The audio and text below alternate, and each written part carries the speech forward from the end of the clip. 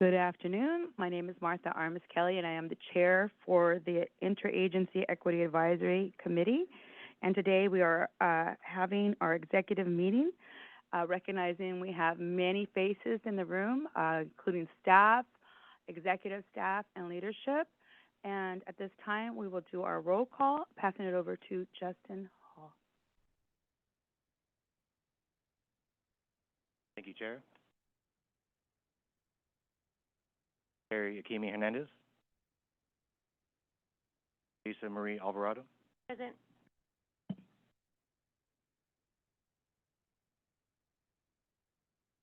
Martha Armis Kelly. Present. David Acevedo. Abamel Chavez Hernandez. Present. Ana Gonzalez. Present. Gloria Huerta. Naomi Iwasaki. Present. Peggy Martinez. Present. Andres Ramirez.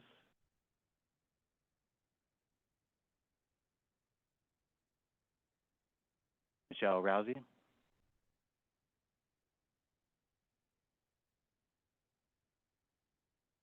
Lauren Simon.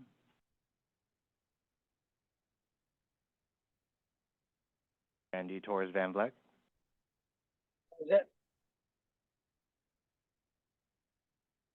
Kualani Vasquez.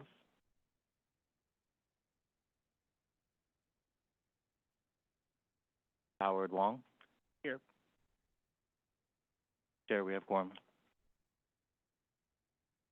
Thank you, I'm also Justin. on the line. This is Carrie Akemi Hernandez. I didn't hear my name. Great, thank you, Carrie. Thank you. Thank you so much.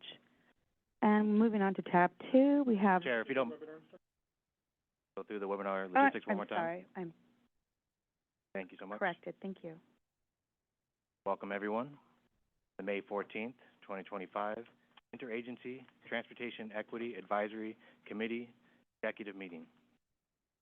This committee's focus will be on elevating diverse and historically marginalized voices and will advise the California Transportation Commission, California State Transportation Agency, California Department of Transportation on how to achieve meaningful outcomes in transportation equity, environmental justice, and equitable economic opportunities, especially as related to transportation planning and programming. The meeting agenda is located on the Commission's website at www.catc.ca.gov. Any document created for this committee can be translated into any language you need. Simply email us at transportationeac@dot.ca.gov.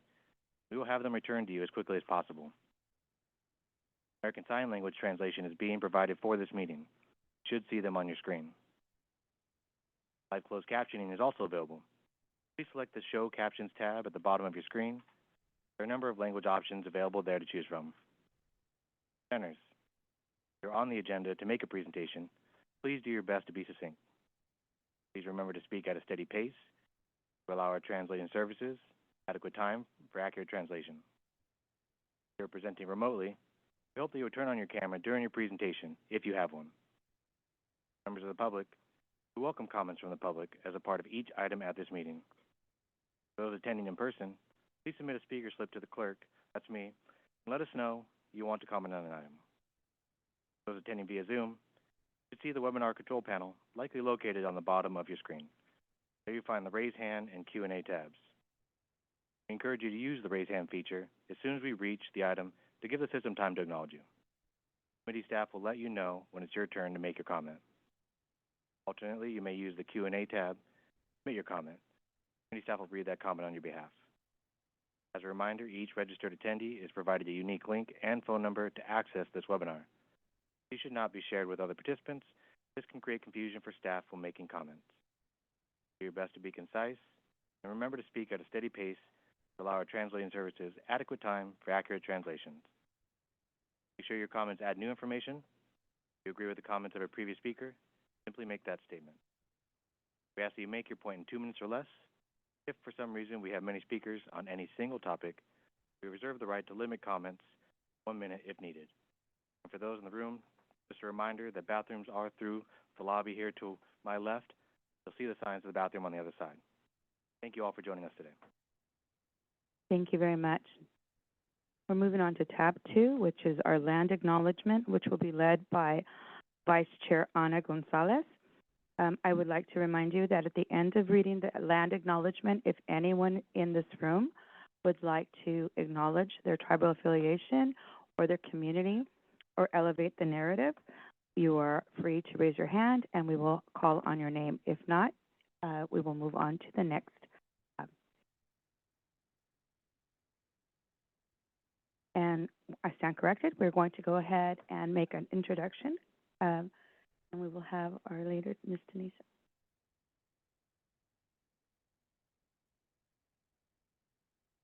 Okay. So we want to acknowledge our Secretary, Tugs Omashakan, from the California State Transportation Agency, who is here today to give us some words of wisdom and guidance for today's meeting. Thank you.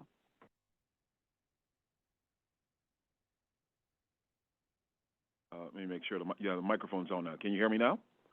Hopefully so. Good afternoon.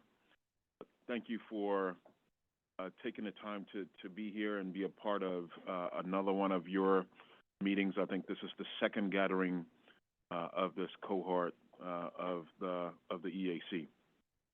I want to share a little bit of more additional thank yous, and I have 1 or 2 key points to make about transportation and the importance of the work that you do.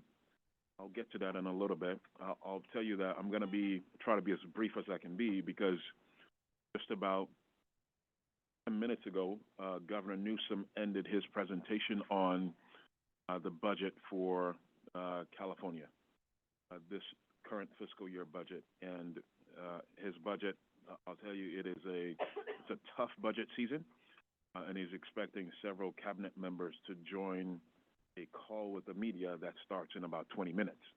So I'm going to have to run in about 10 minutes to go hop on a call with media across the state. So for starters, I want to appreciate our staff who have been doing a lot of work over the last 1.5 or 2 years of setting up this EAC. Director Taylor, thank you for your work, you and your team, Sequoia, many of the team members who have been doing a lot of the heavy lifting. Chair Grisby, who has just stepped into this important responsibility, leading the CTC as well.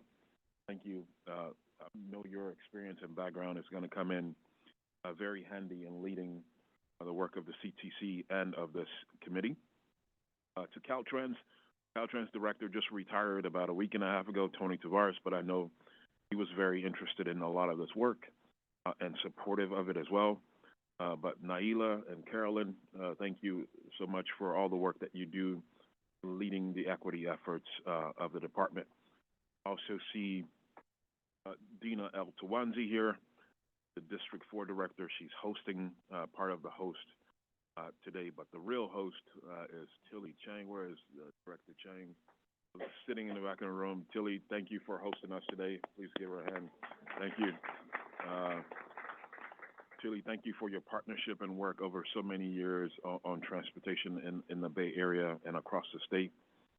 And finally, want to thank the governor, Governor Newsom, for all of his leadership, the vision that he set for California for all as well in leading us in the state. But I also didn't mention the CalSTA team that is here. Allison Joe, everybody knows Allison already. She's jumped in right away to lead us on equity issues from the Transportation Agency. Allison, thank you for everything that you're doing as well. Finally, final thank you is to all of you, the committee members. Chair, Vice Chair, thank you for your leadership. Thank you for stepping up to do this important work for the state, and to the rest of the committee members as well. Thank you. Oh, I see Commissioner Falcone in the room. I mentioned Chair Grisby already. I want to spend all my time saying thank you to everybody, but he's a good partner and good friend. Commissioner Falcone, thank you. Vice Chair of Alcone, I should say, for all the work that you do. So let me get to my quick thoughts on where we are as far as transportation goes in the state and its connection to your work. Look, I believe that the work that you're doing on this committee is more important than it's ever been before. Say that again. More important now than it's ever been before.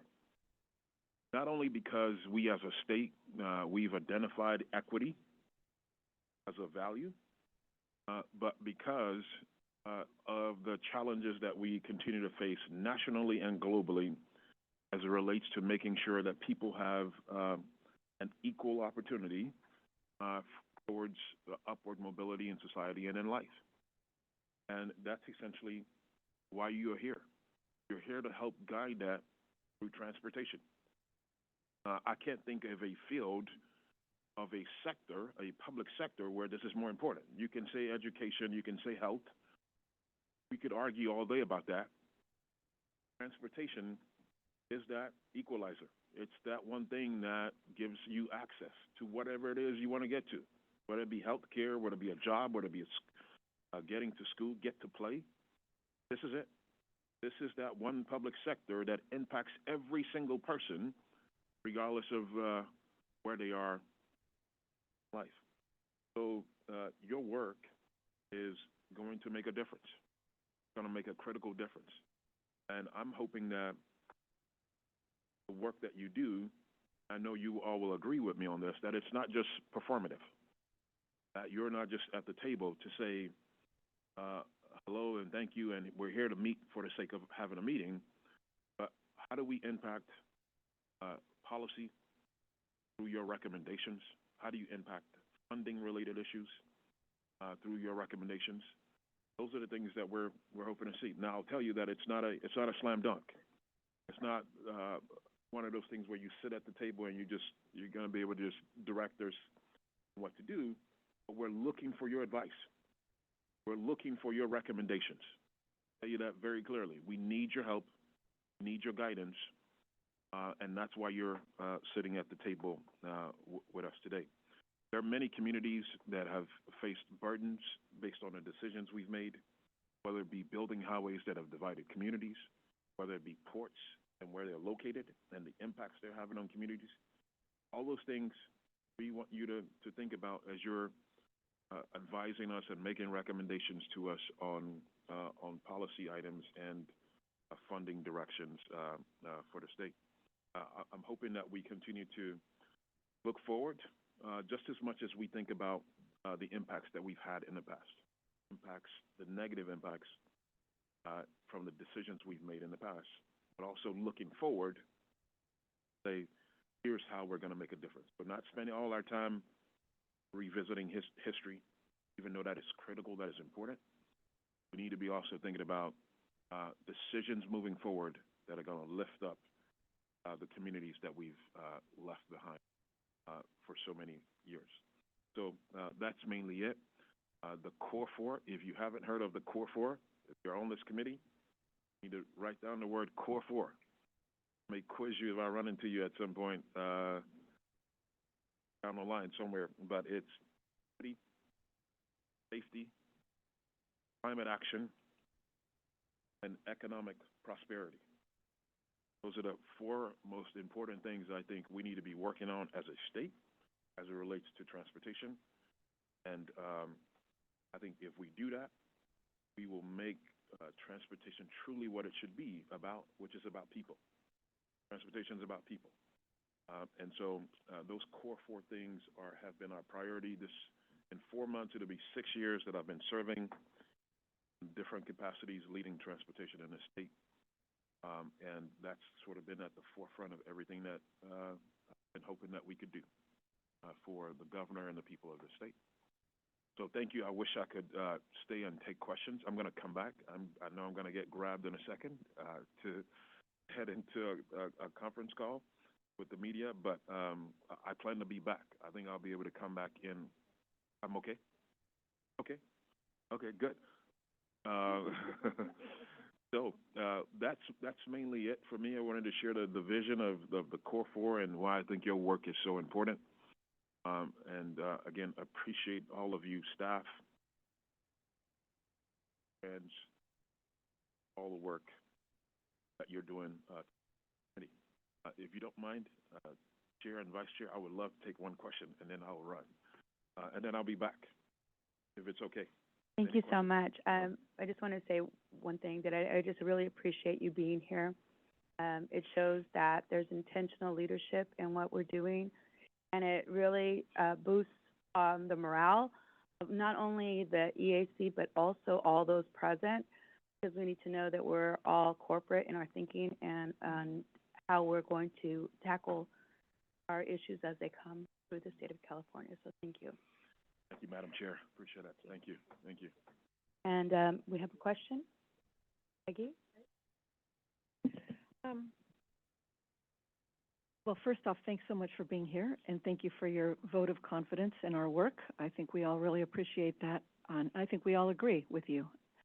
I am curious if you could just talk briefly about your thoughts on the Complete Streets program, safe walkability, safe pedestrianism, all of that kind of thing, if you would, please. Absolutely, Peggy. Thank you for the question.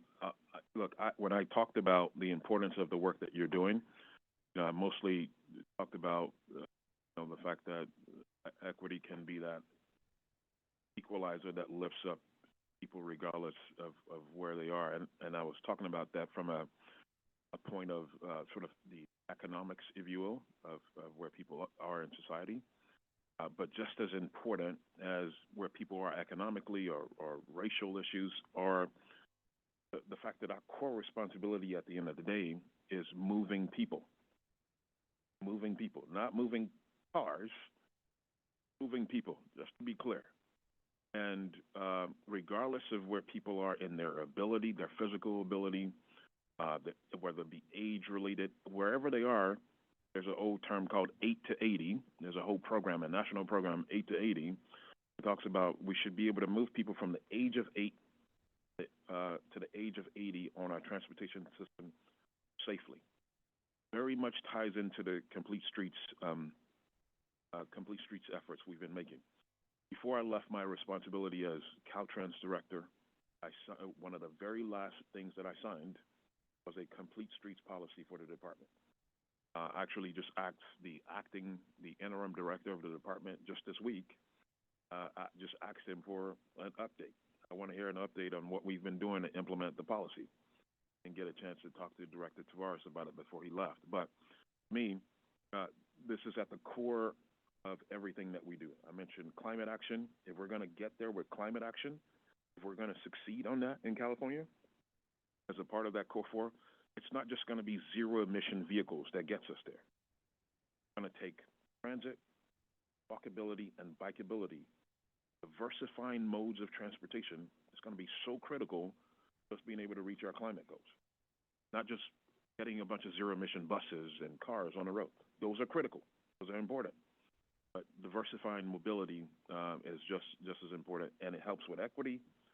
Because I think it goes without saying, everybody in the room already knows. I'm not going to go into the detail, but the more safe modes we have, the more opportunities we give to people from an equity standpoint to be able to get to where they need to go.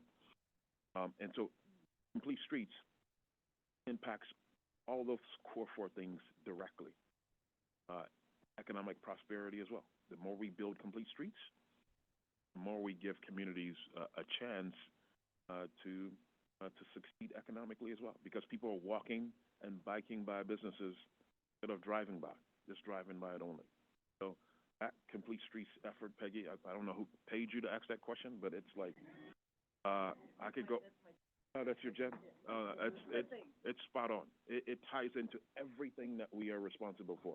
If we get that, if we can continue to build Complete Streets successfully in California, it helps every other component of what our core values are. So thank you for the question. Thank you, Peggy. Yeah. I'll be back. Chair, if you don't mind, I just want to remind all speakers, Speak clearly and directly into the mics. The sound is not being integrated as loudly into the webinar as we're getting it here in the room. Just a reminder to speak kind of clearly, loudly, and directly into the mic. Thank you. Thank you so much for that. We're going to go back into our original order of our meeting, and we will be if you'll be looking at tab 2, which is our land acknowledgement. Again, this will be led by our Vice Chair, Ana Gonzalez. And thereafter, if you would like to make a notice of your tribal affiliation or make a comment to this portion of the tab 2, it would be most appreciated if you just raise your hand and we'll go ahead and address you. So now I'll move to our Vice Chair, Ana Gonzalez.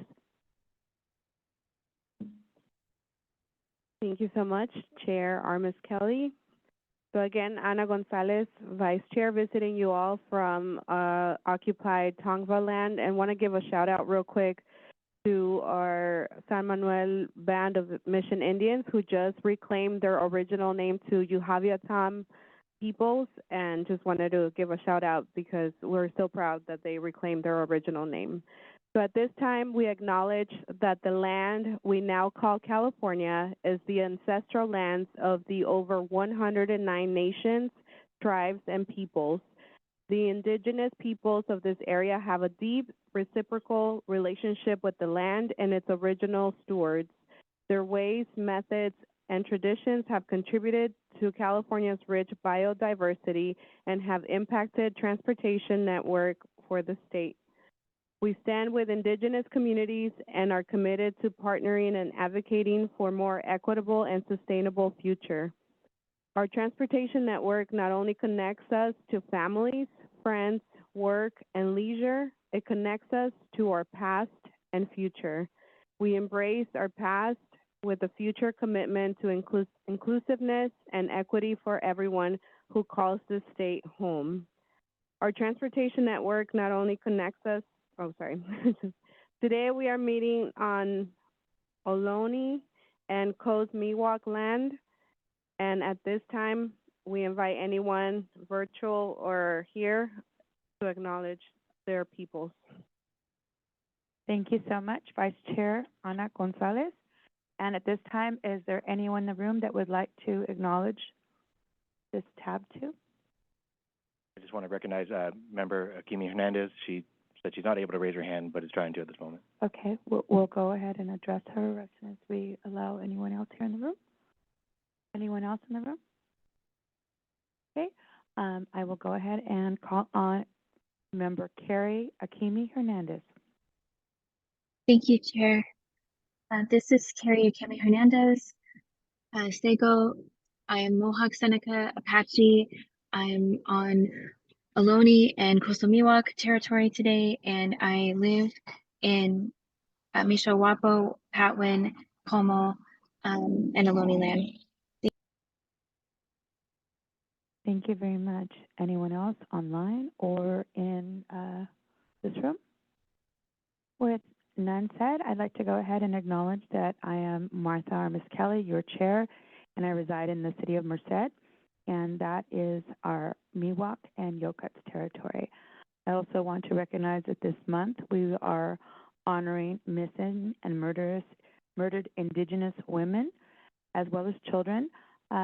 Here in the state of California, we recognize that although we are not the proponents, but are part of the process as time allows, we are looking for solutions to end the missing and murdered Indigenous people awareness. The fact that this has occurred in our corridors and in our travel spaces is something that we continue to endeavor to change and mitigate for better outcomes. Thank you. Now we will ask if there's any public comment. Sir, we're not seeing any requests for public comment at this. Moving on to tab 3.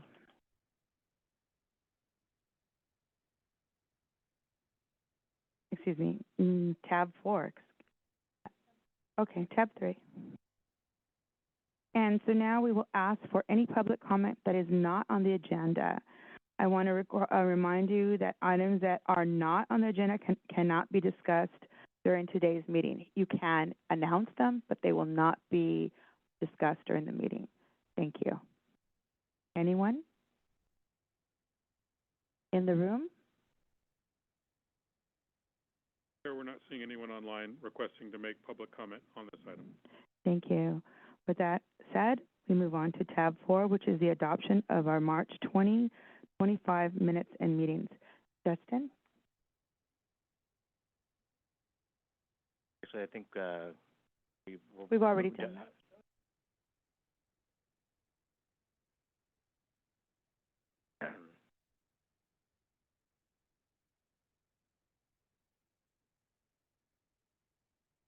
Tab 4 is the adoption of the March 2025 meeting minutes, March 11th and 12th. Staff recommends your approval.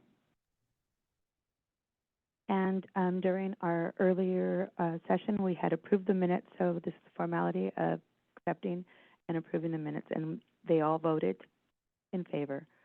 So moving to the next tab, which is our introductions and remarks, I will hand this over to our leader and chair. Thank you, Chair. Pleasure to be here with you this afternoon. On behalf of the Commission, I want to express appreciation to all members of the Interagency Equity Advisory Committee for your ongoing commitment to advancing a just, inclusive economy for all in our state. The collaboration amongst our partners at CalSTA, Caltrans, and the Commission continues to establish the committee as a platform to elevate diverse and historically marginalized communities in transportation. I am proud of the ongoing efforts at the Commission to include the Equity Advisory Committee member expertise in our planning, programming, and funding priorities. A diversity of voices strengthens our institutions, making us a more dynamic and innovative state. Committee members have, in fact, added to this tremendous state with their support throughout this effort. Members have reviewed and provided feedback on updates to the State Transportation Improvement Plan guidelines, and member feedback will be incorporated into the updated program guidelines for 2020. Additionally, the committee members have dedicated a tremendous amount of time and effort to support the project application evaluation process for the competitive SB1 funding programs through the evaluation of applicants' community engagement initiatives. So important. Commission program staff are working to finalize staff recommendations which are influenced by your participation. Member involvement and SB1 funding program application review informs the Commission's programming of $1.5 billion transportation projects across our great state. The Commission also looks forward to integrating the committee member expertise during the process of developing upcoming AB 251 vehicle weight safety study.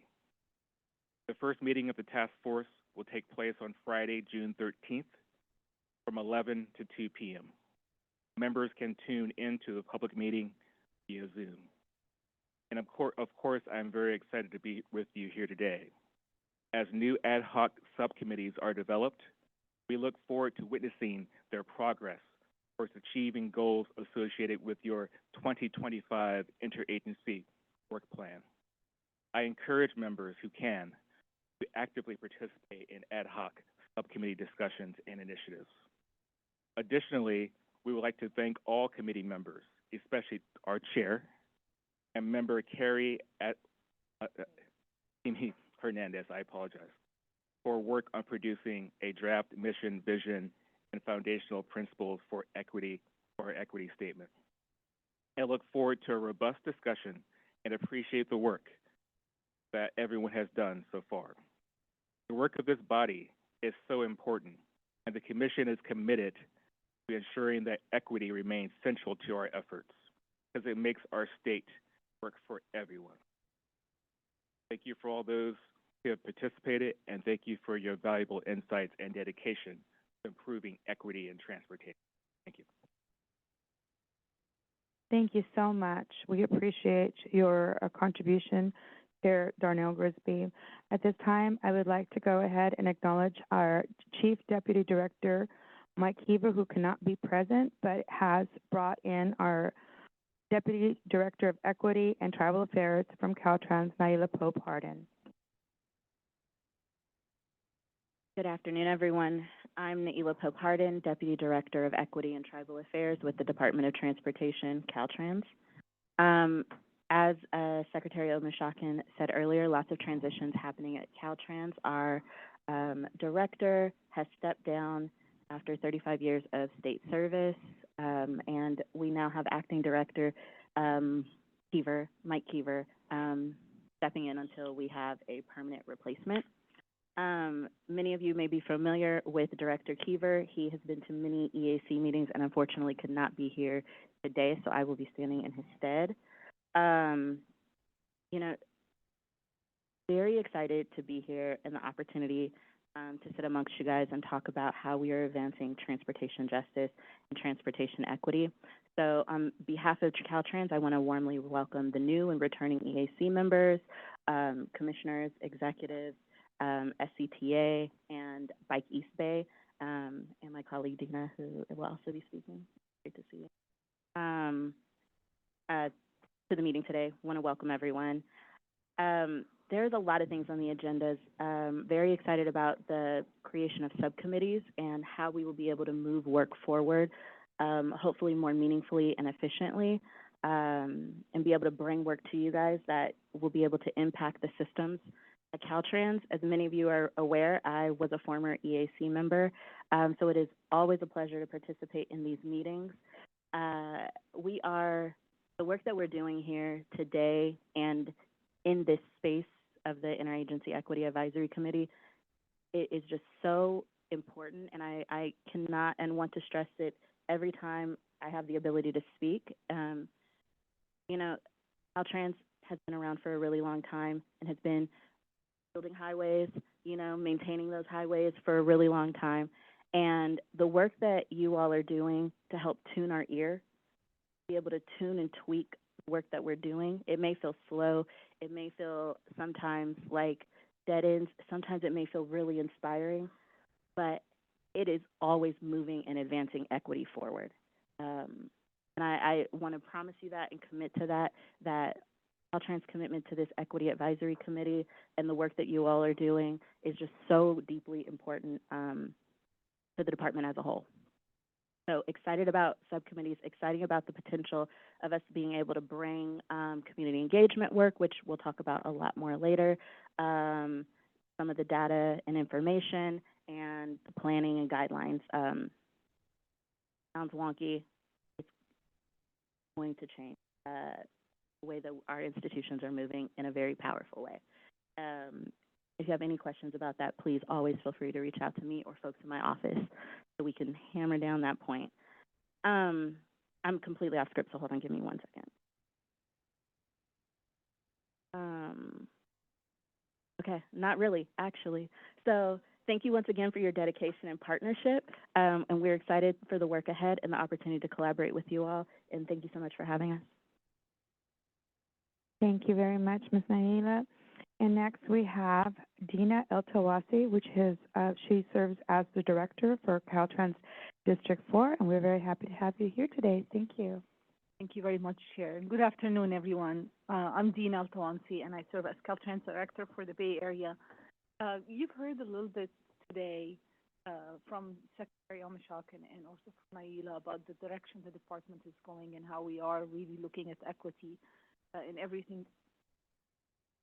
I'm not close enough. Can you hear me better now? Okay, thanks, Douglas. So I just wanted to take it a step further and talk about what we're doing here in the Bay Area in terms of implementing equity. Our district has been working diligently to ensure that we're effectively serving all constituents of the Bay Area through equity-focused plans, focusing, of course, on transportation and providing, and to the question that was asked earlier, providing a safe multimodal transportation system that serves all abilities, all ages, all races, all income levels. That's really the mission that we're on here. And I want to just talk briefly about a couple of initiatives that are happening within our district, recognizing that Caltrans' main focus is delivering projects. So from planning to environmentally clearing projects and then designing, constructing, operating, and maintaining them, it's really essential for us to have an equity focus in every phase of the project, basically. So to that effort, District 4 in the Bay Area formed its own Equity Advisory Council. And the idea here is that we never lose focus of equity throughout the whole process, from planning to operations and maintenance. We also continue to develop a comprehensive equity strategy. We are focusing on both external impacts, but also inclusive practices within our own organization. So one of the things that we're definitely focused on is how do we recruit locally? How do we ensure that our workforce represents the community that we're serving here? We've delivered in the past year alone 149 events by the way of virtual platforms, in-person community outreach with a broad focus on engagement, health, transportation, identity, and belonging. And our district, in our district, there has been a very intentional focus on the knowledge building and awareness. As you know, equity, when we started talking equity a few years ago, it was something that we needed to educate our staff. What does that mean? And we needed to educate ourselves on what it is. So we've also developed an education video series called Inclusive Lens and Learning Clinics, called Advancing Our Commitment to Equity, or ACE. These programs offer a focus on cultural intelligence, race, gender, transportation, environment, and health equity. Another thing that we did also this year is our second Equity and Empowerment Expo.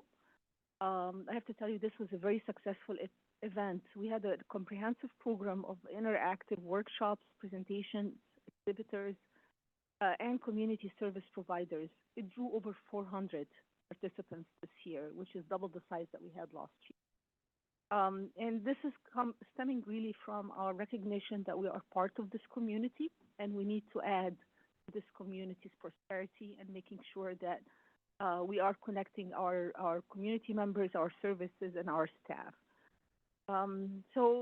I guess this is a long-winded way of saying that we're really focused on equity. I appreciate all the work that all of you are doing here, and we will continue to be plugged in to make sure that we are moving forward with all those initiatives. So thank you for having me here.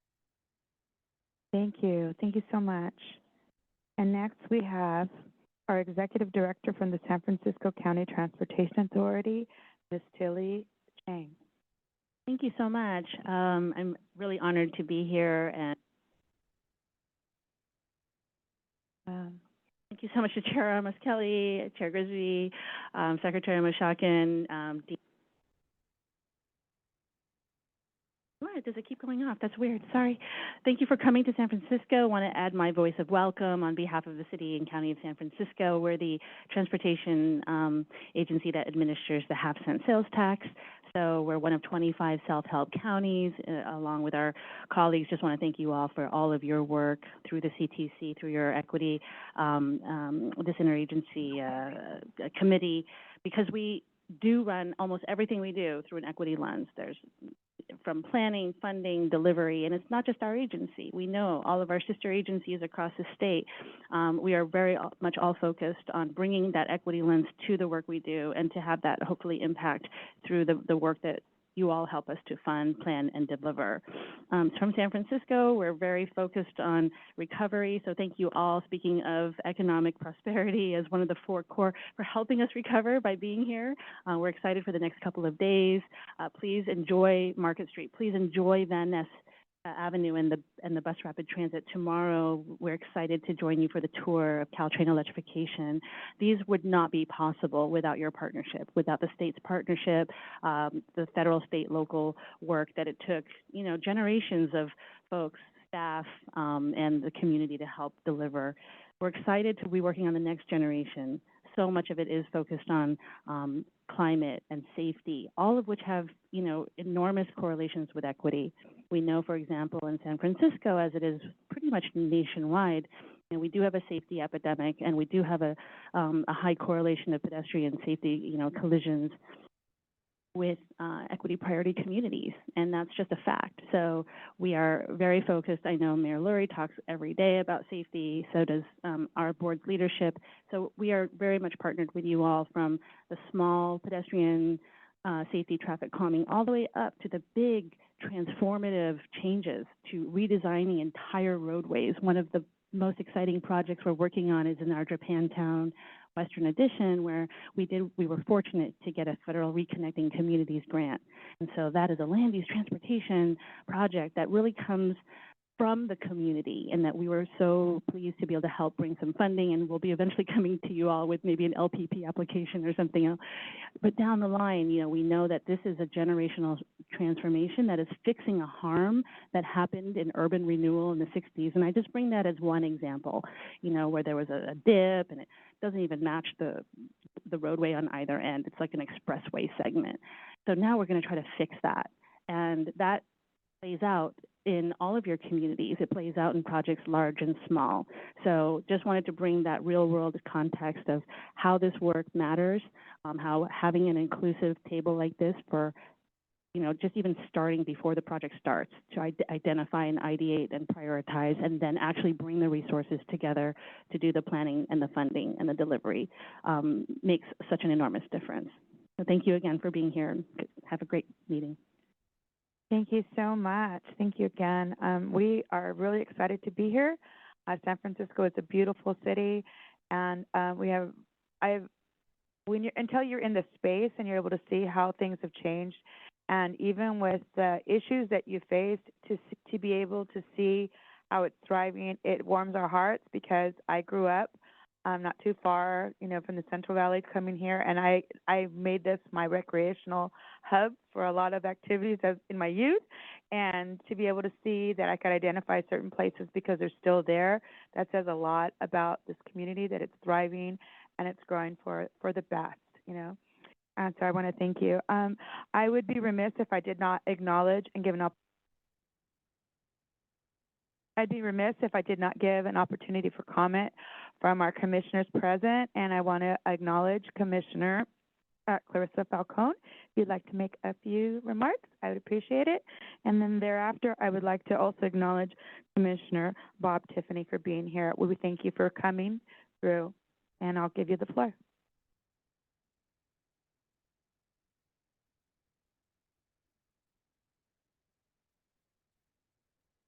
I'm on. Thank you, Commissioner Falcone, for giving me the floor first. It's great to be here. I live down in Hollister, which is a couple hours with traffic, maybe an hour and a half without. And I've always enjoyed spending time up here. I'm a huge Giants fan. They have a day game, by the way. Giants fan, 49ers fan, Warriors fan, as long as they still last. Yeah, Niners. We can't argue about the Niners. Right. But anyway, I love San Francisco, so thank you for welcoming us. And I just think it's great. Equity is such a huge part of everything we do. I'm relatively new to the commission, a little over a year now, but from the get-go, it's been really right at the top in terms of priority. And it's wonderful to see everyone here today and to see everyone working together toward making amends for some past errors, of course, and moving forward in a positive way for equity. So thank you for having me here, and I look forward to this meeting very much. Again, thank you so much for being here, and we appreciate all your support. Now we'll move on to our Commissioner, Clarissa Falcone.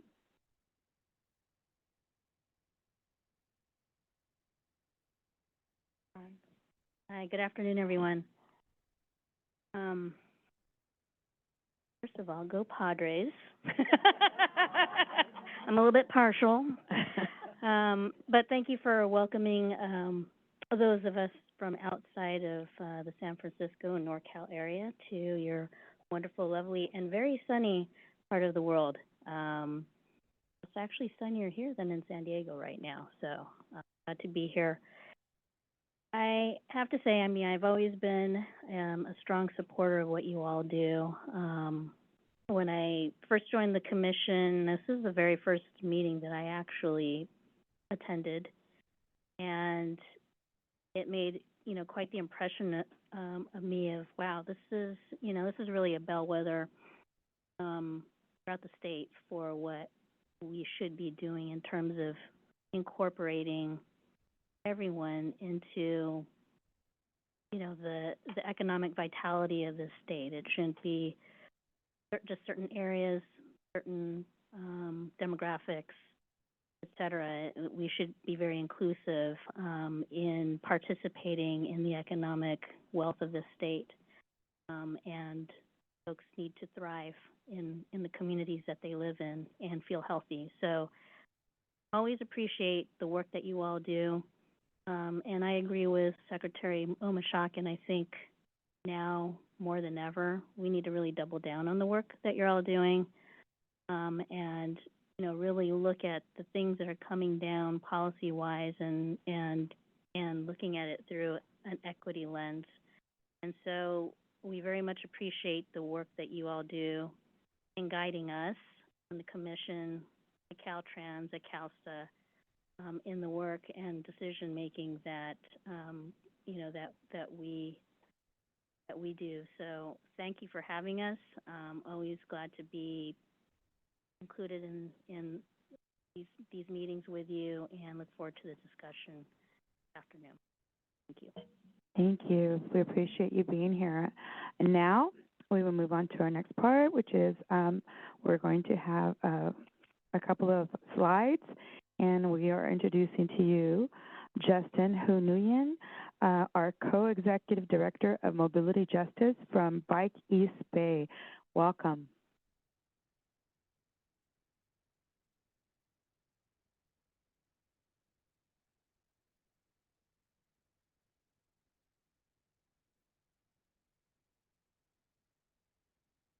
For those of you that are online, we're working out our technical difficulties so that you will not think that we are muted. Can you hear me now? Yes, All right. thank you. Thank you for having me. I'm happy to be back in a place I used to call home for a good couple of years, and thank you especially during Bike Month, of which tomorrow is Bike to Wherever Day. I'm Justin Huin. I'm the co-executive director of Mobility Justice at Bike East Bay. For over 52 years, we've organized in Alameda and Contra Costa County, covering over 30 cities, mobilizing by bike to build thriving communities that are joyful, safe, and inclusive. In fact, one of our first campaigns that we're both known for is Bikes on BART, really transforming the way people can get across the bay.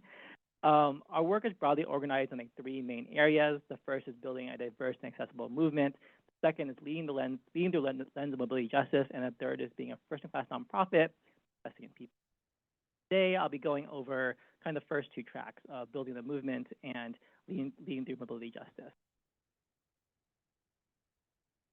Our first strategic priority is to grow an accessible and diverse movement to co-create inclusive and sustainable communities. We're not just advocating for bike-friendly policies and infrastructure, we're also building a movement where people from all walks of life have a voice and feel empowered to actively shape our communities. One of our most critical, ambitious goals in our strategic plan for the next couple of years is to have 50,000 people as part of our email list. We see this as a representation of how many people are aware and involved in our movement, and will ultimately translate to more members, volunteers, and advocates. We grow this movement by creating spaces that are inclusive, varied, and fun, from group rides on the Bay Trail, community gatherings out in Hayward and Concord, or Arbor Day. Last year, we had over 115 Energizer stations, and this year we'll have even more across the East Bay. Slide here shows a little snapshot of our community. We have members in 33 communities in the East Bay. We have hundreds of volunteers, thousands of donors, and really exciting way to see we are deeply resident across the East Bay, even though Berkeley, Oakland, Emeryville got a lot of attention. Really, the entire East Bay is a place from urban to rural is really where we operate. However, there's still been places to grow. Last year, we were able to bring back our bike valet program. It was putting on hiatus due to capacity concerns during the pandemic, but working with Oakland Ballers, a new local ball team, minor league though, and the Leisure Center out in out in across the hill. We relaunched the program, and this year we're also doing bike valet at the Coliseum for the Oakland route. So really growing the program. And last year we were able to park 1,500 bikes. Because we know that biggest challenges for people is secure bike parking, especially with e-bikes or family bikes. And coming to big events is always very challenging for all these. And the Coliseum has like one bike rack. So the A's were not investing in multimodal ways to get there. Um, our second strategic priority is leading the lens of mobility justice for system change across the East Bay. We talked a lot about equity here, and people deserve to feel safe existing on our streets, regardless of their race, class, legal status, ability, gender, or age. Systemic change needs to happen across the East Bay to break down barriers and address historic inequities that shape our urban environment. And as an organization, our role is to challenge status quo, initiate conversations around equity, and advocate for all people on our streets. It's through this lens of mobility justice is why we advocate for changes to the built environment. So we do a lot of work on the local street projects. A lot of our work is centered on these regional projects such as the San Pablo Avenue and East Bay Greenway, which is kind of the urban bikeway connecting Oakland to Fremont, basically. Both would be a transformative way of connecting multiple cities across the region and really transforming how people get through the many cities in the East Bay. And third is really about bridging the bay. The East Bay is divided a lot between highways and waterways. So we've been working a lot on the Richmond Bridge Trail, the Mokelumne Bridge up in Antioch, and the Gilman Bridge, which is recently opened as well.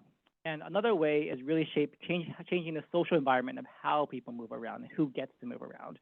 So this past year, we spoke at the CalBike and LAB Summit out in DC, talking with ACLU and the Police Care Project and Human Rights Watch about the need to prioritize safe, well-designed street infrastructure, accessibility, and community engagement, rather than relying on enforcement-based solutions that include, speed cameras and red light cameras. We must be bold in reimagining our streets and where people come first, not cars. Another goal of ours is nurturing community leaders. We understand not everyone who wants to advocate can advocate or knows how to advocate, especially from communities that are deeply impacted by traffic violence. As advocates, we know the public planning process is obscure, complex, and often intentionally exclusionary. So we developed a program, the Green Mobility Ambassador Program, to grow the community's capacity to advocate and speak up. The Green Mobility Ambassador Program equips communities with the tools and knowledge to champion streets that prioritize people over cars, learning topics such as environmental justice, the public planning process, and public speaking. In West Berkeley, we rolled out the program last year, and we actually hired our first part-time advocate to support the work on San Pablo Avenue, which is a multi-year capital project. And this year, we're rolling out to Hayward to support their work on the East Bay Greenway and the San Lorenzo Creek Trail. All right.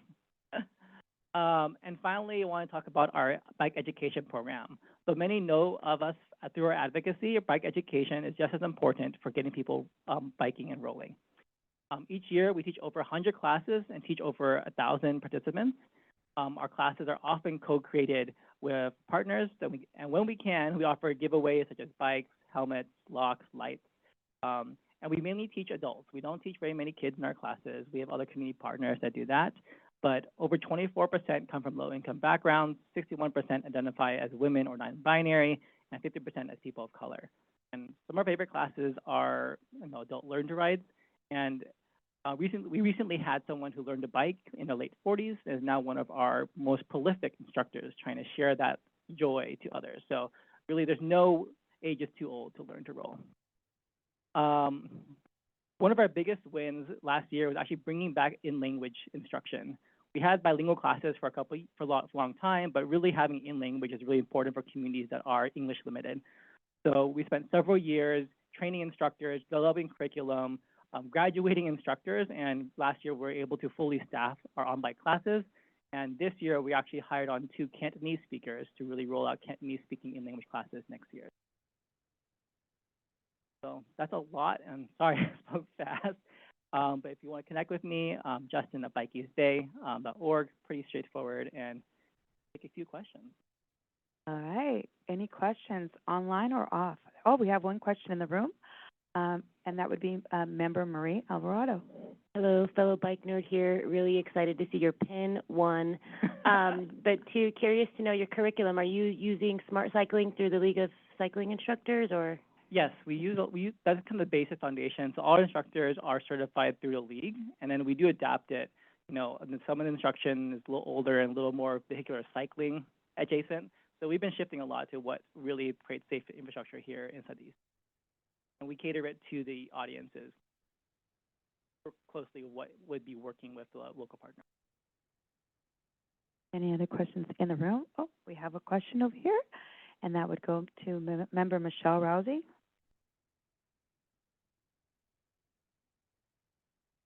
Wondering, what, if anything, have you done towards reach out to the disability community?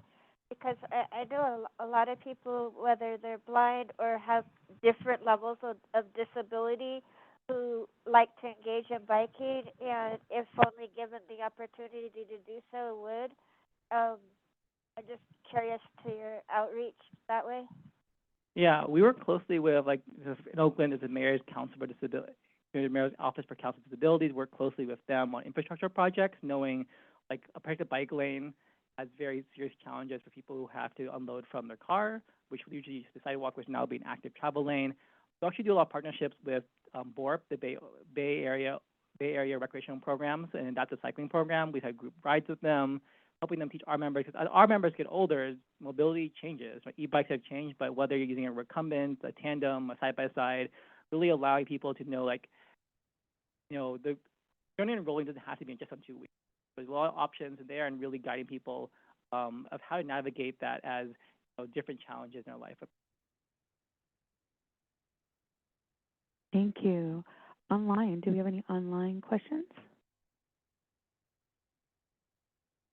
Any online questions? Thank you. At this time, I'd like to bring on line. Look at our online guests. We have a commissioner present, Commissioner Lugo, and I wanted to ask you directly if you'd like to share a little bit about the bicycle movement that's going on in your area. Thank you for being present. Commissioner Lugo.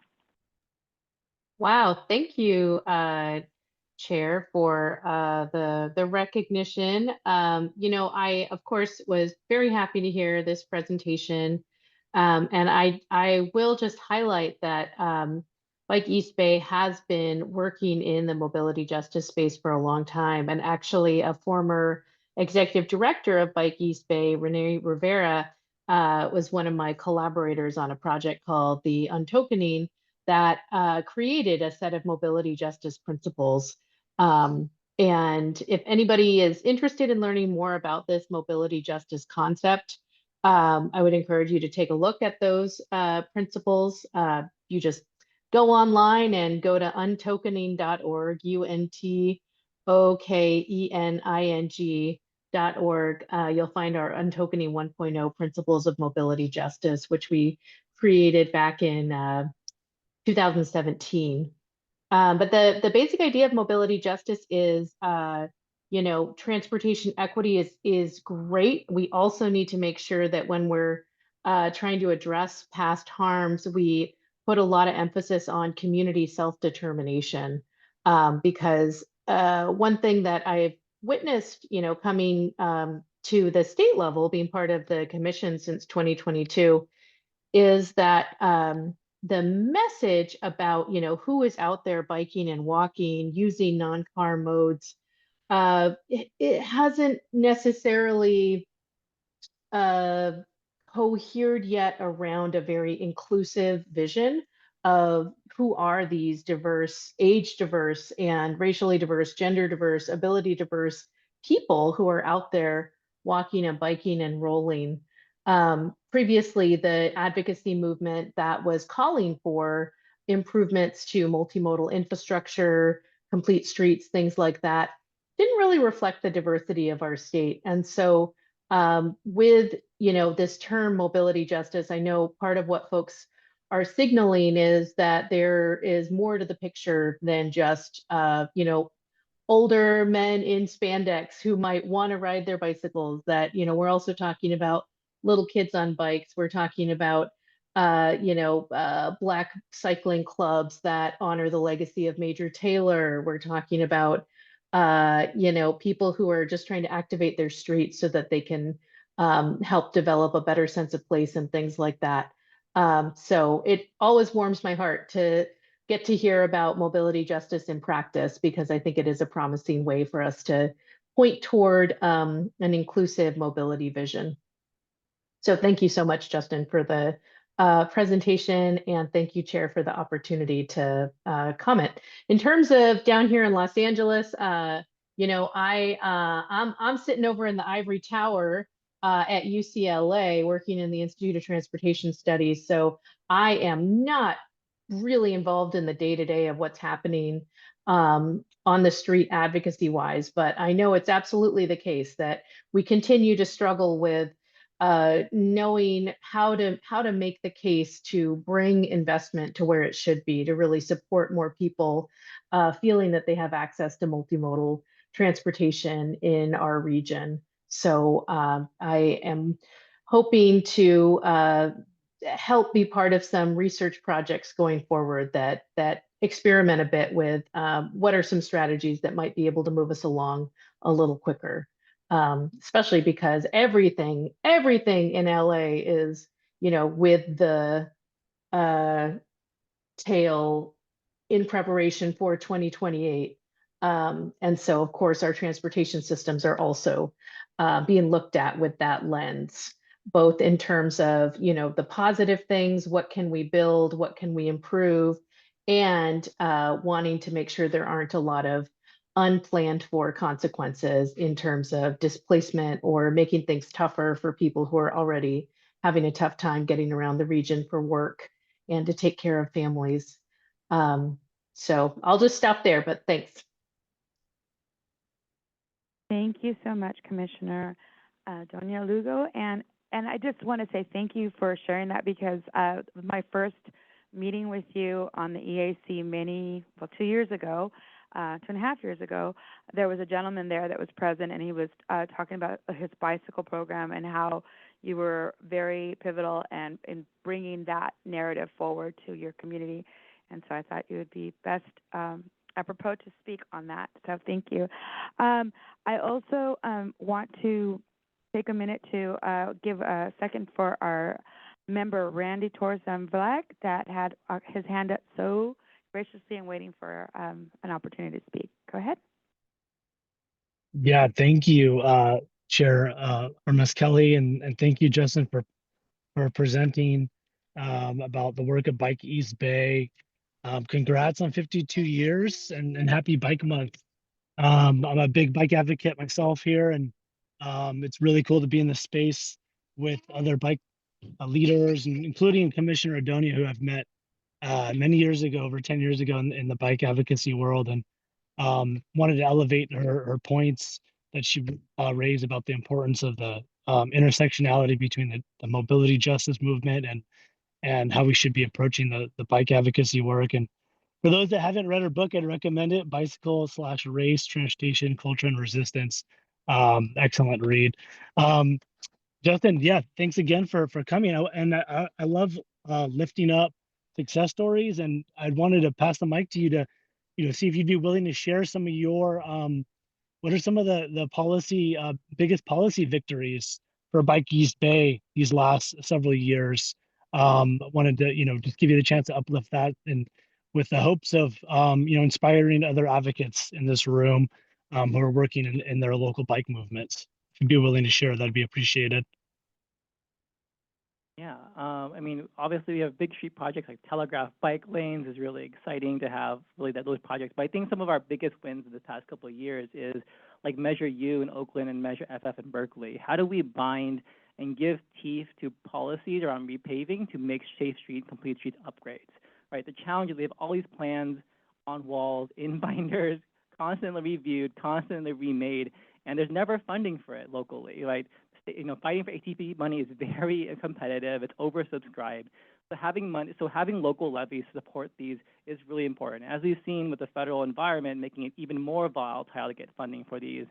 You know, our classes are funded by the Alameda County levy at Alameda County for our bike education classes, and really for us, when the street is repaved, we want it to be better than what we left it. In the East Bay, our streets are too wide and too fast, creating dangerous environments, especially for communities of color. We know in Deep East that is that's where most of the traffic violence happens, and how do we change that? So by the recent bonds that we're selling this year, hopefully we provide money for the city to invest in the plans that they have ambitiously built with community.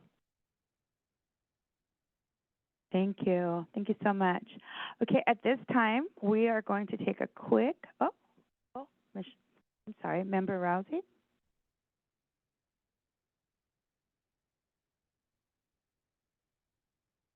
We can't hear you. Just give us 1 second. Get you. Okay, is it up? Yes, Okay. thank you. Last speaker about the telegraph corridor.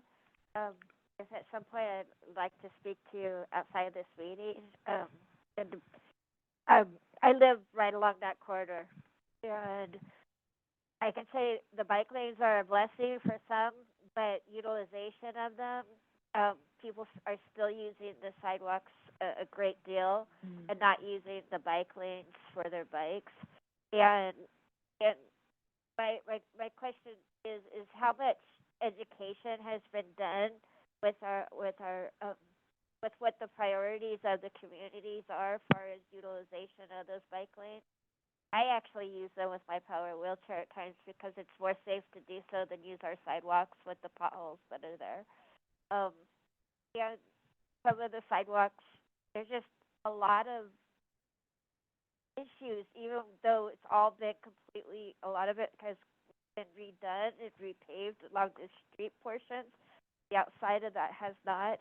And I've found that curb cuts and things like this have actually gotten worse. The design, they've switched to a new design that are unsafe, have drop-offs from the curb cuts and things like this, which are dangerous, especially at night. Thank you.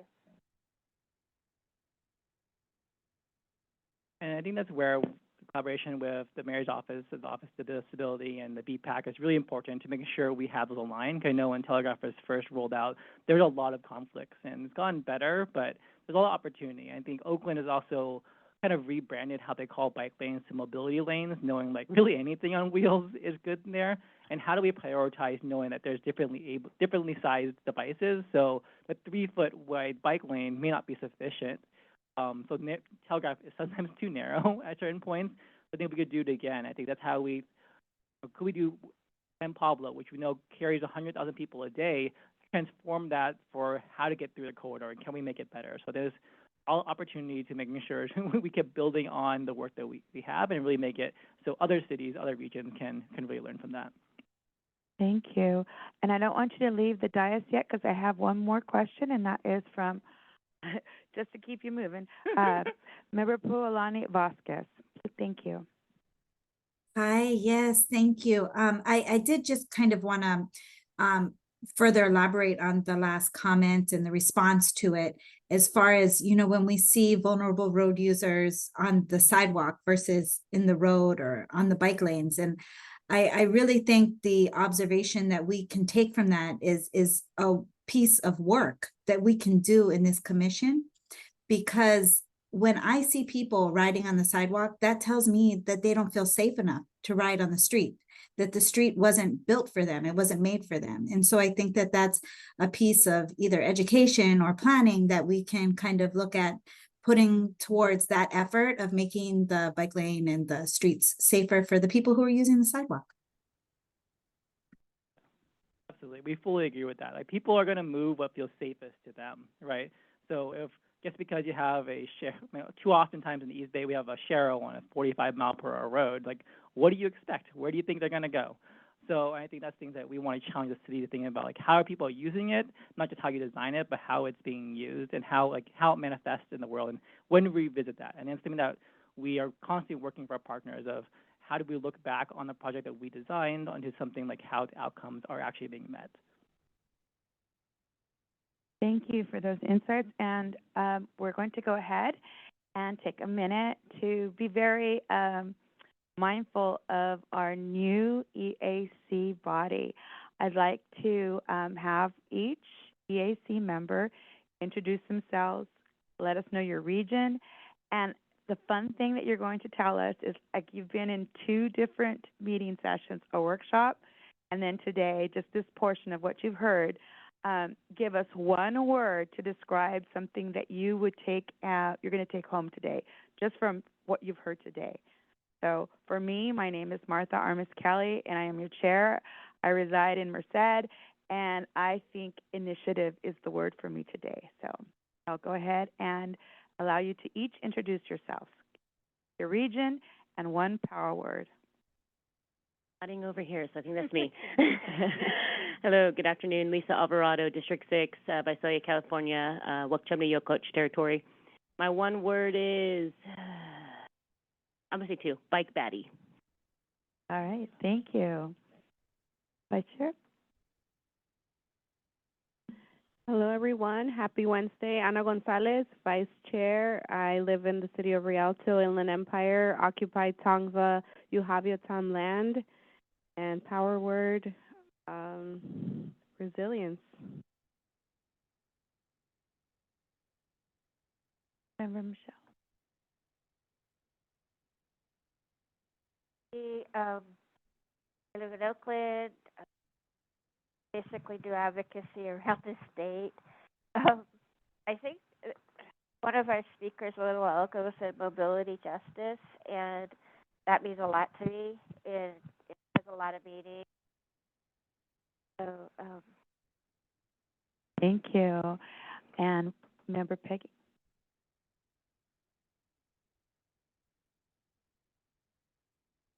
Thank you, guys. Peggy Martinez here. I live in Arcata, California. That is in Caltrans District 1. I think that I mentioned earlier that native tribes are Yurok and Yupa and many others. Anyway, my word, after hearing, we don't know his title, Mr. Omishakin, his discussion, brief answer to my question on complete streets, I think for me at this moment, my word is validating. Validated. Ooh, that's good. Thank you. If you will. And all right. Member Abu Maid? My name is Bimal Chavez Hernandez. I'm from Modesto, San Jose County, Central Valley area. And I think the power word away from today's meeting so far is innovation. Innovation. That's great. All right.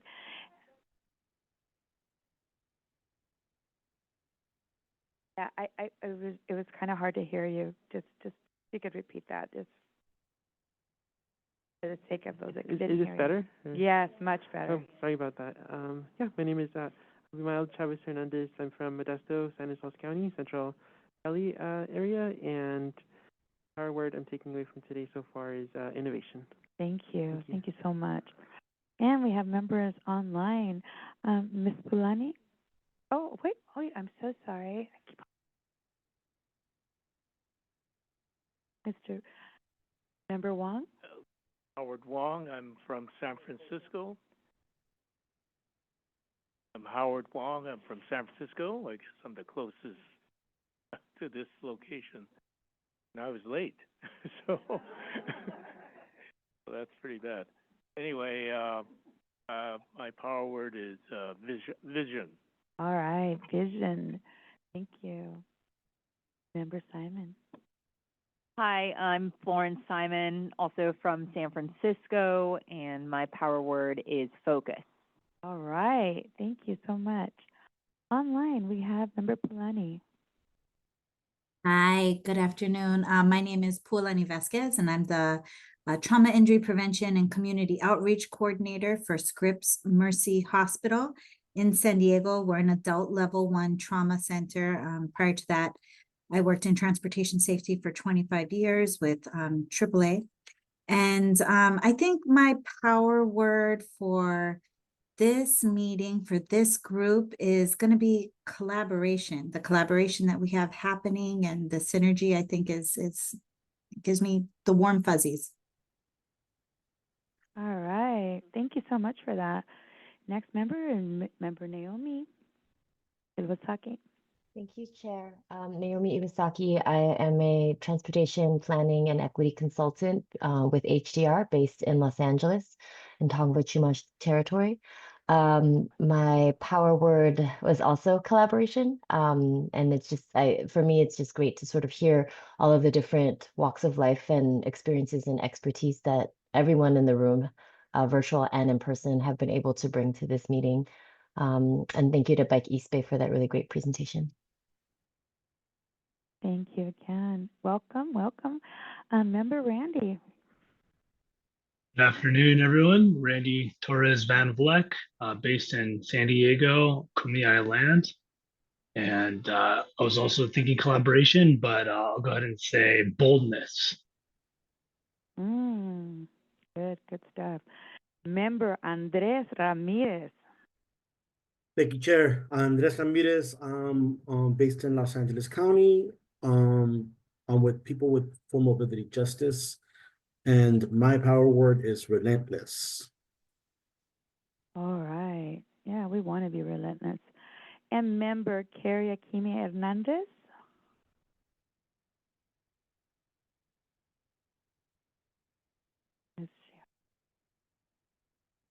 Okay, she may have stepped out, but I know she is exciting and innovating, so we're looking forward. And oh,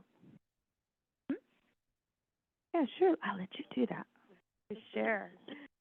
All right. So since member Carrie could not come to the mic, she is from Napa Valley, chair of Napa County Housing Commission, and she is a fearless leader.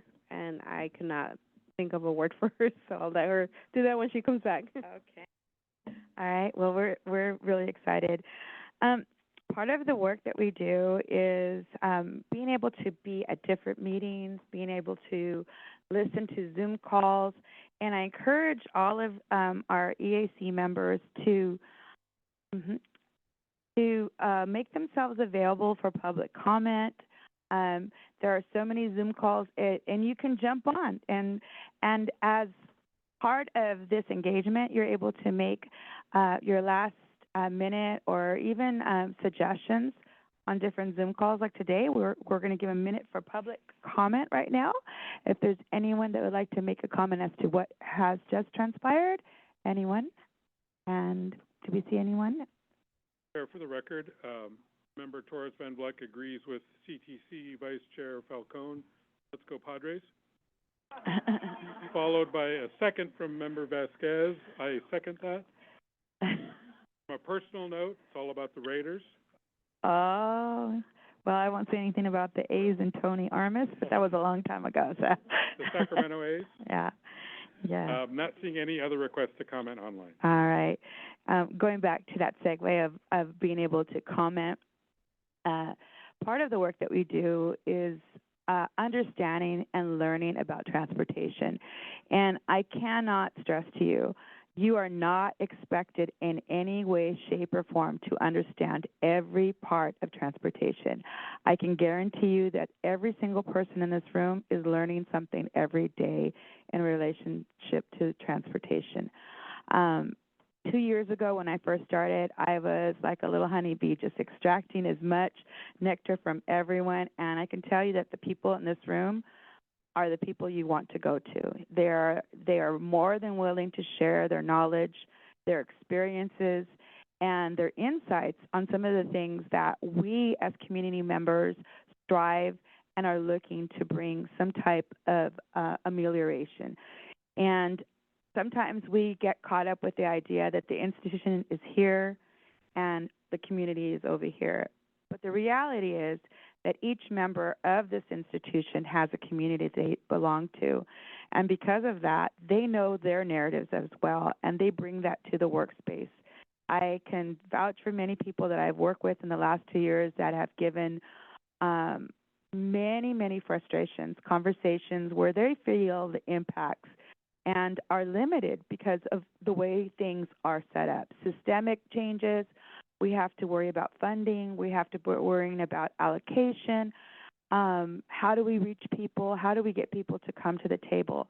So part of the work that we do is really bringing the insight of how it works for us so that we can share it in transportation and make those differences and create impacts for the residents that we serve. So I'm hoping that today I'm going to share a little fun thing that we did. And as you look at the schedule, as you make yourself acquainted with the website, click on those pages, click on the links, learn about things that you've never been exposed to.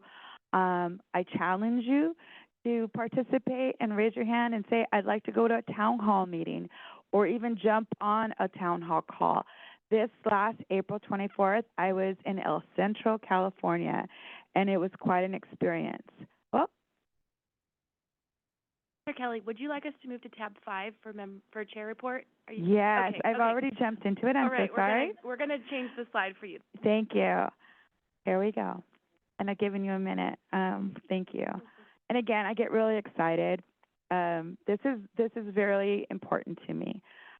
Sometimes when you think of people that are working in environmental justice, you think they're like just tree huggers and, kind of radicals. But the reality is that in environmental justice, there's such a connectivity with every part of the things that really perpetuate good outcomes for our community. And part of that is transportation. A really intrinsic part is transportation. And as Secretary Omashaka indicated, in order to have viability and to thrive, whether it's economic, to have safety, to have equity, we have to look at how we are connected, and we have to look at those spaces. And being in El Centro, California, I was very, very concerned about attending Lithium Valley, while we were in Imperial Valley and we were going to learn about lithium.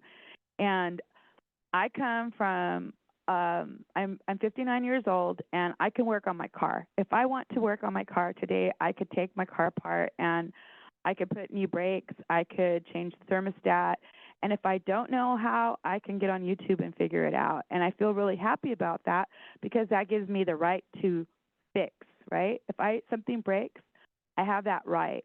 And I come from the Central Valley, and there are many people out there that feel empowered, even in that little space, to be able to take an opportunity and make something work that may not be working. That car that gets them to point A to point B may not be a new Tesla. It may not be a new hybrid.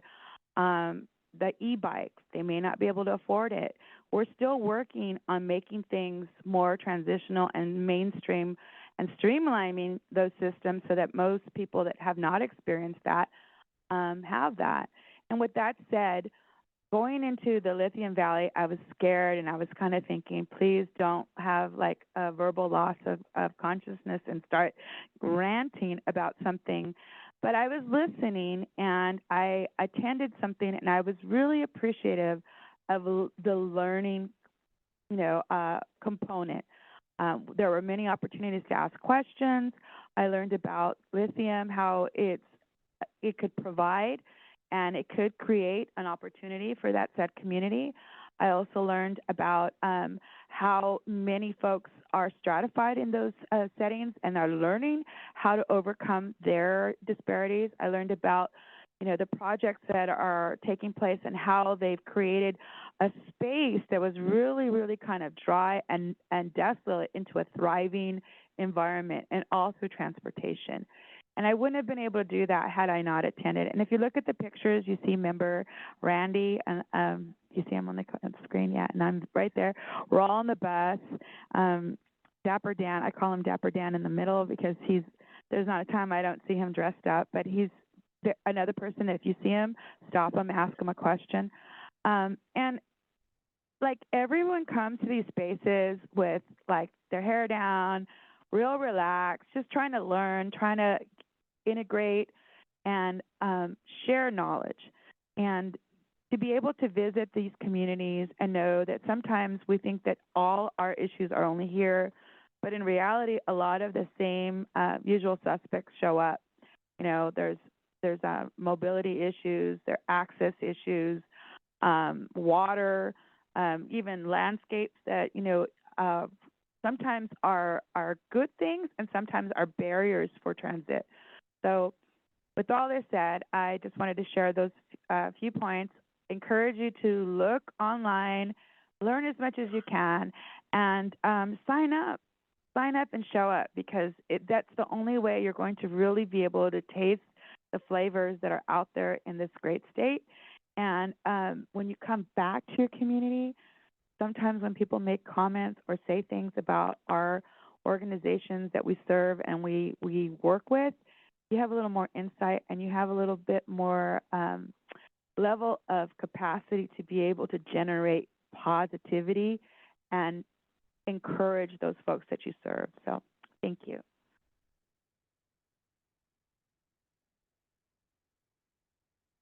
Thank you so much for that report, Chair. So again, Ana Gonzalez, Vice Chair from the Inland Empire. So I also had a busy couple of months. As you all know, in the Inland Empire, we're facing the influx of warehousing and truck congestion in our communities. And as a result, we're seeing a lot of road expansion and freeway expansions that are displacing our communities. And so with all that, last year we were able to be successful to pass AB 98, which is the warehouse bill that essentially asks cities and local jurisdictions to update their circulation elements. And so with all the work that I've been doing here at the EAC, which I am very grateful to all of you, especially Sequoia and, everybody here, Carolyn and the team, for teaching me and learning from each and every one of you about everything and anything about transportation, which kind of led me to provide comments in some of these bills that I testified in Sacramento. And so now we have two cleanup bills, AB 735 and SB 415, which is going to strengthen AB 98 to really enforce these circulation elements in each city, especially in our areas, to protect the communities from the diesel pollution that's coming into our communities with all the influx of trucks that these warehouses and logistics industries are bringing into our communities. So with all that said, we're still seeing a lot of pushback within our local agencies, especially our local Caltrans and San Bernardino County Transportation Authority and everybody not wanting to collaborate with communities of color, which are the ones that are impacted in the front lines. And because of my role here at the EAC, I had the privilege just a week ago to have a sit down in my office with our San Bernardino County Transportation Authority to have these conversations. Now with good news, they told me that, we lost our grant, our siege grant that had to do with equity and environmental justice and community engagement because they have to scrub equity and DEI. Coming to find out in recent conversations that's not the case, but we'll have another conversation about that later. And with all that said, I think everything that's happening at the state, I am so thankful to Secretary for being here and really validating and emphasizing that we're doubling down on this work, on this equity movement, and emphasizing that we need to do better, because I want to hear that at our local level. So, we have this commitment to our frontline communities that have suffered for so long, especially those families that are living with cancer and asthma and so many other issues, the health impacts and just so many other things that still, happen to be marginalized and are not reaching that full potential that they can be in the fourth largest economy in the world, right? And so anyway, with all that said, I am very thankful to be here. This EAC has opened the doors to so many opportunities and for the passage of some of these bills. So I am very encouraged and very motivated to continue strengthening some of these bills at the state level so we can really enforce and implement some of these better guidelines and just, better conditions for our community, especially when it comes to diesel heavy trucks. So thank you for the opportunity, and just wanted to report on that. Thank you. And right now, I'd like to go ahead and offer a moment for any comments, questions. Oh, I think Peggy.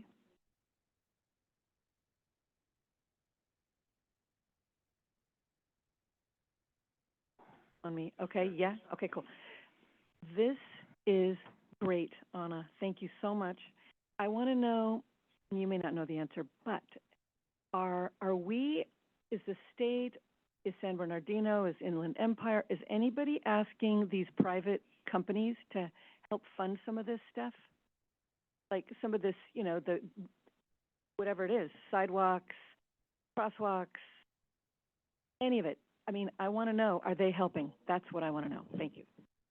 So yes, we are screaming from the top of our lungs to provide community benefit agreements and all of the agreements that come through the dais of all of these local agencies. However, they refuse to.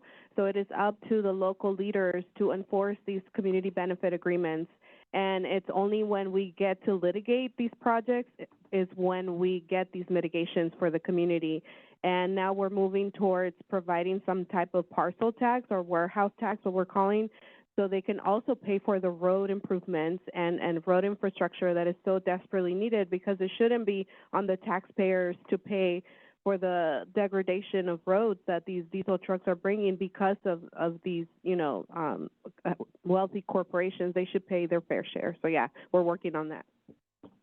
Thank you so much. At this time, we want to welcome back our Secretary Tokes Omishakin, and I think you have a few things you'd like to share with us, not only on comments with this, but in regards to your phone call. Thank you.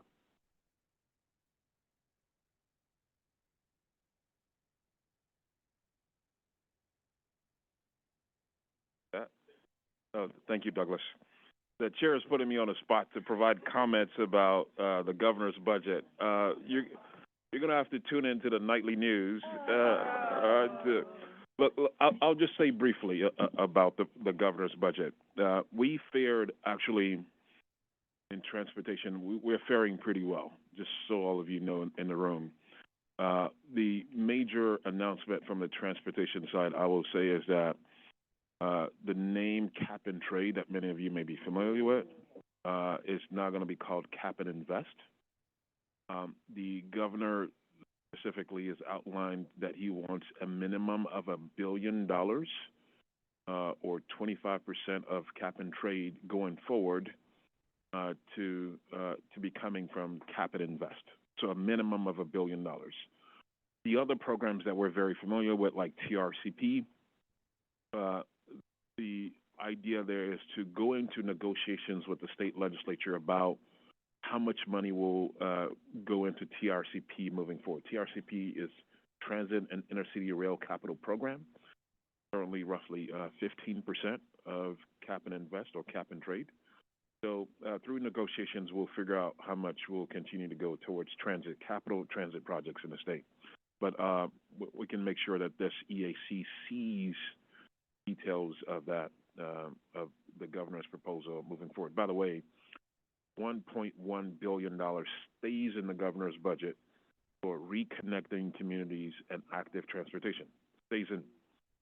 That's something we all care about in this committee, is reconnecting communities and ATP. So that's still in. That did not face any cuts despite the $12 billion shortfall we have. $12 billion shortfall in this year's budget. So just briefly, and I'll turn it back over, I just wanted to thank the chair and the vice chair for their reports.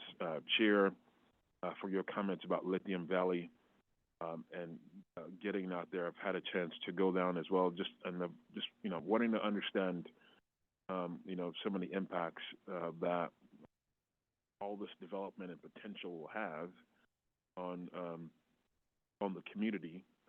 As these investments are realized with lithium, this surplus, this amazing amount of lithium that exists there. And the benefits back to the communities are going to be critical in all of this. So we're going to be able to benefit economically as a state, as a country, globally, all the resources there. But without a doubt, the benefits to the community are going to be critical in all of this. And Vice Chair, your comments specifically about the Inland Empire and the warehousing and the trucking industry that's there. You look at a top 10 list of where the United States has the most amount of warehousing per square meter, or however you look at it per capita. Consistently, what will rank in the top 10 across the United States is the Inland Empire. So I think most of you noticed already, more trucks and warehouses than most cities that size, or most regions that size in the entire country. And it's not going to slow down, unfortunately, because we have those ports. The largest port complex in the Western Hemisphere is just a little southwest of the Inland Empire. So it's going to continue that demand is going to continue to be there for those logistics centers and those warehouses. I can't comment specifically on bills that are pending, but a bill like AB 98, to be honest with you, I didn't know about it.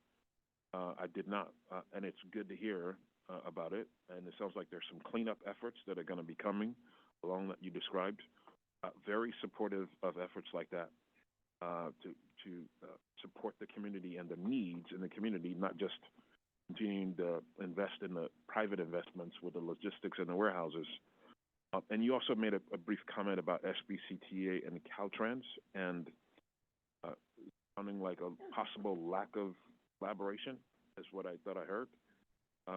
Specifically, I can't speak to SBCTA specifically, but on the Caltrans side, people like Naila and Carolyn, please make sure they are aware. That's not the Caltrans we want to be. That's not the CTC house that we want to be.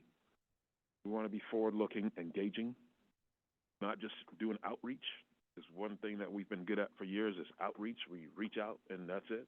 We want to be engaging and having a true dialogue. It's going to be challenging nonetheless, because especially you mentioned the federal money possibly going away. I don't know the specific case you're referencing, but it doesn't change what our values are. And that's what we have to continue to focus on. Even if the money is leaving, the federal money, how do we still try to get things done if we are saying this is a value for us in such a challenging period? Because the political winds change. You know, a new administration or new leadership comes in, but we can't lose our values because of the political structures that are changing around us. So let's make sure that our team knows, the leadership knows, if we're not getting the engagement, authentic engagement that we should be getting. So thank you both for your reports, Chair and Vice Chair. Thank you. I did want to make one comment. I want to say that economic strength is important, but we also have to look at how we could all sit at the table. And with 70% of our water being allotted for lithium, that's a lot of water. And I just want to mention that because the intersectionalities of every part of what we receive, whether it's a community benefit, economic development, they all have to be weighted and really methodically looked at, because, you know, there are folks in the Central Valley that are facing, you know, 1 out of 6 children have asthma. We have to look at that. We have to look at contamination of water. We have to look at lifespan of batteries. Even when we're looking at EV cars, how are we going to dispose of things? So when I say that it's important to go out there, get the information, use the information for what it is. And I am an advocate. My goal is to bring as much information to different community members and let them make the decision. I never try to infer and say this is the right way, because I feel that at any given time, who is right and who is wrong is subject to each person. And thank goodness we're still in a country where we can make decisions for each other, and we can elect to do those things. So I'm grateful for that opportunity. I do want to thank you, because cap and trade, cap and investment sounds a lot better when we're looking at carbon sequestration, and that's the new upcoming money. I hope that as we look at carbon sequestration, and we own property, Caltrans, we own property, how are we going to be able to diversify and bring some of that money back into the communities? When we own land, putting Melissa or greening our spaces is so important so that we can get those carbon credits. They're coming. They're not going away. So I take that minute to just to say there are a lot of things that we have to look at and weigh and evaluate, not jump all one way or not jump all the other way, but really take the time to evaluate. And I have member Naomi Iwasaki that would like to comment. Thank you. Thank you, Chair. It was Yeah. more of a question on your trip to the Imperial County um, uh, Lithium Valley area. Is this an appropriate time or I can wait? No, this is a perfect time. Okay. I was just, and I'm sorry if I missed this, but I was just curious if they talked at all about any workforce development programs or just transition efforts as our state moves more and more towards electric vehicles. And I really appreciate your anecdote about knowing how to open up a non-electric car and fix it. And I think a lot of people who have mechanic training and experience, that is their experience. So is the county down there doing a lot of workforce development to get folks who have training in diesel and other traditional mechanics to learn how to maintain and perform mechanics on these new electric vehicles? Well, that's been something that we've all been looking at, working in transmodal CNA, community needs assessments. We look at infrastructure. How are we going to make sure that there's infrastructure? How are we going to make sure that there's not too much of a monopoly, that folks don't have the technology? So equity is also in technology, ability to be part and present, to be able to use the road spaces, to be able to take a car and afford a vehicle. And so we have to look at these trends. How are we going to make sure and secure the possibilities for others to be able to use these different types of modalities?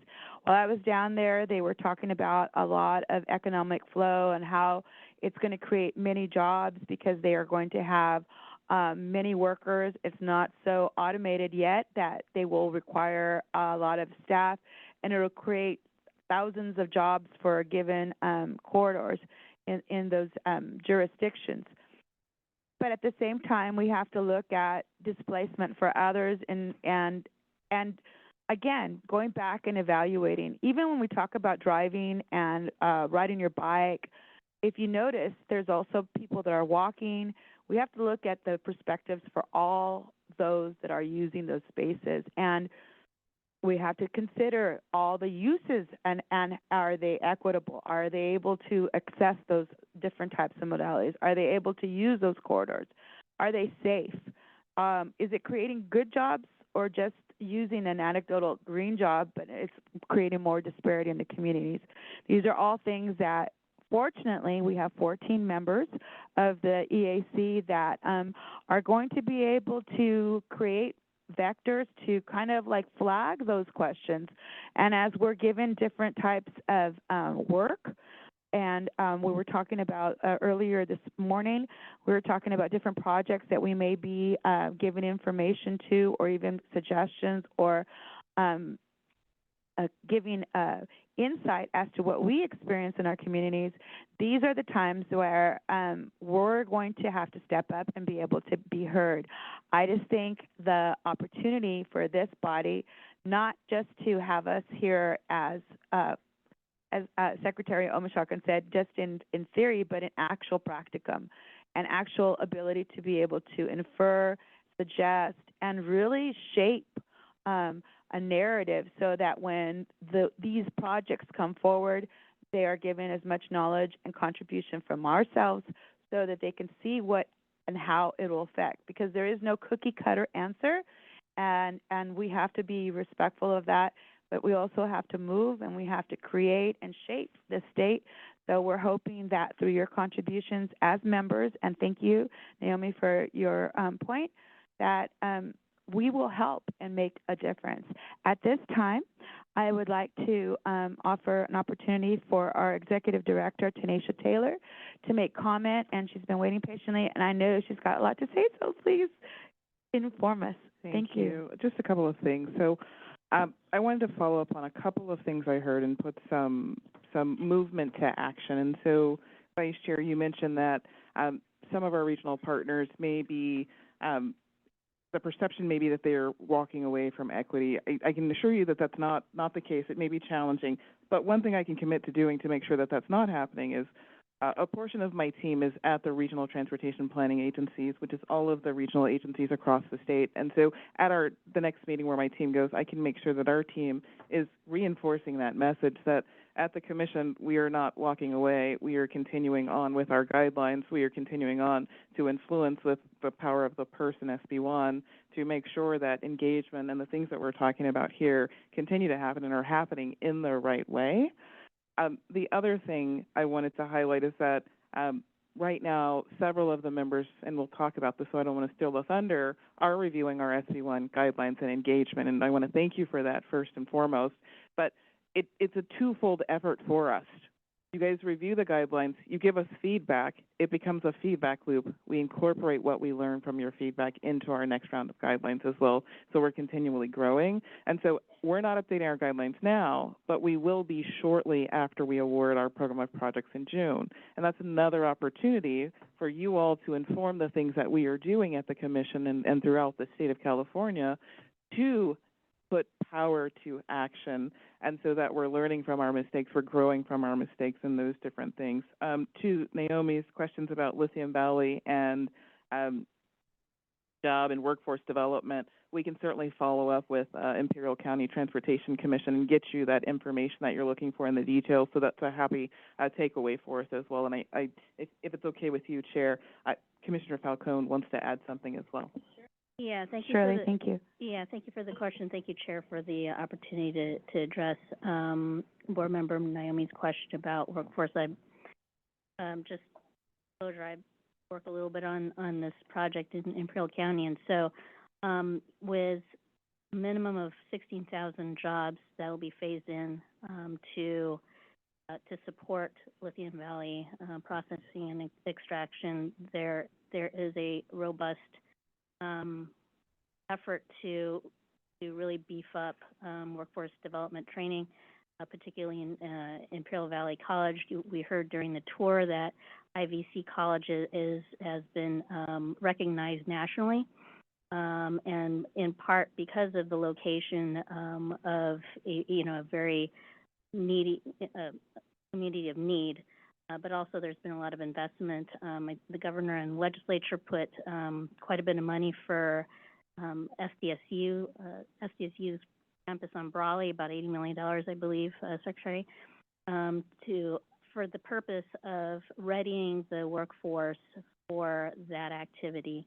And you're absolutely right, Chair, in terms of investment back into the community is one of the top issues that is being discussed by the county, and ensuring that Imperial County, and I've mentioned this in many times in my comments about Imperial County, is that it is very rich in resources that the state needs, but in terms of it getting reinvested back in the community, it has not been equitable, and so there is a very concerted effort in the community and in that region to ensure that the community there isn't continuously exporting their workforces outside of the region, and that they keep the workforce and attract workforce support Lithium Valley. And so, I appreciate that you were there, and Board Member Van Vleck and my Commissioner colleague Tiffany, to really see what's going on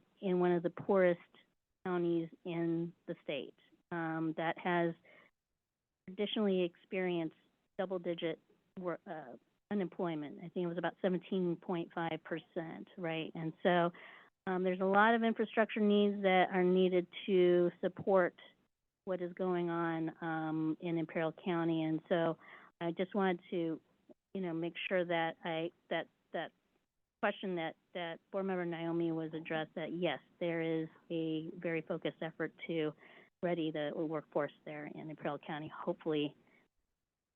I appreciate that. And again, I did say, if you want your questions answered, you will find the knowledge here in this room. I would like to go ahead and see if there's any other public comment.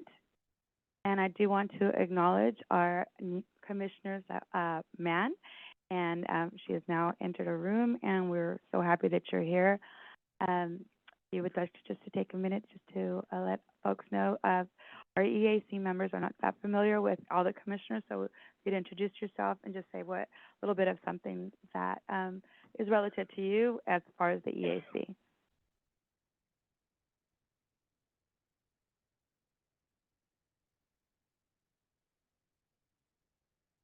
Thank you. Thank you. Good afternoon. My name is Zahira Mann, and I've been on the commission for under a year now, but it's been a really great experience. This is my third commission that I've served on. I've focused on other issues as well. And my background in which I come to this is very much environmental work, environmental justice, climate justice, working in low-income and underprivileged communities, most recently in South Los Angeles, focused on transit as a means for access so that they have the ability to access other opportunities like work, like education, like childcare. So thank you for the opportunity to be here, and it's always just such a pleasure to be able to hear what this committee is thinking. And so even though I couldn't be here for the full meeting, I just wanted to be here for at least a part of it to be able to hear the discussion. Thank you. And we appreciate that. Again, thank you so much for all of you being here. At this time, I'm going to move on to tab item 6. Chair, oh, sorry. could we acknowledge public comment? Oh, yes, I'm so sorry. Was there someone still? And has public comment. We'll take a moment to let everyone know Member Ramirez would like us to recognize some baseball team in Southern California that wears blue. I won't actually say the name out of respect for our hosts here in San Francisco. There are no other requests for public comment on this item. So I just want to make a note that we do have a lot of fun in what we do. We do get a lot of work done, but we have a lot of fun.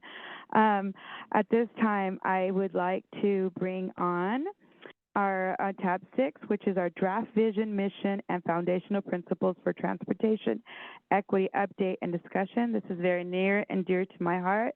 Myself with member Carrie Akimi Hernandez and staff. I want to recognize staff for all the work that they have done to make this even possible, because to bring a lot of the narrative forward and be able to digest it and put it into a document for us can be challenging when we keep changing and evolving and putting input, but they've been very helpful, and I'd like to go ahead and turn it over to Carolyn Abrams. Thank you. Great. I will get us started on this item. This is Sequoia. Thank you so much, Chair, and thanks for all those reports. It was very, very, very informative. Okay, so as we move into this next item, please, Randy, if you wouldn't mind going to next slide. So I'm going to talk a little bit about the background, the purpose of the vision and mission statement for our Interagency Equity Advisory Committee that's been developed for the better part of the last year. The purpose is to convey a shared understanding of our committee's purpose and our desired impact, and it will serve as the basis for our committee activities and advisory opportunities. Next slide, please. Some background on the development process. So in 2024, we kicked off the development process for the statement. A member survey was generated and sent out to all committee members in September of 2024, followed by a member workshop and discussion at the October committee meeting in Sassoon. And then it was moved into the work stream of the Safety and Climate Ad Hoc Subcommittee discussions in November and December, followed by a full committee discussion with executives and commissioners at the executive meeting in December 2024. We've had a lot of input, a lot of data brought together as part of this draft. In early 2025, in March, the committee moved that the development of the mission and vision be continued by subject matter experts. And thank you very much, Chair Armas Kelly and Member Kemi Hernandez, for identifying yourselves as able to work on this project with us. Throughout the months of March and April, Chair Armas Kelly and Member Kemi Hernandez developed draft statements in coordination with staff. And now we are at the point where subject matter experts and staff are presenting our draft to the committee for discussion. And this represents a major milestone, as this is the first draft that we're bringing up for discussion. It's been a lot of work. We've been co-developing themes and language. And so this is a really, really exciting juncture. And we're really happy to bring it to this executive committee as we want to continue to get input from committee members as well as commissioners and executives at the dais, as it will be, a value statement shared by all of us. And moving forward after today's discussion, subject matter experts and staff will continue to incorporate the comments and feedback represented from today throughout the months of June, July, and August. And then an updated statement will be brought to the next committee meeting either in September or October, depending on where it's at in its development and subject matter experts' determination of its readiness to be brought back to the committee for deliberation. But the goal is for it to be adopted by September or October of this year. And so that's the development process. I'll move on to the next slide, please. This slide, I will be sharing the presentation of it with Member Kemi Hernandez, who's on the phone with us, or virtually right now. So for each piece of this presentation, we have the foundational principles, followed by the draft vision and draft mission for the committee. We'll start with presenting a summary of themes that were developed for us to kind of coalesce around and understand the broader themes. And then I'll pass it to the members, the subject matter experts, to go through the statements in entirety. Everyone has a copy of the statement. It's in your meeting folder. We have paper copies for you, as well as if folks who are joining us virtually need to refer back to this, they are drafted fully in the book item or agenda materials related to this item. So for ease of following along, I encourage you to check out the drafts that are written down. So I'll start with highlighting the summary of themes for the foundational principles, and then I'll pass it to Member Kemi Hernandez to go through definitions. So for our foundational principles draft, the foundational themes, the summary of themes that occurred are that we confront the harms of the past, especially towards Indigenous and marginalized groups. We call for equitable and inclusive transportation infrastructure. We center community voices and lived experiences. We embrace environmental justice and sustainability. And we aim for a collaborative, just, and visionary transportation future. And I'll pass it over to you, Carrie, to go through definitions. Thank you so much, Sequoia. So we had feedback after working on the vision, mission, and foundational items, and we wanted to take a moment to define a couple of terms that may be new to some in our room and even in our public. They're probably, within the last 10 years, they've been widely used. But I will go ahead and take a moment to define right relation, which is in Indigenous context, signifies a way of being grounded in respectful reciprocity and rationality with all of creation including humans, non-human relatives, and the land, about practicing deep listening, self-reflexivity, creating space for marginalized voices, and acting with responsibility and accountability. And another term that we defined was eco-justice, which refers to the lived interconnectedness of the environment, sustainability, and social justice, emphasizing the need to protect the environment while ensuring fairness and equity for all. And after we go through our way of presenting this to you, then there will be a moment where we can revisit these terms and answer any additional questions.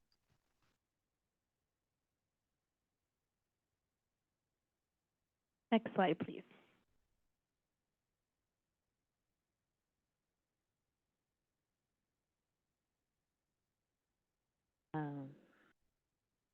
Oh, would you like me to define this as well? Yes, please. Sequoia? Okay, thank you. Sorry for the pause. And so, let's see here. In comparison, or transportation has been a key drive of progress, opportunity, and connection across California. While our infrastructure has enabled economic growth and vibrant communities, it has also caused significant harm, often developed without consideration for the people and ecosystems it disrupted. Historical practices, including indigenous displacement, redlining, segregation, and the creation of sundown towns, denied many communities safe and equitable access to transportation, resources, and opportunity. Before California became a state in 1850, this land was home to over 100 distinct sovereign indigenous nations whose descendants still live here today. Many modern roads follow trails indigenous communities have used since time immemorial. As cities expanded, these communities were forcibly relocated to rancherias, which are California's version of reservations, or faced outright violence and genocide. This legacy of harm continues to impact Black, Indigenous, and all people of color, as well as people with disabilities, low-income communities, and others facing systemic barriers to mobility and opportunity. In response, the Interagency Equity Advisory Committee seeks to support the Commission, Caltrans, and CalSTA in partnership with community leaders to build a more just, inclusive, and sustainable transportation future.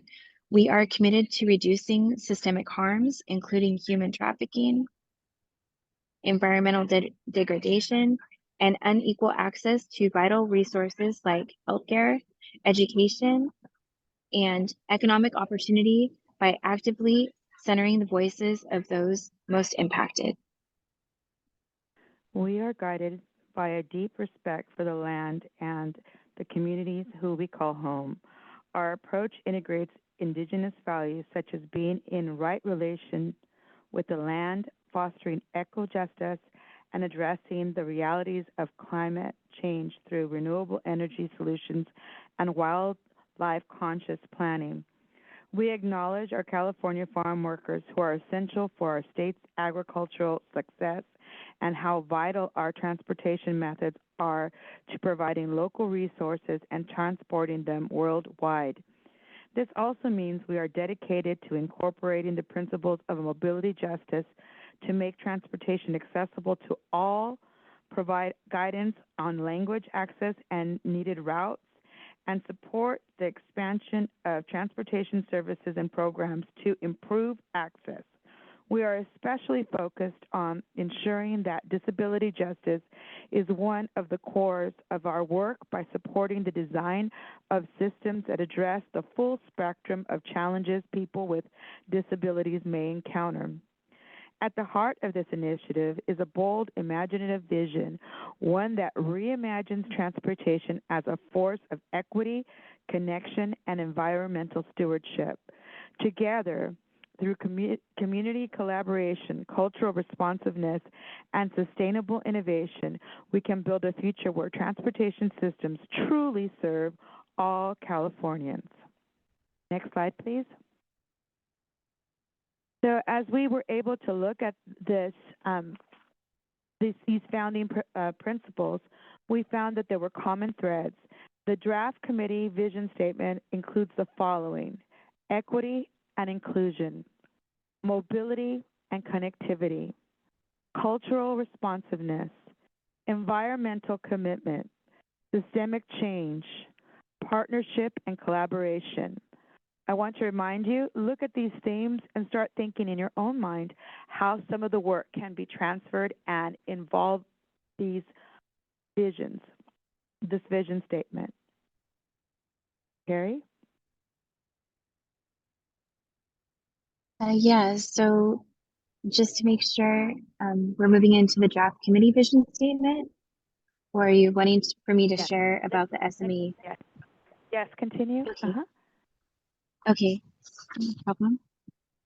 So our vision is a California where transportation systems serve all people, equitably reflect the diversity of our communities, and foster mobility, sustainability, and opportunity for generations to come. We envision a connected, efficient, and accessible network that responds to the needs of our underserved populations, people with disabilities, and communities historically harmed by systemic inequities.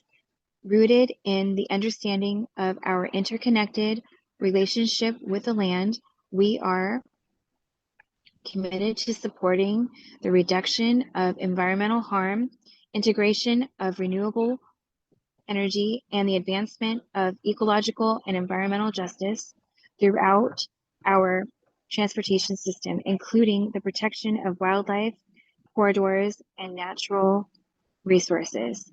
Guided by community partnership, disability justice, cultural responsiveness, and climate resilience, we strive to transform our transportation infrastructure into a just, inclusive, and forward-thinking system that enhances quality of life and nurtures the well-being of all Californians.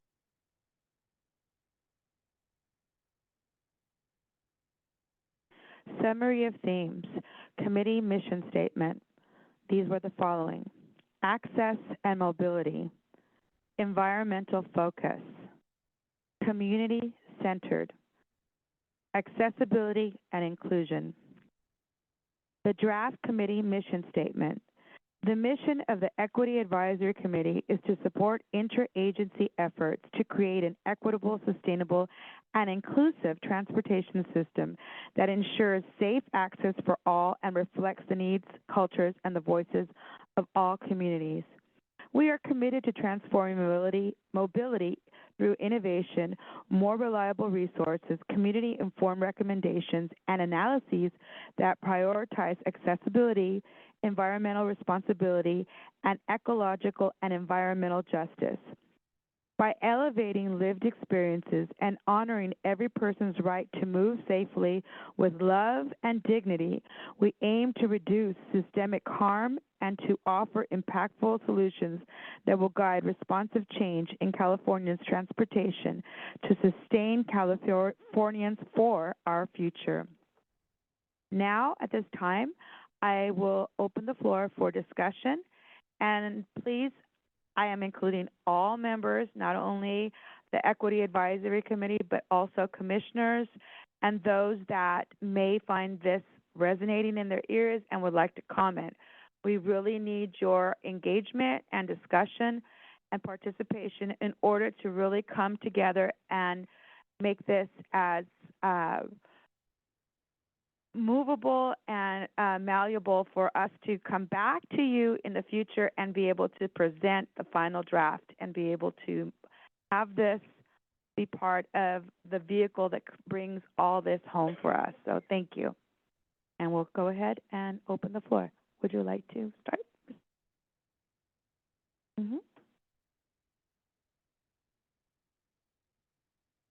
Thank you, Chair Kelly. So the first thing I think of is how inclusive and broad the statement is, and how, when we look at the statement, you can see those things that are implementable within the statement. And I want to thank you all for that, because it's hard to write a statement that then translates very easily and quickly into action. And I commend you all, I commend our team for working together on this. One thing that I think we can work together on is, how do we message? So when we are implementing things, how are we messaging it and tying it back to the statement and tying it back to the goals, so that people understand that the work is coming out of this committee and that the committee is having tangible action and impact in our processes. Thank you. And that is something that has been brought up. I want to mention for the record that when we were formulating a lot of the constructs of this document, we were tasked with coming up with a vision and mission statement that was open and expansive, large. You know, we thought big, and then we came back and it was think small. You know, bring it back a little bit. And my take on that was like, that's fine, we can have that, but I wanted to have an opportunity to really give a message as to how we came to that point. But we do need, I feel, and I am in agreement, in order for us to really be able to say that it comes from us, we need to include more concise and informative declarations saying the EAC, including and interjecting the EAC, so that we can go ahead and be able to say, out of the EAC, these efforts were created. Out of the EAC, these recommendations were supported. And I take that comment to heart, because it is important, not because we don't see that the commission or the the commission or Caltrans or CalSTA do not share in those values, but it's also to elevate the work and the insight that you are all contributing by bringing your narratives forward.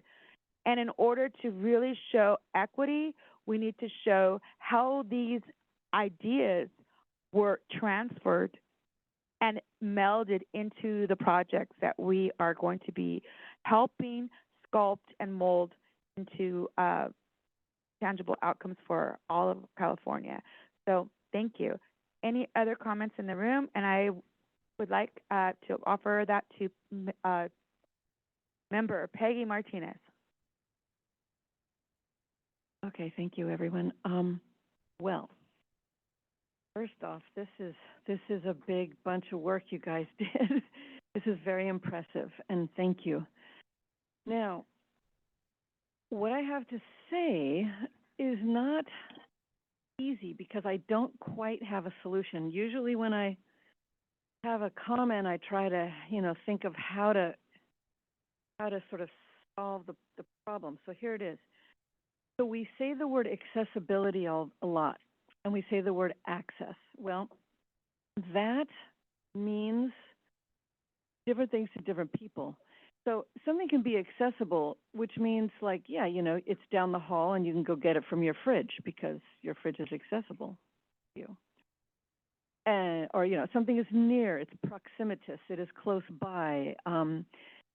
Disability access is a different thing, and I think it really needs to be called out, because, but I want to say though, I see here that you guys do include disability justice.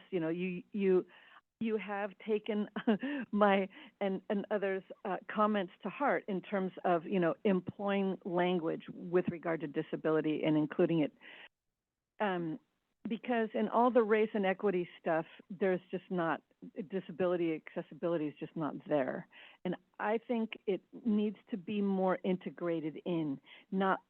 Yeah, anyway, so you guys all know that's how I feel about that. And I think California should be sort of, a bit of a trendsetter in that regard, because from what I see around the country, disability access as a term is not a thing, and it needs to be a thing.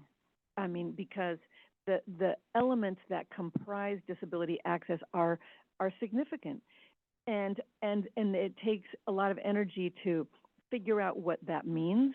It costs money to actually implement and design and create a disability access. I just think that as we do this vision and these statements, disability access be there. And that's one thing. And I do want to wordsmith one thing that I heard say that you read. So thank you for reading that out loud, everybody. That's a hugely disability accessible. The word, it said with love and something, I forgot the second word, but I mean, I think love is good, just for the record. Love is great. I think the word safety would be like more appropriate to transportation, because, and I did not remember hearing that word too much in our statement.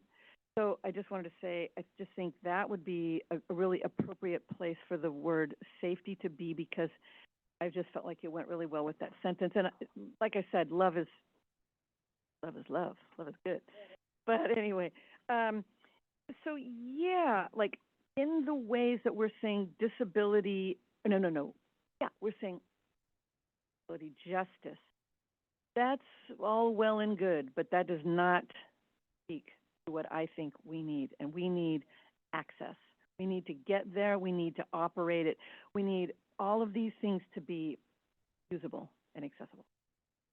I'm done. Thank you. I'm going to give you all an opportunity, but I want to address her point. When we were writing this, again, going back to what we were saying, unless you actually have experienced some of these topics firsthand, it's very hard to put it into a sentence and leave it limitless, like figure it out.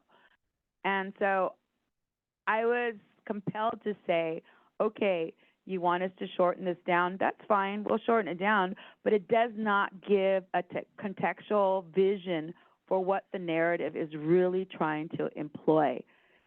And so I said, can we have some type of visual, some type of written, some type of photo scheme, artwork, anything that we could bring so that someone that would read this would understand what it feels like. And I was in a room just maybe a year ago, and someone was very nasty, and they said, so you're about equity, so what are you going to do for her? And this person pointed to someone that was sitting in a wheelchair, and it floored me, first of all, to out someone like that when that person had no idea what they were representing to that person. And I felt really, really hurt. But I bit my tongue and I said, for me, the way I see it is that when you have someone that cannot get on without everything stopping and everyone saying, look at this person, but for their situation, we have to wait, or we cannot get on the bus because they have to be first, or we have to make everything different. I say to that, in transportation, we need to do better. We need to make it as seamless so that anyone, regardless of our situation, our condition, our ability, our disability, our ability to articulate, if we can't speak, if we can't see the signs, we need to show that in pictures so that someone that doesn't experience that knows what that means. They understand the level of discomfort, the level of dishonor, the level of being invisible. And that's why I say that we have to look outside of the box. And it's great to have a narrative, but without having that contribution from the community, we don't give the full picture.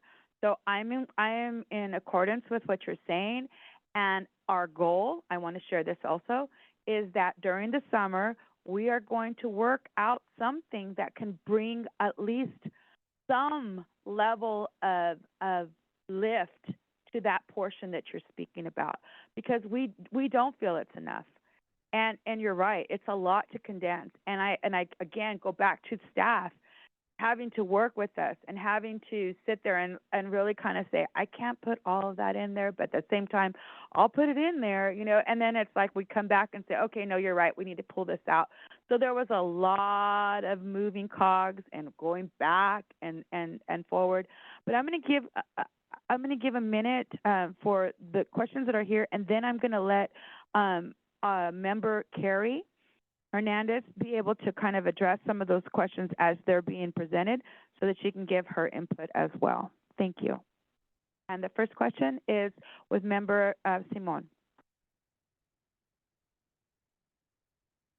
Yeah, thank you.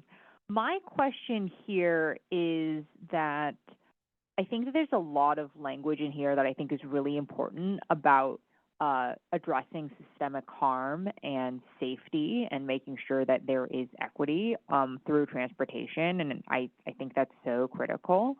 I would love to see some more language around access, empowerment, access to opportunity, because I think that that is like the beauty of transportation, and like we want transportation to be delivering opportunity and empowerment. It's not just about correcting harm, it's about making sure everyone can, live their fullest lives and go to the school and go to work and go to the grocery store and the ball game. And so I think that like some of that more positive, like transportation empowers people, and we want transportation to be empowering everyone.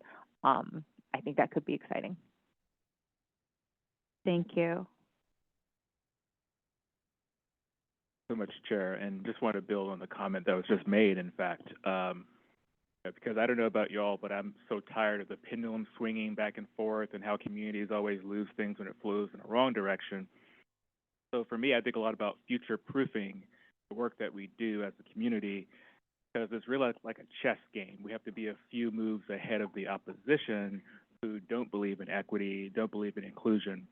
And I think, part of that solution is messaging partially, to make sure that we have the biggest tent possible, and that we think about people who should be part of our coalition who may be responsive to other types of messaging beyond ours. I'm thinking about folks like working class folks that live inland, folks who live in small towns that also need inclusion and access to our economy. And we shouldn't forget about those folks in how we message, because otherwise they could be part of the backlash if they don't feel included.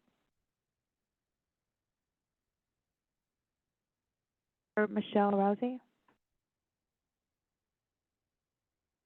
I like a lot of the wording of that, like Peggy said. I think for me, it's, when I think of equity, it's a seat at the table, being able to speak and being able to have inclusion where I've not had it before, and being included with transportation and things like that, where I've been excluded in past.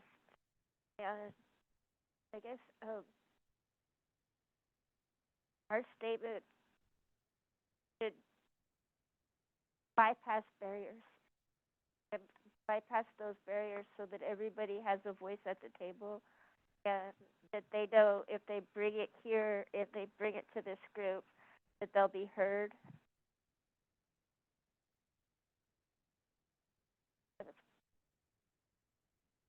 Thank you, Member Michelle Rousey. And in our virtual space, we have Member Andres Ramirez, please. Hi, yeah, thanks. I want to appreciate the work that was put in on them. I mean, I think this is an amazing mission statement, a starting place for us to go from. So I want to start with that. I think y'all really did a great job of being encompassing of transportation, of it not just being a silo thing, but really interacting with a lot of different aspects of life for all Californians.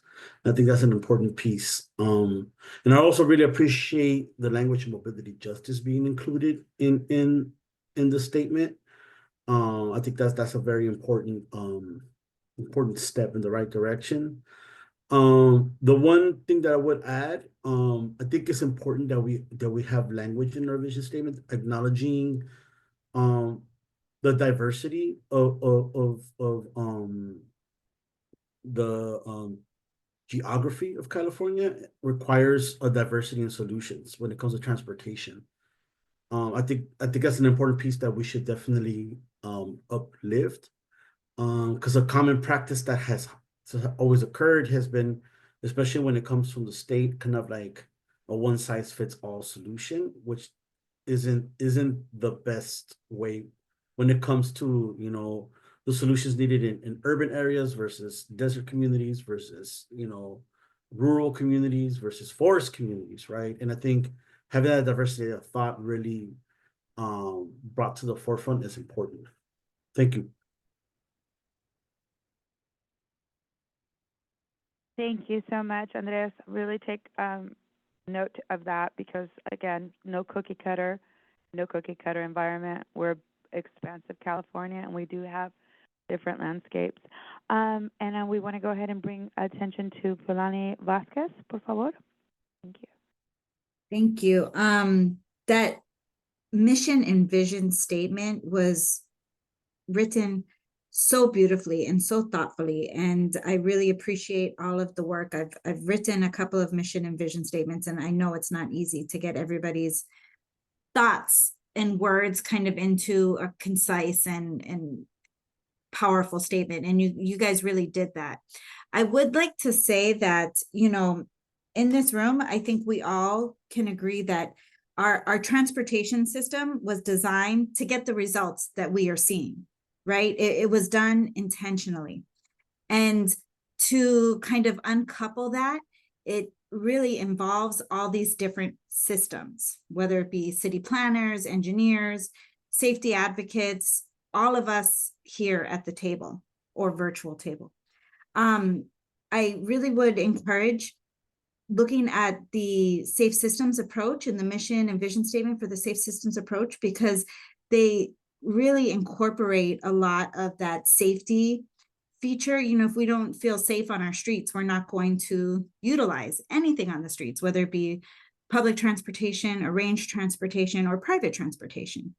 And so I think when we look at how our roads are designed and how we keep each other safe, that safe systems approach has a lot of good words that and phrases and thoughts that we could mine to kind of incorporate and keep it kind of in a place where it's, grounded in transportation and equitable access to that transportation. Thank you. Thank you. Noted. And I know that Carolyn is typing away, so we're all listening with attentive ears. I also want to acknowledge our chair,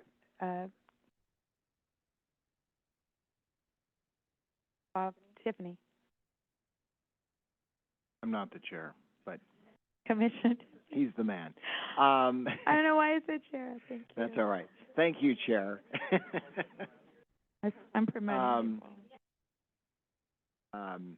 I wanted to double down on a number of comments that were just made, one of which by Chair Grisby, but hearkening back to the core four, I think that, and I also want to first of all say this is a phenomenal job. I mean, there's a lot here, and you obviously have put a lot of work into it. But one area that I feel like is not maybe specifically addressed, although it's probably implied, is the core four economic prosperity, the economic part of it. If I know that, as Chair Grisby was saying, if our commissioners Bradshaw and Cruz were here, I think they would be talking about, the working class, the people that have to drive the great distances to get to work, and whether the middle income or the lower income, and so having the economic opportunity with transportation is really critical, and I think maybe that needs to be called out a little bit more directly. Also, again, double down on comment made online by one of the members just a moment ago. I think, again, geography, rural accessibility. Anyone who goes to commission meetings knows I always talk about rural, but I do think that that's really critical. People that, are in rural communities, many of them might be farm workers or otherwise, do have to, commute to get to jobs, but also don't have the access to transit, and other alternative transportation opportunities. So, they are they're at a disadvantage. So I think that that's something that needs to be maybe specifically addressed as well. Thank you. And I appreciate that. Again, we are taking these notes down because, in truth, when we came together and we were writing this, it's very hard to peg every single area and not sound superfluous, but at the same time intentional. And in no way or regard are we trying to diminish any of those items that are being brought to our attention. I think it's really important. That's why we're here, to really kind of vet out those things that we might have missed. And I appreciate the time that all of you are taking to kind of just bolster and improve and also modify to a point where we really have to think about those areas. When I live in Merced County, so I know rural areas, and I know that there are a lot of farmers as well as farm workers that are having to take on multi-corridor areas that are like, some parts are from the local jurisdiction and some are actually from our road spaces, that are. So how do we ameliorate that, right? So how do we make it equitable? So thank you. And then we have member Alvarado. Hi, hello, Member Alvarado. Thank you so much for the comments on the rule. I think the language that's coming to me is the liberty to move, where I choose, when I choose, and how I choose. I'm the choice writer now, but I didn't start as one. And so I think if we're going to be using that language, also safety in that language too. And then something else that came to me is the word triage. I didn't really see a time stamp in this, but if we can include this in the visioning aspect, we can kind of get some of that progress that we talked about in the beginning. Thank you. Abimael? Oh. Abimael? Oh, hi, can everybody? Oh, okay. No, I don't have much to add. I think I really do appreciate the statements people have made, especially around rural areas. Coming from an area in California where we don't have a lot of transportation infrastructure, we're seeing a little bit more intentionality around that. I definitely appreciate the comments people have made around access, liberty to move, and just appreciate the work you've all done to bring together the statement. And know there's some work to do, but I think it's a lot of great work so far, and really happy where it is so far.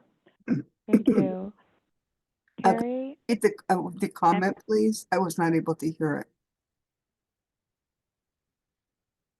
Could you repeat the comment?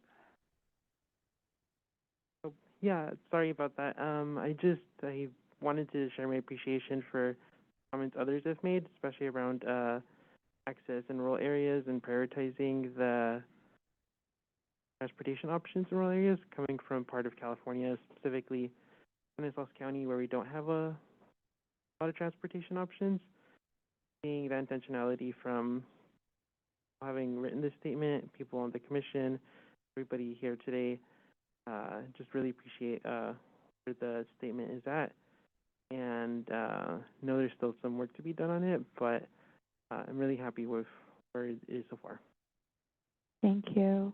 Now I'd like to give the floor to Member Carrie Hernandez, who has been very gracious and would like to go ahead and give her perspective as she wrote and co-wrote this document, and I feel that she has a lot to say about many of the perspectives you've all shared.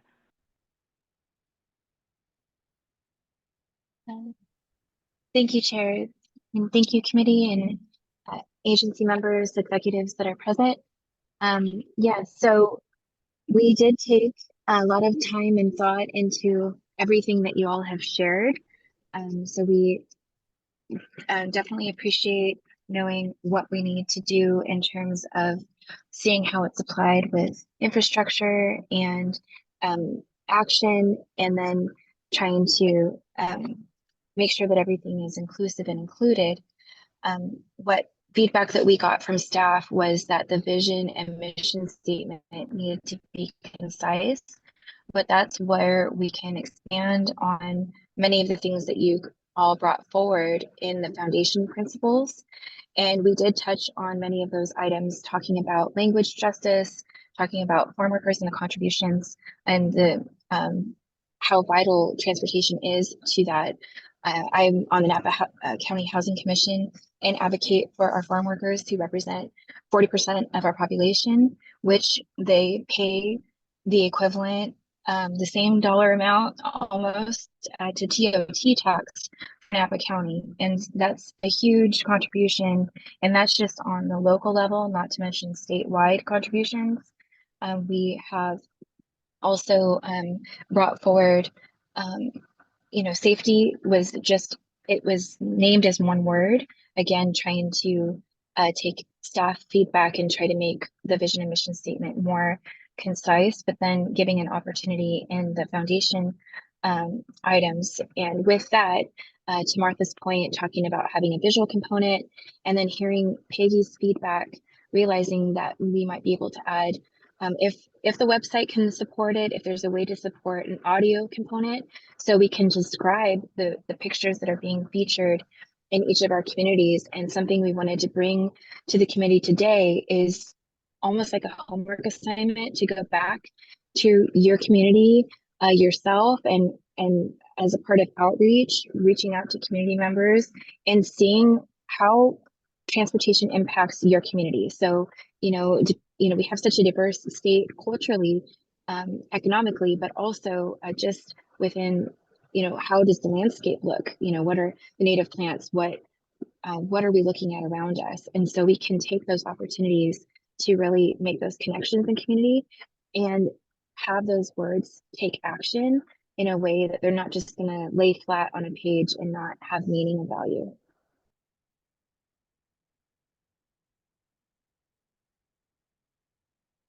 Thank you so much, Carrie. I really appreciate that. And yeah, we've got our work cut out for us, and we really appreciate both Carrie and I. We were expecting this. We were ready for the punches, and we're so happy. It's not a bad thing. It's a happy thing because many eyes, right, and many hearts, many emotions, and that's what makes it rich. That's what makes it happen. We got Wait. Naya. Naya. No, go ahead. Sorry. Thank you. So I won't take much time. I just want to take a moment to thank you, Chair Armis Kelly and Member Akumi Hernandez. It is often difficult to have vision, especially in this work where we are always, where it feels defensive. It is hard to think about the future and set that vision for a group. And I am extremely happy to figure out how at Caltrans we operationalize, how we internalize this. I think to the point that you just made, Member Akemi Hernandez, around the visuals. How do we not make this words on a page, but how do we actually make this something that is lived, that is breathed, that is moving through the projects and programs that we implement? I look forward to that journey with you all. I also just want to note the part that really resonates the most with me, I just want to reiterate, is in the foundational principles. At the heart of this initiative is a bold, imaginative vision, one that reimagines transportation as a force for equity, connection, and environmental stewardship, together through community collaboration, cultural responsiveness, and sustainable innovation. We can build a future where transportation systems truly serve all Californians. That is inspired. That is beautiful. Thank you so much for the work that you guys did. Thank you, Ms. Naila. I want to share that we were both on that imaginative route with transportation. So I know that you share the same passion, reinventing, rethinking, and making the abstract tangible, right? So that we could see it, taste it, feel it. Miss Allison, thank you. And apologies to I wanted to just say on behalf of the agency secretary, I think this is a really strong grounding set of statements, and together they're incredibly powerful.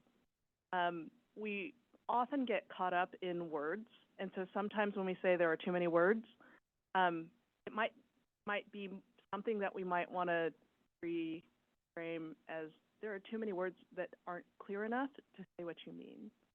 And I think the way that it's structured gets it closer to that in a grounding sort of way for this entity, for the committee, to really think about what the why. That's really important. That's where the foundational principles really come from, and I think Naila pointed out exactly the right section. So really appreciate your work and Carrie's work to be able to do that. I'm really glad, actually, in some ways, the secretary isn't here because the common themes in the draft, in the statements, he's really to the point about the core four, but he might add a couple core values when you look at some of these thoughts, because I think those are also things that really resonate with him and where we've been in terms of the agency and the agency's views. They're really tied in here, and so those are really important. I would also think about how those common themes continue from the vision to the mission, continue to really drive, move the work, pedal the work. And so if there's a way to continue to think about that as you refine it, take a little bit of a step back, you do a ton of work, take a step back and think about it and see it as an entire organism, a system that we're working in, that would be really great. I'm really listening carefully to the language that's used by Peggy in particular around accessibility, and every time we say the word access, I also want to dive down a little deeper into what do we really mean. It takes a couple more words. Be really clear about disability access, disability justice, access, meaning economic access, thinking about geography, thinking about how we meet people where they are, literally. Then let's take that time to do it. Rousey, I heard you too. And so that's the other part that I would just want to note, like little things to think about as we move forward. But it's really great work, and I really appreciate it. Thank you so much, Mr. I want to remind folks that we didn't have a 10-minute break, but I want to give a minute for our Executive Director Taylor to give her final thoughts. And we're going to take a very short 5-minute break because we do have speakers that have to step out, and we can do 10? Okay. And I want to be mindful of their time as well. So, well, go ahead. I will be quick. Thank you, Chair. A couple of resonating themes from our team that I hear. So first, I want to acknowledge the conversation because it's really important that we say we are going to incorporate what we heard today. That was the purpose of this conversation, is to build everyone's voices into this, so as we step out to implement it, it represents everyone around this table. And that's really important when we're talking about a vested interest in how we get there. The second thing I want to do, I want to echo what I've heard from the committee as well as my peers from our state agencies, is that I've heard the word concise a lot today, and I want to take some time to clarify and really reiterate that the importance is of getting it right and having it represent the things that we need it to represent, because it will be the guiding force in how we implement the work that we are doing with this committee. And so concise versus getting it right, I'm going to err on getting it right every single time. And so let's not go 20 pages deep, but let's get it right. The other thing that I'll offer is in this statement, one of the things that I've heard the committee talk about today and over the years that I've been participating with the committee is those actionable items. And so having a statement that also has maybe 2 or 3 bullets that are action items for the committee so that when you look back in a year or two, you can say, we achieved these things. And it's very clear what you've achieved. And now that's not going to be the only thing, but to the point of not having 20 pages. We're going to do a lot of work in this committee, but having 2 or 3 very, we must achieve these things, these are really important to us. And those can be things like accessibility, and accessibility in all of the ways that we talked about today. It can be, engagement and how we look at engagement through all of our programs or some of those things. And I know we're going to talk about the work plan. So be thinking about those things that you want to achieve as we're talking about the work plan as well, because then we can take what is a statement and turn that statement into action and then talk about that action and what we did with it. Well said. Thank you so much. All right, we're going to our public comment. Any public comment before we move to our short 10-minute break? We're not seeing any requests for public comment on this item. Thank you for keeping me on schedule. And at this time, we will come back at 4 o'clock straight up. Thank you. Wait, Chair, if you don't mind, we are asking to move tab 8 up before tab 7 so that the Caltrans engagement team has enough time to do it. So if you don't mind, we take tab 8 Thank when you. we come back. I had received your text, so I wanted to make sure Awesome. that we got Thank you. that. Thank you, everyone.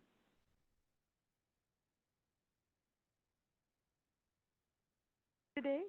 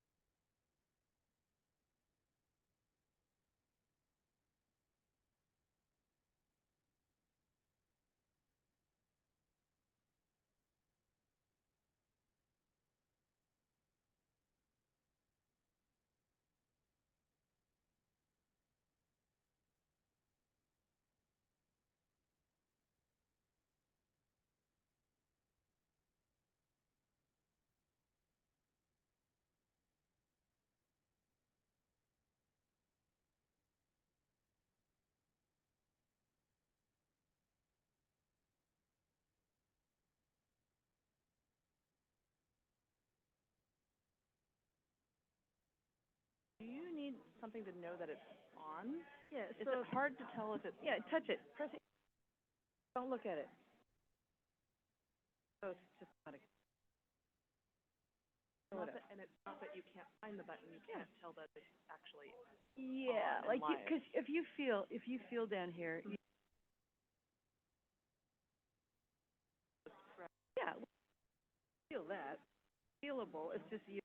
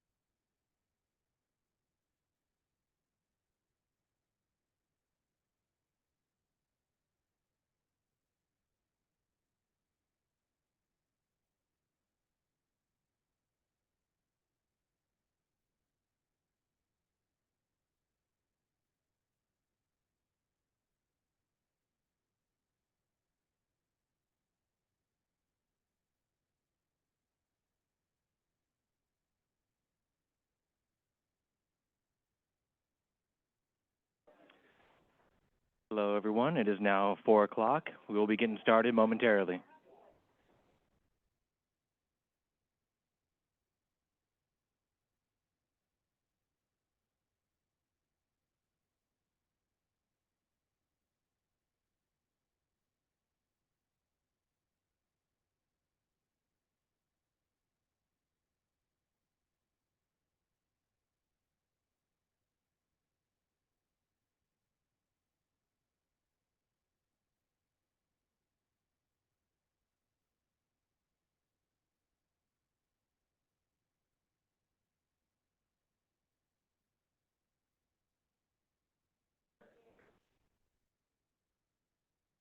Our meeting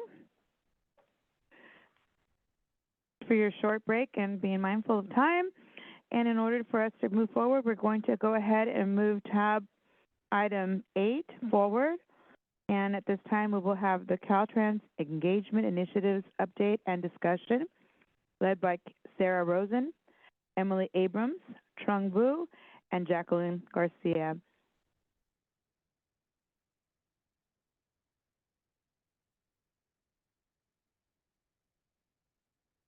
So, Chair, Ms. Kelly, I hope you don't mind. I'm going to help introduce this item. Naila Pope-Hardin, Deputy Director of Equity and Tribal Affairs at Caltrans. So, today we're going to have a presentation on community engagement. And just to give a little background and framing around where Caltrans is moving for community engagement,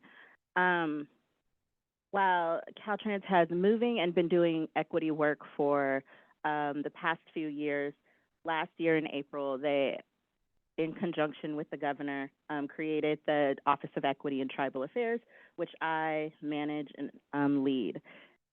In April of this year, we moved our Advancing Community Engagement Office into the Director's Office of Equity and Tribal Affairs.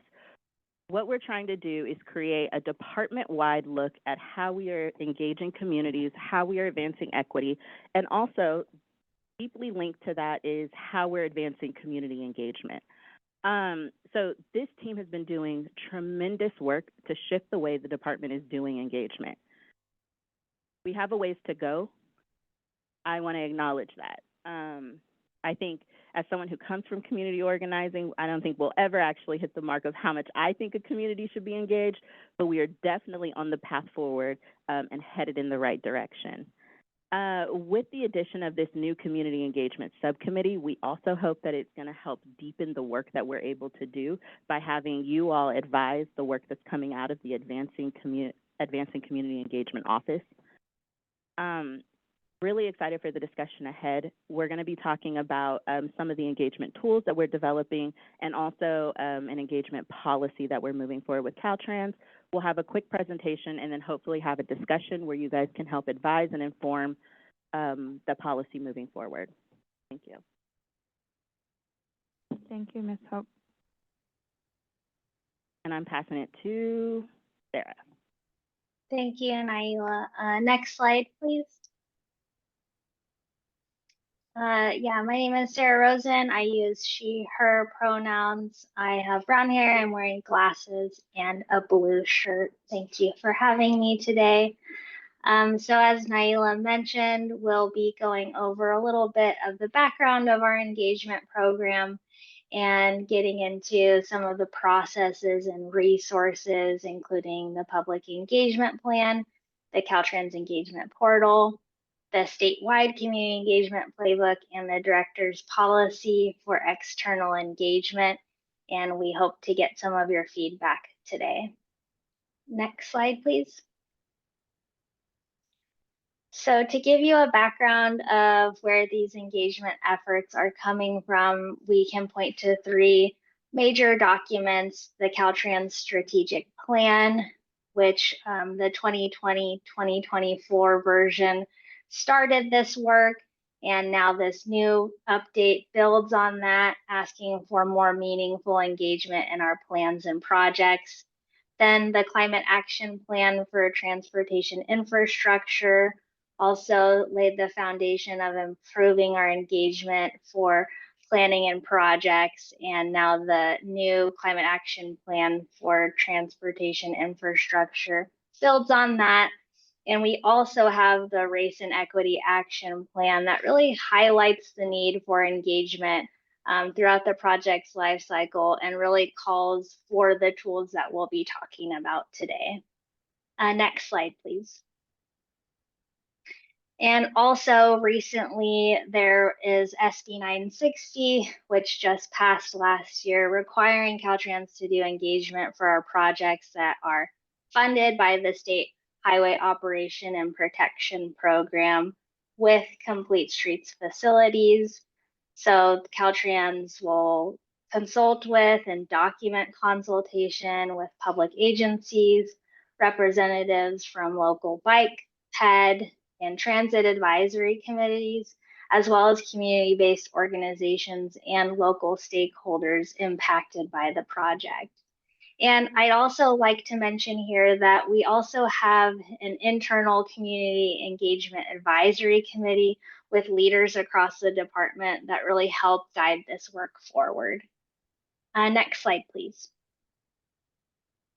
So this slide is just showing a diagram of the project's life cycle, reading from plans, project initiation document that we refer to as PID, project approval and environmental document, then moving into plan specifications and estimates, right-of-way and construction.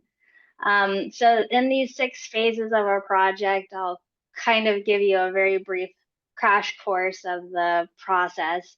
So typically plans, which can be statewide plans, district level plans, studies, these take several years to complete. And then PID to construction typically takes another 5 to 7 years to complete. Project complexity can also extend this timeline. So considerable planning is performed either by Caltrans or a local agency or even jointly before project delivery starts. And planning documents include a library of needs where projects are selected by each district or region for further study. And the result of these studies is a project initiation document, or as we call PID. And the PID is really the first formal phase of developing a solution for a specific transportation problem. And this phase, follows the activities that prioritize local, regional, and statewide transportation objectives. And really the main purpose of the PID is to develop a programmable project that solves a need with a project scope, cost estimate, and schedule. And PIDs are developed by planning and project delivery teams. And really community input is most affected or in the early phases in planning and PID.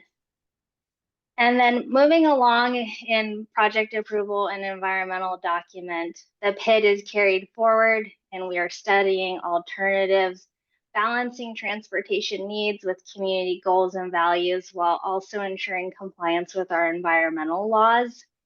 And a preferred alternative is selected. And a right-of-way needs are addressed during the right-of-way phase. So then the project engineer collaborates with the project development team and task managers, and they compile details, they develop plans, specifications, and estimates based on whatever project alternative was decided on. And these plan specification and estimates is an engineering document for bidding on the construction project.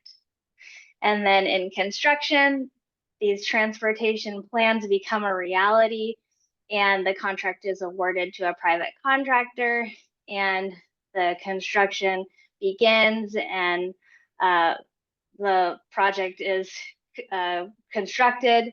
And then once the construction is complete, it's handed off to maintenance and operations. So while there are many components to building a project, our focus today is really talking about how can we do early and continuous engagement through the project's life cycle, from planning through project delivery and beyond.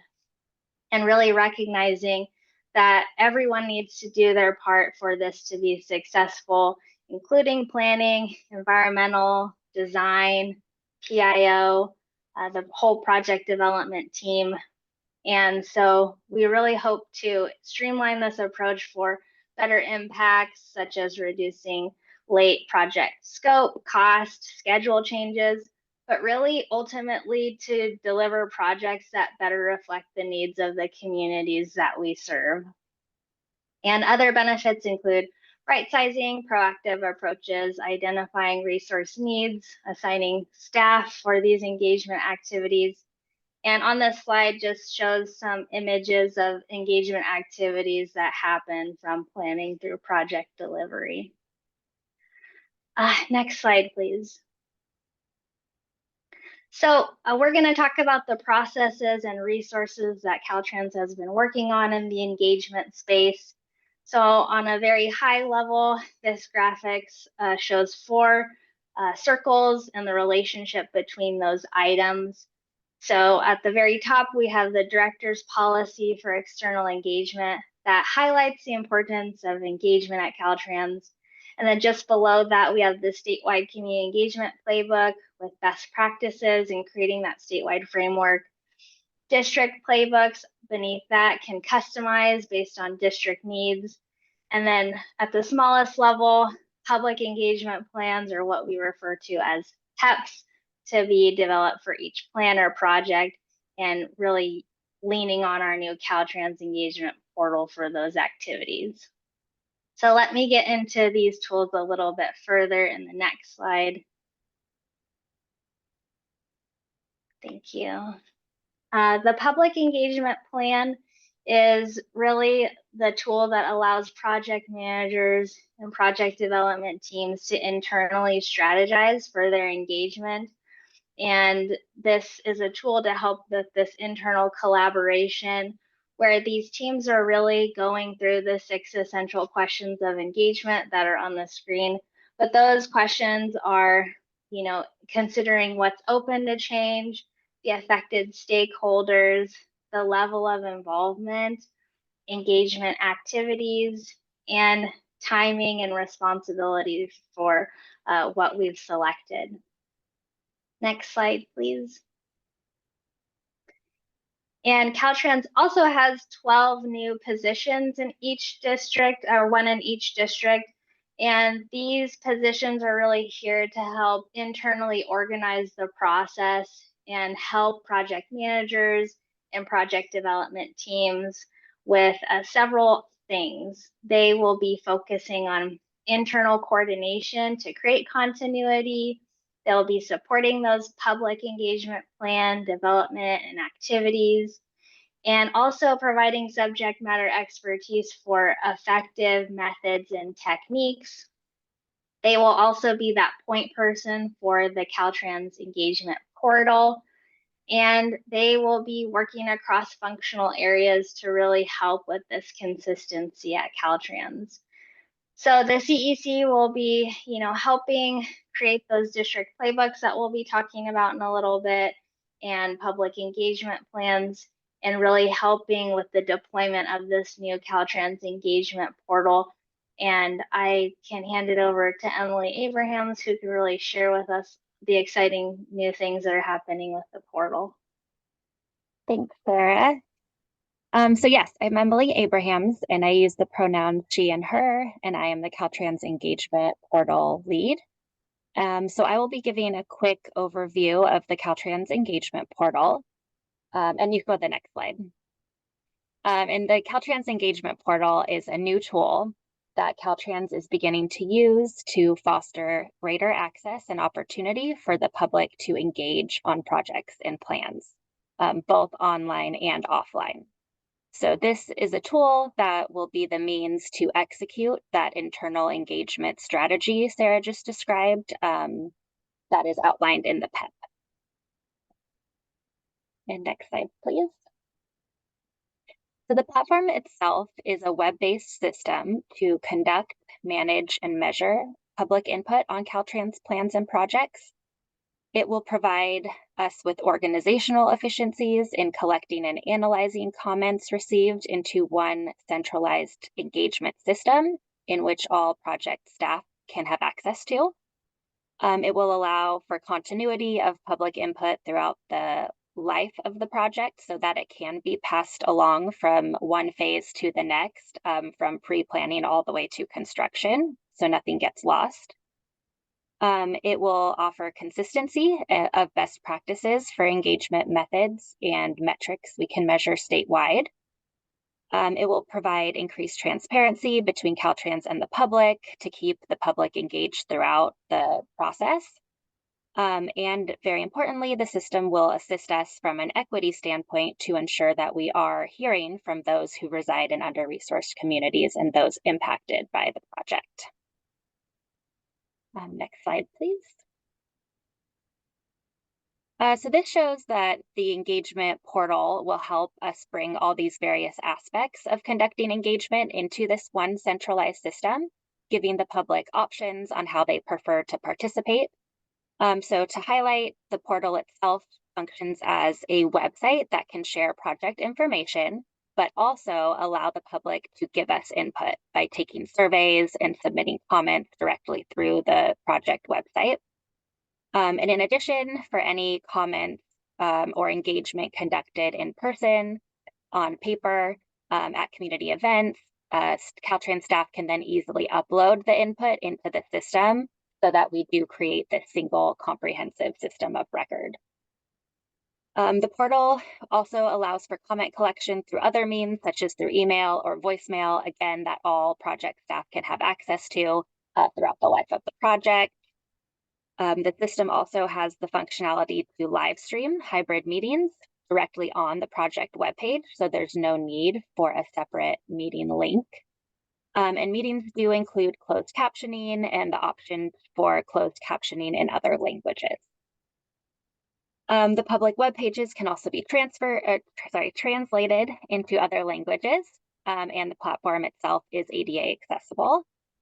We have the option to integrate social media, and the system also allows Caltrans to create subscriber contact lists so that we can better manage and inform on project updates or new engagement opportunities through email announcements. And then on the back end, there's some analytical features that will really help Caltrans.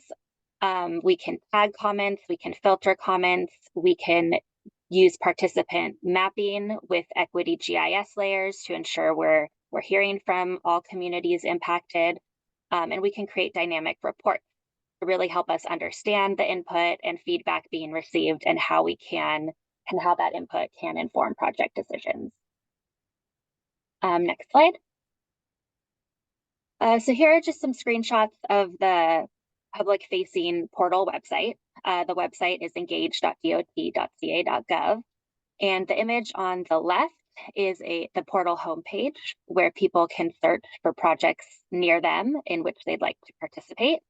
And then the image on the right is an example of a project page where people can engage by taking surveys and submitting comments during that phase of development. And next slide.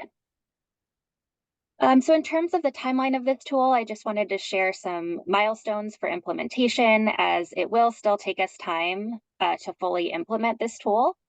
But we have started, and after initial system setup in late 2023, we moved into a 12-month pilot period, which was limited to 18 pre-selected pilot projects. Each district and headquarters had at least one project included in this pilot, and it represented all phases of project delivery.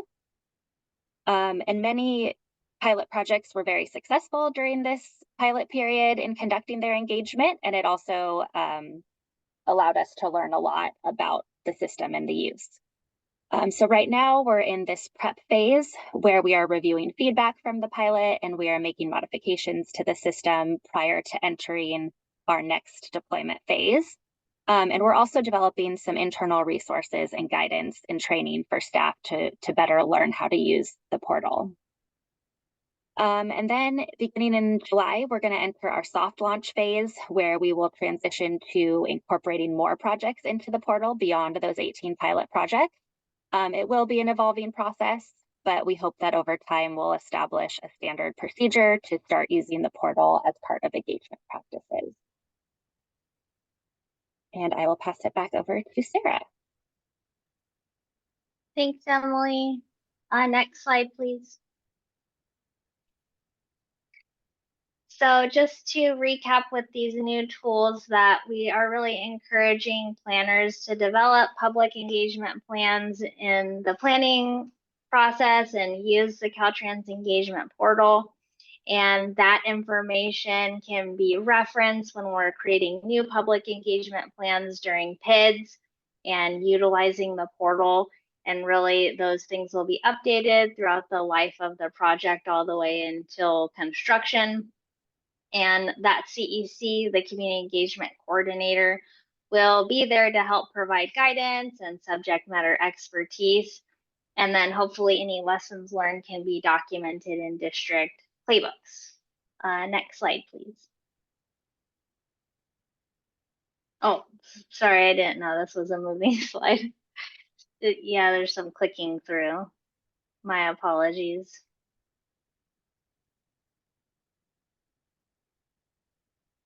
Yeah, it's a couple more clicks. Thank you. So a lot of tools and resources that we've shared, and really this statewide playbook is hopefully a nice guide for staff to not only start their district playbooks, but also having guidance on an overall framework for engagement, some best practices throughout the state, how all these resources work together, and also, you know, how staff can build working relationships with different groups. Next slide, please.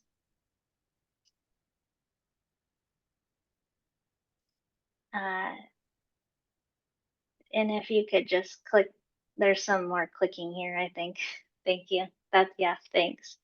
So the focus of the playbook is to really help guide project development teams of how they can right-size engagement for projects.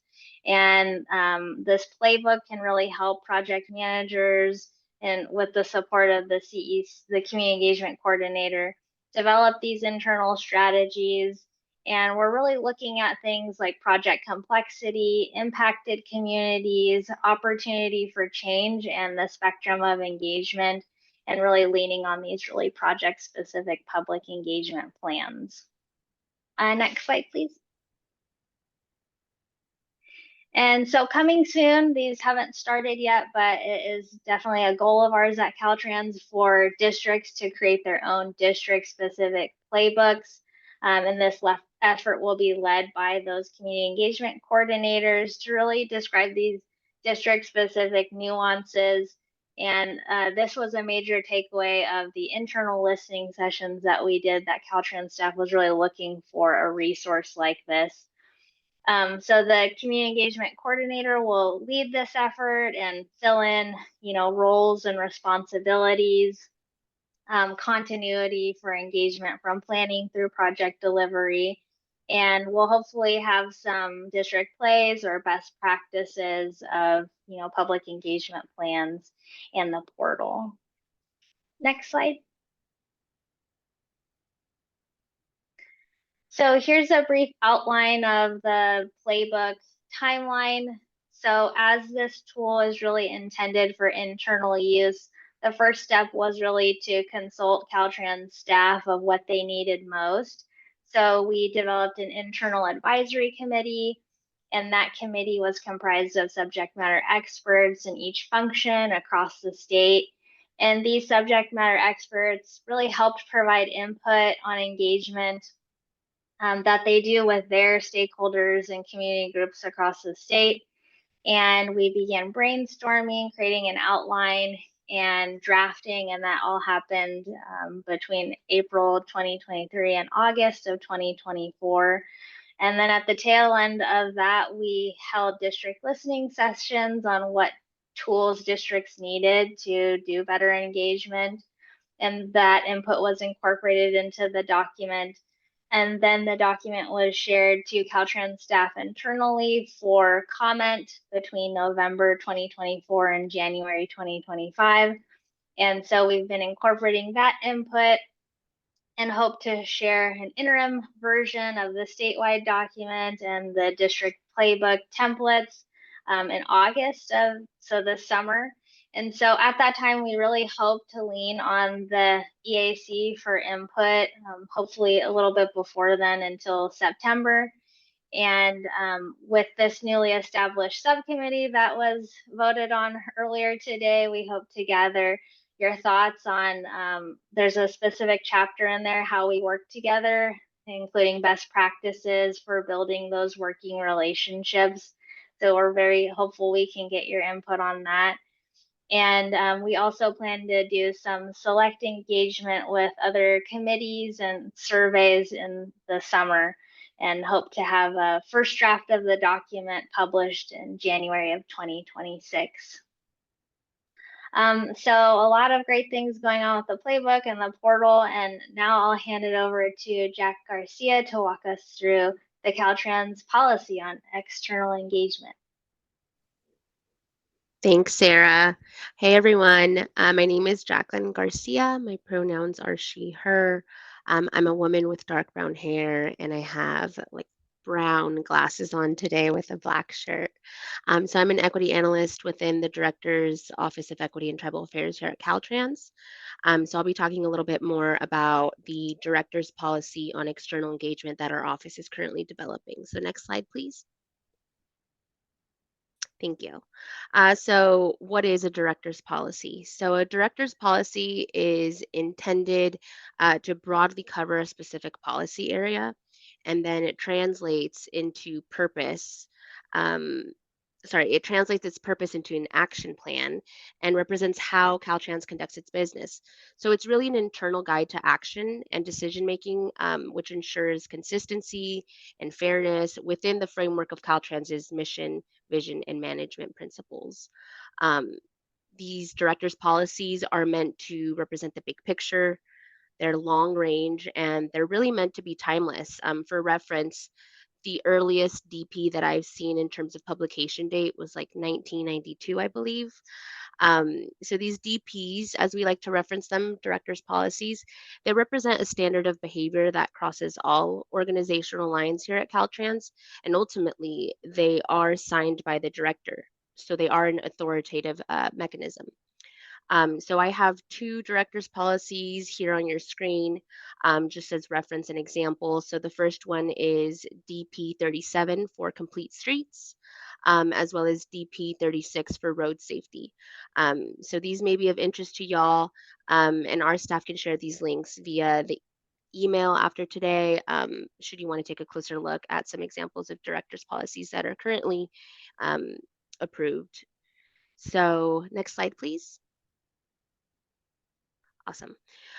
So with the 2020-2024 Caltrans strategic plan, there were a number of actions related to engagement, and there were staff working across functions to achieve these actions, right? So for example, we have the statewide engagement playbook and the Caltrans engagement portal mentioned earlier by my colleagues.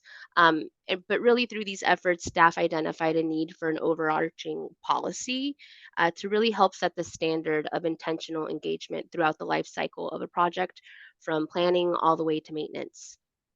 So now with the 2024 to 2028 Caltrans strategic plan in place, we're now starting the development of this internal policy to provide this high-level guidance and clarity around roles and responsibilities. We're really just starting this process, and so we don't have a draft yet, but we are engaging with Caltrans staff internally, and also want input of those that Caltrans works with, right? And those that we need to work with throughout the life cycle of a project.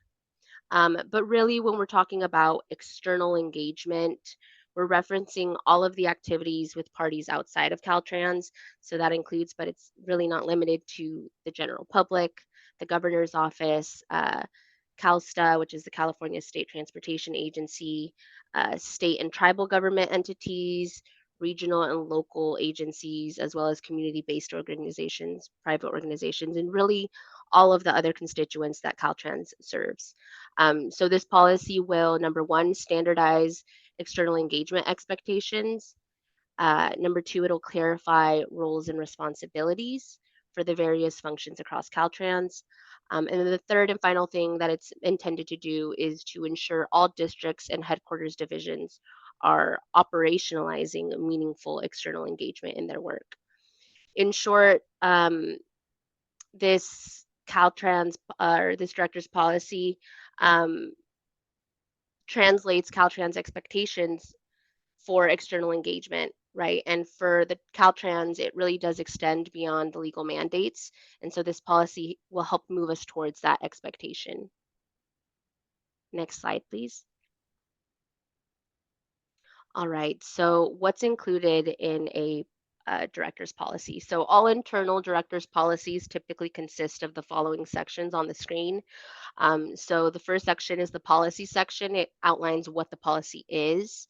Then we have the intended results section, which details the goals and the outcomes of said policy. So let me give you all a quick example. So we have DP 37, which I referenced earlier, which is for complete streets. So this policy focuses on all transportation projects funded and overseen by Caltrans. And it mentions that all of these projects funded and overseen by our department will provide comfortable, convenient, and connected complete street facilities unless there's an expectation that's documented and approved.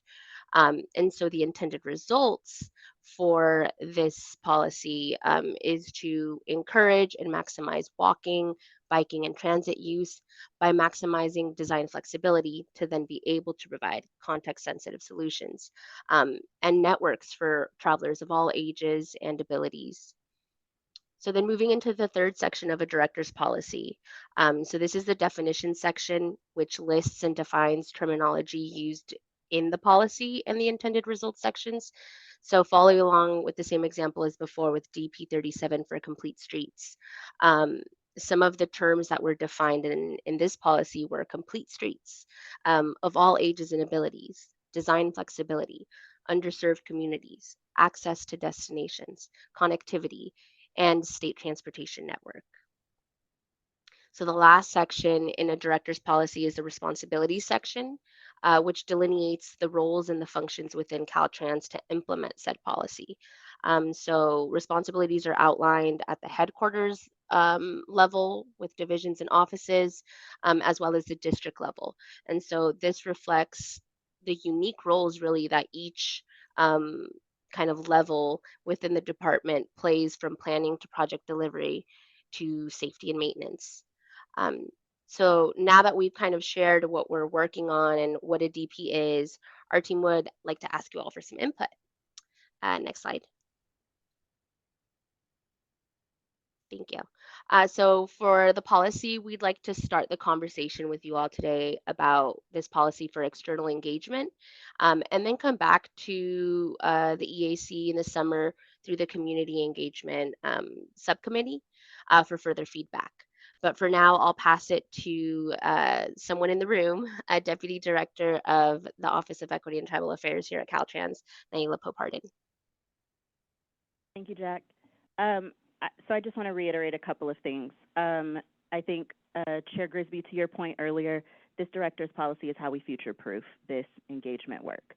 I think when Secretary Omashakin was talking earlier about his final act and signing in the Complete Streets, it's that Complete Streets policy. So you see how it lives on, and it is something that's shown, and it really guides our department.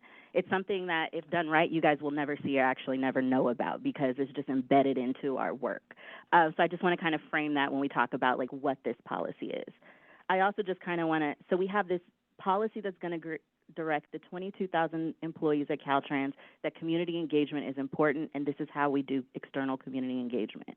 We're developing statewide playbooks, which has all of Caltrans gives a playbook for how we're doing that community engagement. We're also developing district playbooks that are going to reemphasize for every district, because we know not everybody is the same. People need different engagement. So we have we have the policy that's directing everyone, the statewide playbook that's providing those overarching guidance, and then we have the district playbooks, which are going to specify for each district how we need to be engaging communities. We also have an engagement portal, which is going to be able to track that engagement over the life of a project. Like I said, I come from community organizing. There are projects that I started 15 years ago that are still in the pipeline and process. And I was engaged very early on and have not been. I'm at Caltrans now, right? We are creating the ability to be able to engage people through the life of a project.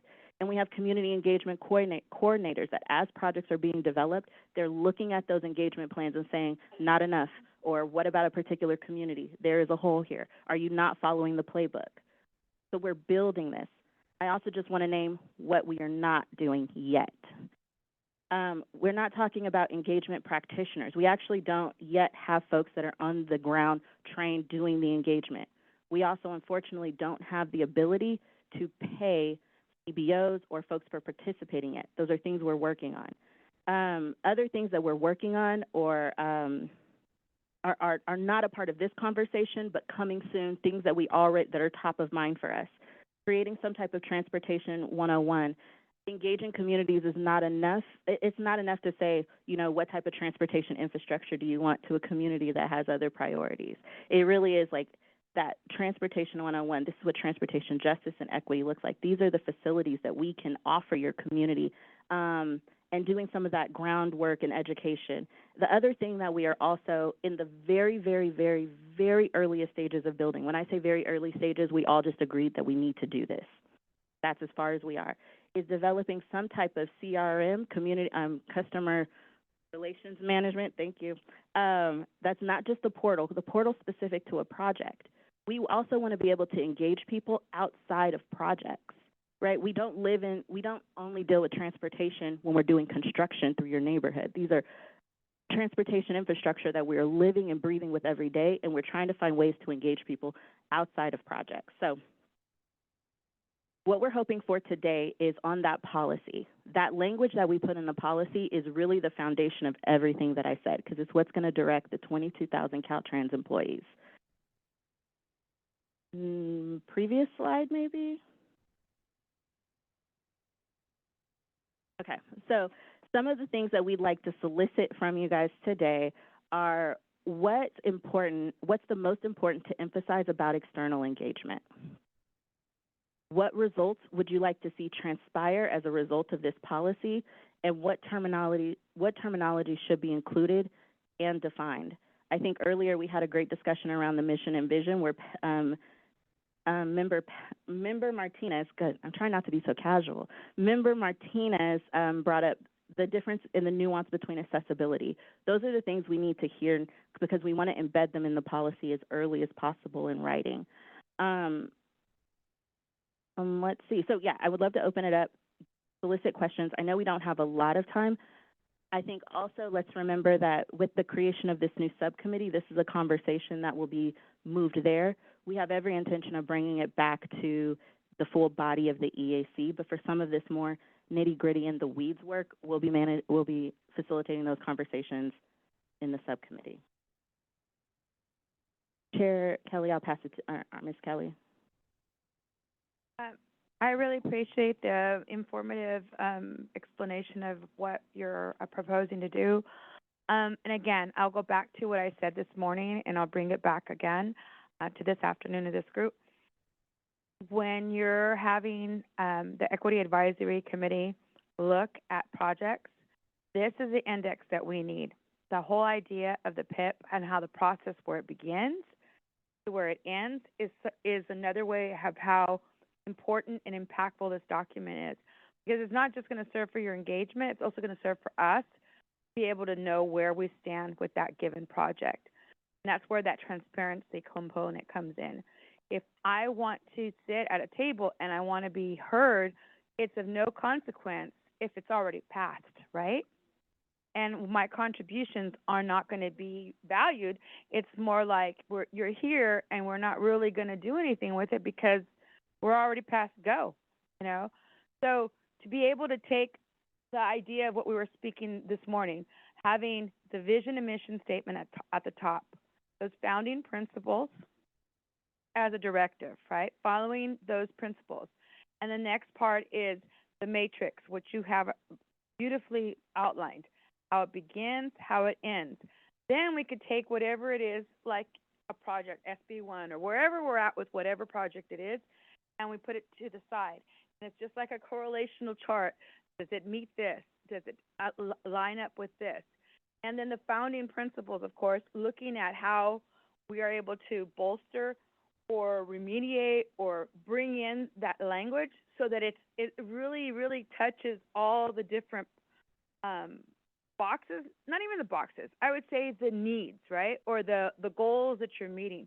Because throughout this whole thing that I'm hearing is the goal is to integrate. The goal is to expand. The goal is to make it a language. So, like you said, it doesn't have to be noted. It's part of how it is employed. So, I congratulate you. I think that this is a great project. I think, again, it's a great forefront for us to be able to look at and use contextually to actually adhere to it and make it happen and enact it in the projects that we are that are our purview. So I give you a good congratulations for that. Thank you. And any other comments? Let me just, to the team that's on the call, let's just make sure that we're embedding the foundational principles, vision, and mission as we draft out the policy as some of the basis for director's policy. Thank you. And Michelle, remember Michelle Rousey? And then I'm going to ask for your permission, Member Michelle Rousey, if I may go ahead and ask the people that are online first, and then I'll come back to you, only because throughout this whole day, it's been kind of hard for me to be able to navigate, and I want to make sure I am mindful of their time. Andres. Appreciate that, Chair. Please keep going Thank last. you. I'm sorry. No worries, no worries.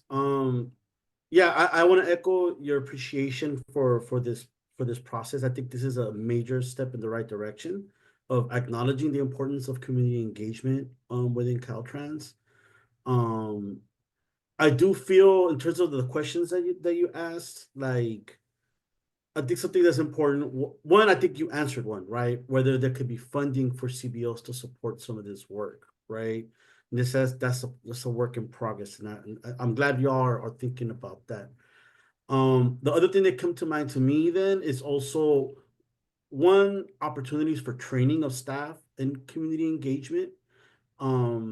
I think we shouldn't assume that folks naturally know how to engage with community with complicated topics like transportation planning or construction and whatnot.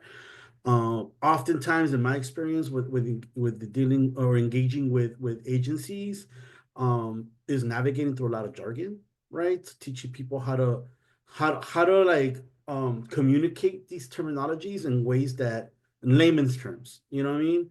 And that takes kind of thought and training, right? So opportunities for training for folks to do that.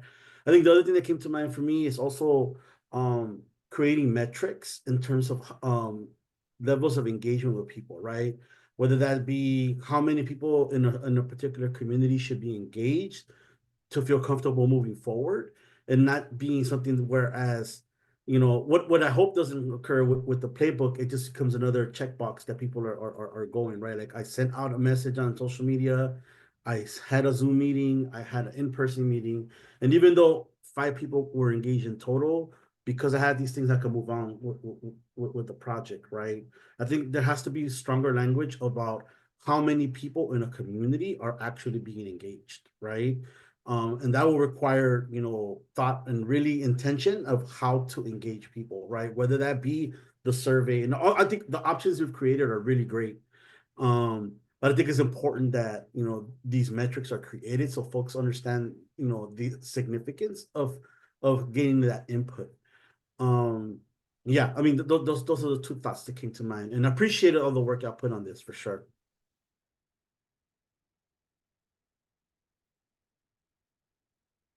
Thank you so much, Andres. Member Naomi? Thank you, Chair. Thanks for letting us go first this time as well.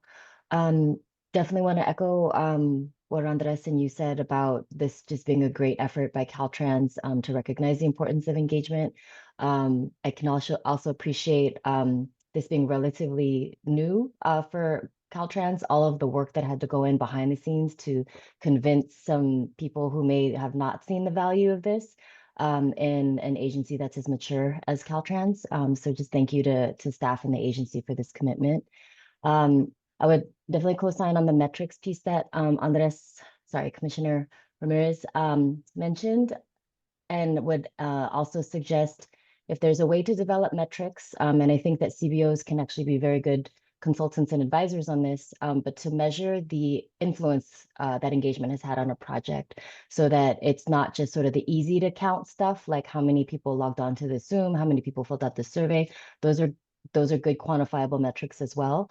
But really measure the weight and value that engagement brought to what that project management looked like, what project elements look like, and what the delivery of that project was, as well as the post-implementation impacts. So try to really standardize a way to measure impact from engagement. Of course, I think everyone who's committed to this work understands that engagement between public agencies and communities, especially communities that have not had the best experience with those agencies before, is really about rebuilding trust. Not asking for something only when you need it, but asking people really for what their views are, what their values are, what their assets are, what their needs are. It's a relationship, and so that relationship has to be built on trust.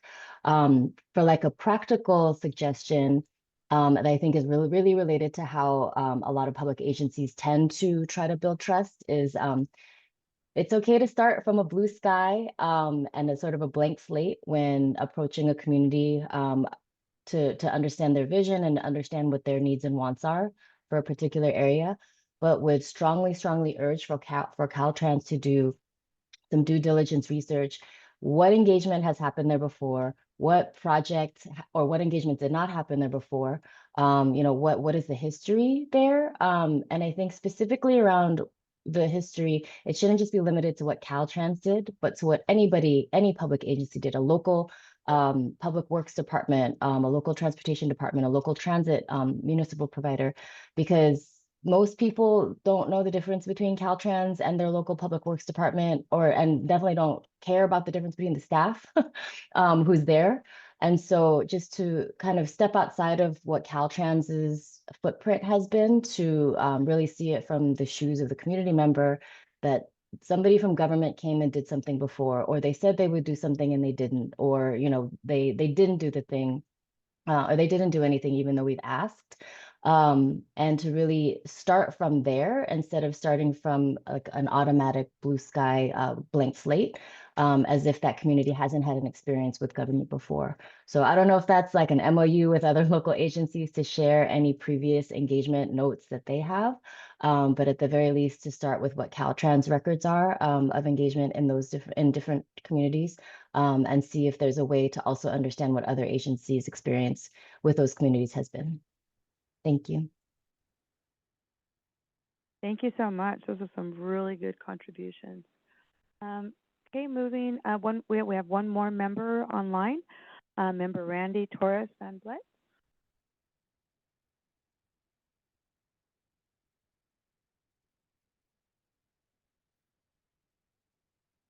Randy, you're muted. Oh, sorry about that. Thank you, Chair Armas-Kelly. Appreciate you, and thanks to all the staff for all your hard work to date. This is a really exciting and critical initiative.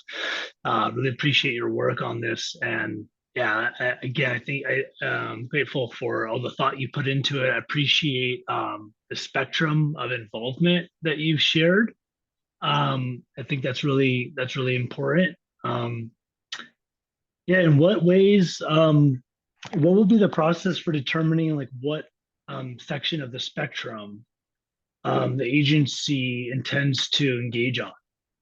Like, how would you decide, if a project will take an approach that utilizes involvement, or how would it decide if you're going to use an approach that aims to achieve just consultation instead, for example?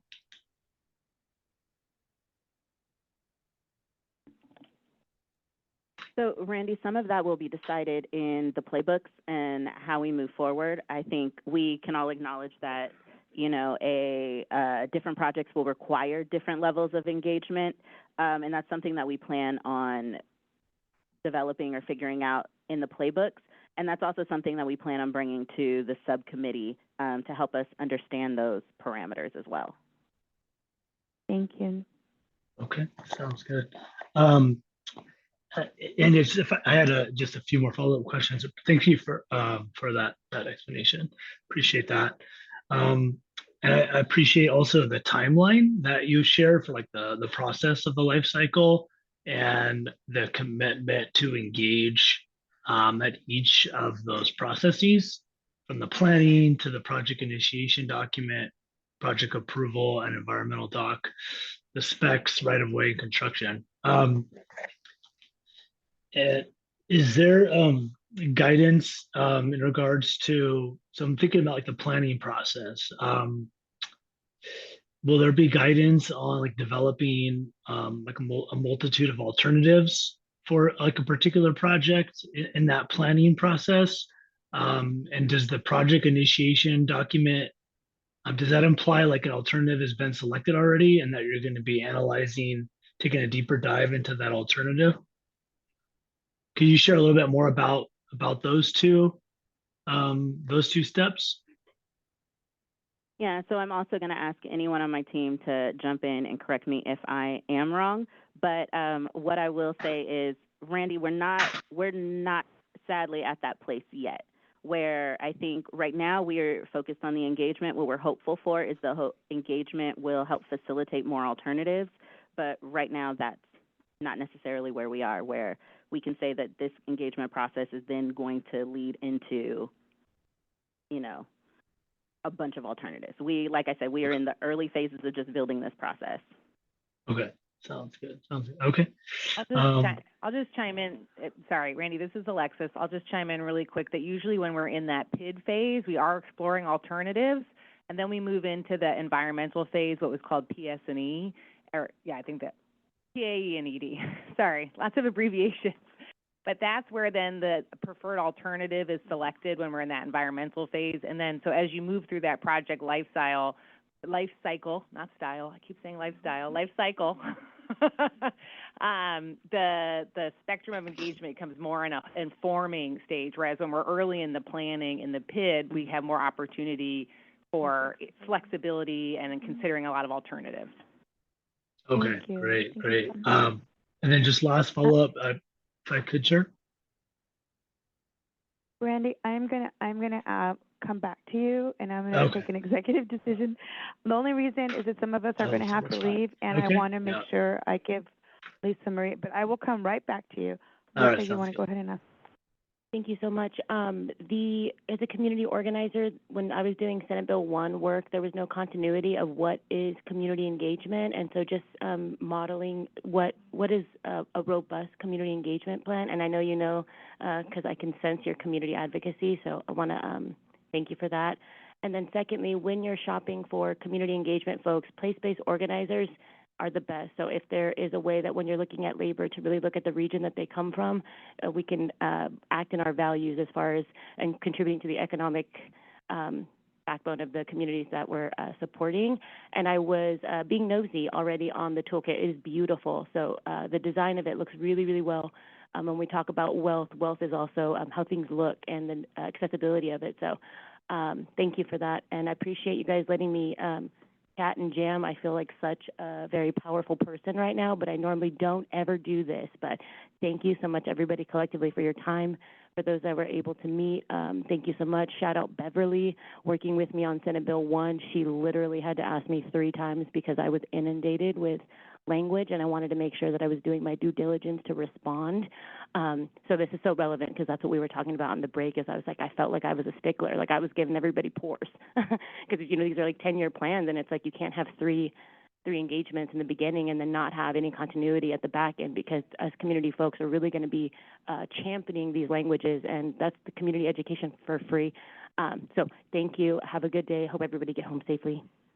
I just want to say, and I hope my team doesn't get upset because I'm opening up a slight can of worms, but the conversation around whether we want to have robust engagement, meaningful engagement, or effective engagement is a hardy one, hardier than you would imagine. And so also would love to bring that conversation to the subcommittee around what are we actually trying to do, robust, and how do we define that? What does effective mean, and what does meaningful mean? So fun times. Thank you. I just want to acknowledge that Member Florence Simone and Member Lisa Marie Alvarado and our Vice Chair, Ana Gonzalez, have left, and we want to thank them for the times that they were here present. And I'm going to revert really quickly. Yes. Yeah. I'm going to revert really quickly to Member Michelle Rousey. Thank you. It was also...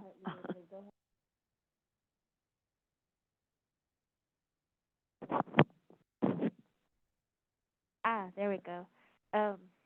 You know, some of the work, I'm not sure if last year we were working with CAPTI or some other group where we were working on community engagement, and members, at least I did, worked with a group on how we do that community engagement. I'm wondering if there's notes or something that you could get from that group, because they had forums in which they brought community members together with ideas of how to do that engagement process. I'm not sure off the top of my head, but we can look into that. Thank you. Thank you. And I'm going to go ahead and ask for our commissioners. We have Commissioner Falcone and Commissioner Tiffany also pending, so we'll go ahead and give you. Thank you, Chair, and thanks for the opportunity to comment. I just want to say this is a very big deal. I remember when you commenced the listening sessions, and I had the opportunity to listen to some of them and really hear the quality between regions of what their needs are. And often when it comes to community engagement, it's, and I'm not attributing it to any one agency or one government, but it tends to be on the perfunctory side of things. And so when I hear consistency and creating a framework, I mean, this is a huge thing. I mean, having worked 30 years in community and government relations type work, there just wasn't anything like this. And so what I always think in the back of my mind is, okay, you have this framework, a document that's a compilation of the work that you've been doing for the past few years collectively, and I want to, just uplift all staff in putting this together, is the quality, right? Is quality of the community engagement that will be towards, project design, selection, all that good stuff. And you've really put some thought into this with a community engagement coordinator. That's brilliant. And I love the comment that Board Member Ramirez said, is that they need to be trained and they need to know the community, obviously, and the continuous engagement throughout the process, and the metrics. That's really important too, because it's really, that's where the consistency gets lost sometimes, is if we don't have metrics that kind of, sets the standard, right? And so just overall, this is a great step forward. Again, another bellwether thing that you all are doing, and really proud. And I know that there's still some work to be done, and you have a lot of smart people asking really smart questions, and so I am confident that that at the end of this process, you'll have something that is really going to, be a kind of a standard there, I would think. And so, congratulations on getting it to this. Thank you, Commissioner Falcone. Commissioner Tiffany? Thank you, Madam Chair. I'm going to pick up on what some of the comments that were already been made, including my fellow colleague, Commissioner Falcone. And coming from Samuel County, there's a major road project that in the last number of months, I've been at meetings where Caltrans has been engaged with the community. So it's very very timely, and I've seen just in the last several months the good and the bad of engagement. And as has been said, first of all, not everyone is good at engaging. In fact, most people are not. Properly communicating is really critical, and there does need to be training, but frankly, some people are good at it, some people are not, in spite of training. So who the messenger is really critical. And this was already said, but you need to understand and recognize the local concerns before you engage, and you have to speak to them. Because if you don't, if you're not careful, all of the engagement will come off as is bureaucratic, checking the box, which almost worsens the situation. Because people feel like you're just blowing them off. And so I think how you go about it, I applaud Caltrans for doing this. I think it's critical, but how you do it is really, really, really important. And I think, as was said earlier, it's easy for Caltrans people or for any coming from any agency or whatever to think that everyone understands how things work. It's just like, you go to these meetings and everyone starts throwing out acronyms, assuming everyone knows what the hell that means. But the vast majority of any community, they don't understand. You're never going to reach them. It's tough because you got a tough job. It's hard to reach people because most people are focused on getting to and from work, and they're not. But they need to understand. What I find is people have no understanding of why a project takes so damn long. That's number one. They think it's just a bunch of bureaucratic people that spend, their taxpayer money. And anyway, so they don't understand. So they need to appreciate what the process is.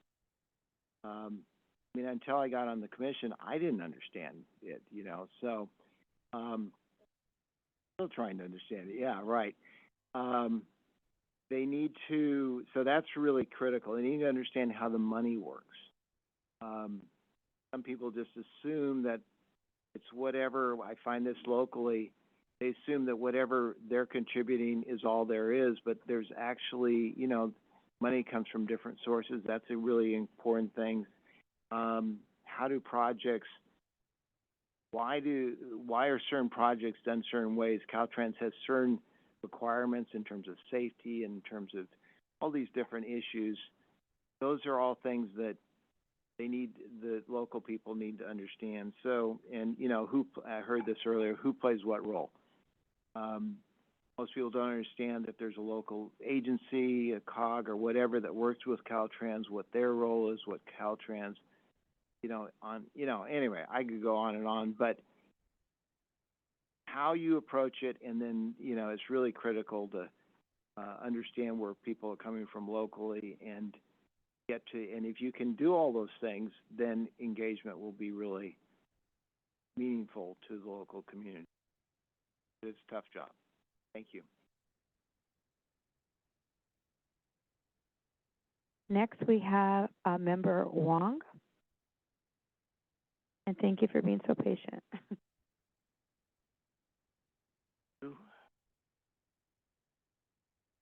Very impressive work. I also agree this is very, very important. So creating a culture of engagement, raising it for 22,000 people is obviously different. But the culture of engagement is very much integrated and related to the mission and vision. Each reinforces the other. So if you have a mission and a vision, don't have a culture of engagement, then mission and vision is kind of weak. So the culture, a strong culture of engagement, very important, key to carry out the mission. But there's a really, as several people mentioned, this very difficult balance of having the mission and the vision, wanting and really having a genuine desire to engage, but yet having staff who have a lot of expertise and a knowledge of the best options and alternatives, so that the communication of all these juggling of all these different aspects to the public is a difficult one. But when you look at the history of engagement, you had redevelopment, which was a top-down engagement. That was still engagement. And it was often successful because it was overwhelming governmental, whatever you call it, power intrusion. And then you have a lot of types of projects where the groundswell of the public that led to the options, so that they wanted the project. They wanted to look at the options, and the private agencies and expertise helped facilitate and guide. So there was no resistance. So you have these kind of opposite polarities. To have a universal engagement requires this juggling of guiding principles, expertise, options, alternatives, public expertise, and there are a lot of people in the public who are pretty smart and experts. So a lot of this requires very early in the project, type of transparency almost, or a no preconceptions approach from the very onset of a project, very early in the project, so that the public has a sense that they are the ones who are guiding the outcome of the project. And sometimes the public says, we don't want a project, and maybe it's an overwhelming group, so you have to listen to that. So again, the mission and the vision are so tied in to the engagement with this overwrapping, transparency, and the experts of people in the agencies. Certainly, architects and engineers probably think they know what's best for the people, but sometimes they don't. So you have to have somehow all these juggling balls in the air. And sometimes you do need an expert to present that. In the city of San Francisco, every department, and I worked early, decades ago, in the city agencies in San Francisco, the people in the project presented the project. But then over the years, almost every department now has public information departments, experts in the field. So in a way, that's almost necessary. Downside, of course, all the public looks at these public communication experts as people who are trained to manipulate, in a sense, or schmooze. So again, there's this huge, difficult balance. How do you do all that? Thank you, Member Wong. I also want to go ahead and invite Member Martinez to speak. Thank you so much. And if someone can adjust the microphone for her, please. Yep. All right. So I'm going to kind of be brief. As I sit here and listen, I feel myself, honestly, just be a little frustrated. And that is because I have been to many, I'll just say many one more time, meetings where our input has been requested sort of, at the last minute or whatever. So I think that Andres and a couple other people have said, it's important to acknowledge it's important to be clear on who has been there before and maybe said this, that, or the other thing that was going to be done and then maybe it wasn't done, or maybe people were invited and then they were not invited because it was inconvenient or whatever. Um, so, as this moves forward, I do think the point that was made about who's good at communicating is really important, because just because somebody applies for a job and they have a degree in this, that, or the other doesn't necessarily make them a good communicator, or it doesn't mean that there's a lot to this. There's real integrity and honesty that comes into play here. And there's also the idea that because there's a new project, like, oh, we have this new initiative and we really want you guys to get excited about it. Well, I think some people will, and some people will be a little jaded. And I will admit to being one of those people who is excited and then is a little jaded. I go round and round with it. It's true, I do, because I'm an optimist, and yet I'm like, oh my God, now what? Because it does happen, because you kind of burn out. So, so it's a thing, and we want the world to improve, and we want things to be better for our children. And so, yeah, as folks have said, there are a lot of ways to communicate. You can do that verbally, you can do that online. There are tons of ways of getting feedback. The follow through, the follow up is crucial. The accessibility of the communication and the meetings themselves and the location and the timing are all crucial. There was one other point I was going to make, and that is that, so sometimes you do have people who are really interested in an initiative. So they will take a lot of time and they will go and find this certain community, the senior community, the whatever community that's going to be impacted. And then that person is gone. Then they are not. I think the real key here is the follow up. So yeah, the person that was interested in communicating with X or Y group is there, then they're gone.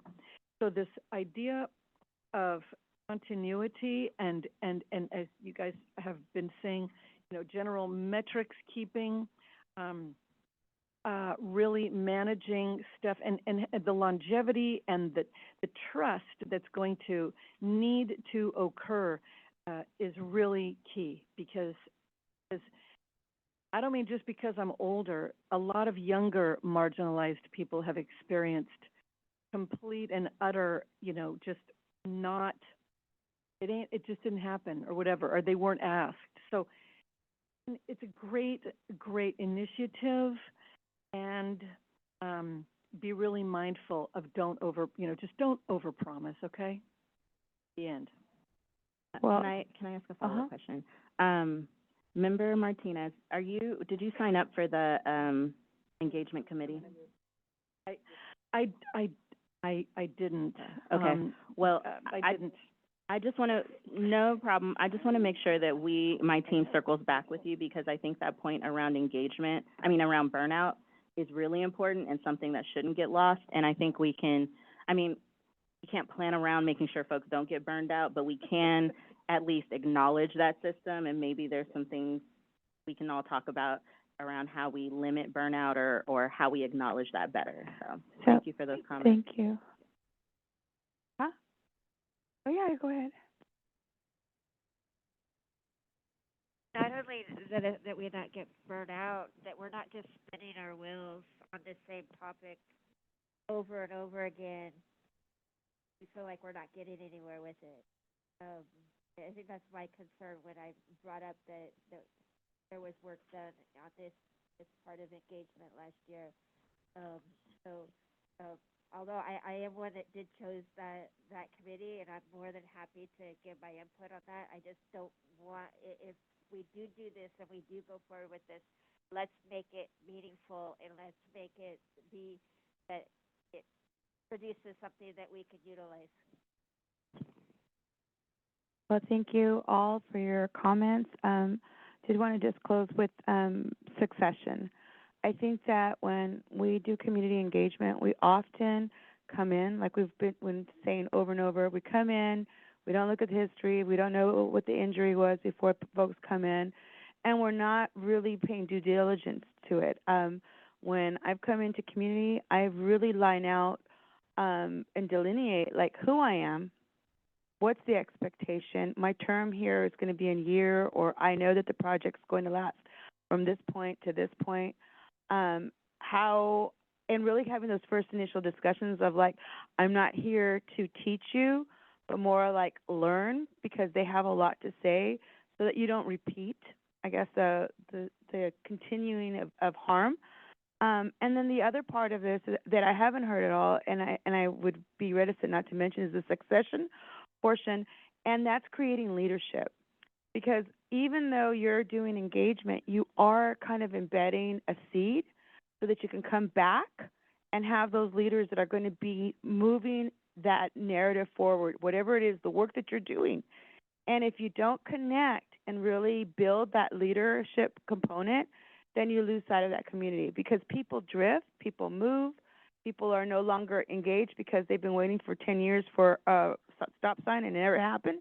So then you come back and you're going to get people that are like, what are you talking about? We never got it. And so having that succession and embedding those connections with those folks and really maintaining connection. And I realize that sometimes projects drift too. Like we'll come out with a project and then it shifts and then we can't do it anymore. But how do we go back and make sure that folks are connected? And the other part that I did hear that I think is really important is bringing glossary terms to light, educating folks so that when they hear all these acronyms, they're not inundated with like, what is that? Or feel like the register is so high that they cannot participate because they lose interest, or we're not being truthful as to where we're going with the project and what the purpose is. So really outlining the methodology behind the project and what phase we're in, again, for the folks so they can see where they fit in.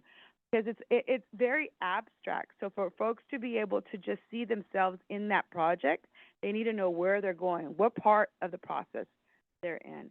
Are there any other comments in this room? If not, I'm going to move to our online. Yes, public comment, please. I'll just make a quick reference. Also on the agenda, there is a link to a glossary of terms. Try to keep it updated. It's been a while, but we probably need to update it again. There is a link to the glossary on the agenda. Not seeing any requests for public comment on this item.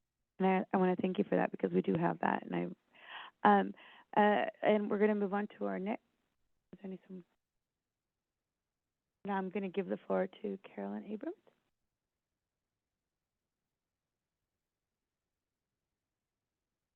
Thank you, Chair. Next slide.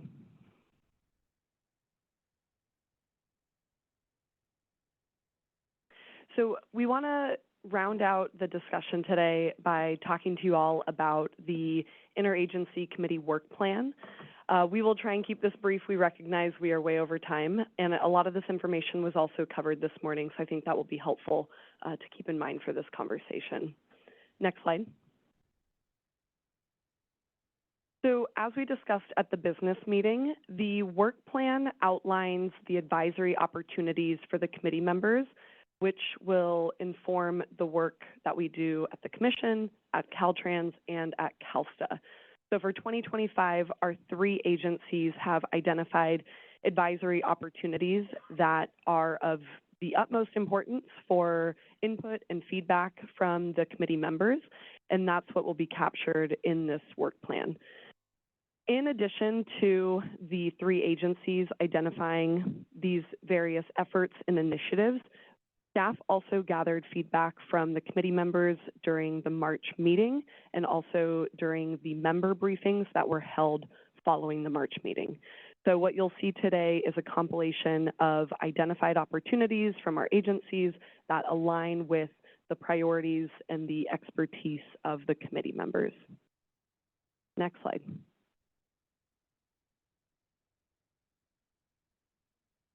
So as we go through these items, we're going to go agency by agency, and we'll first start with the Commission.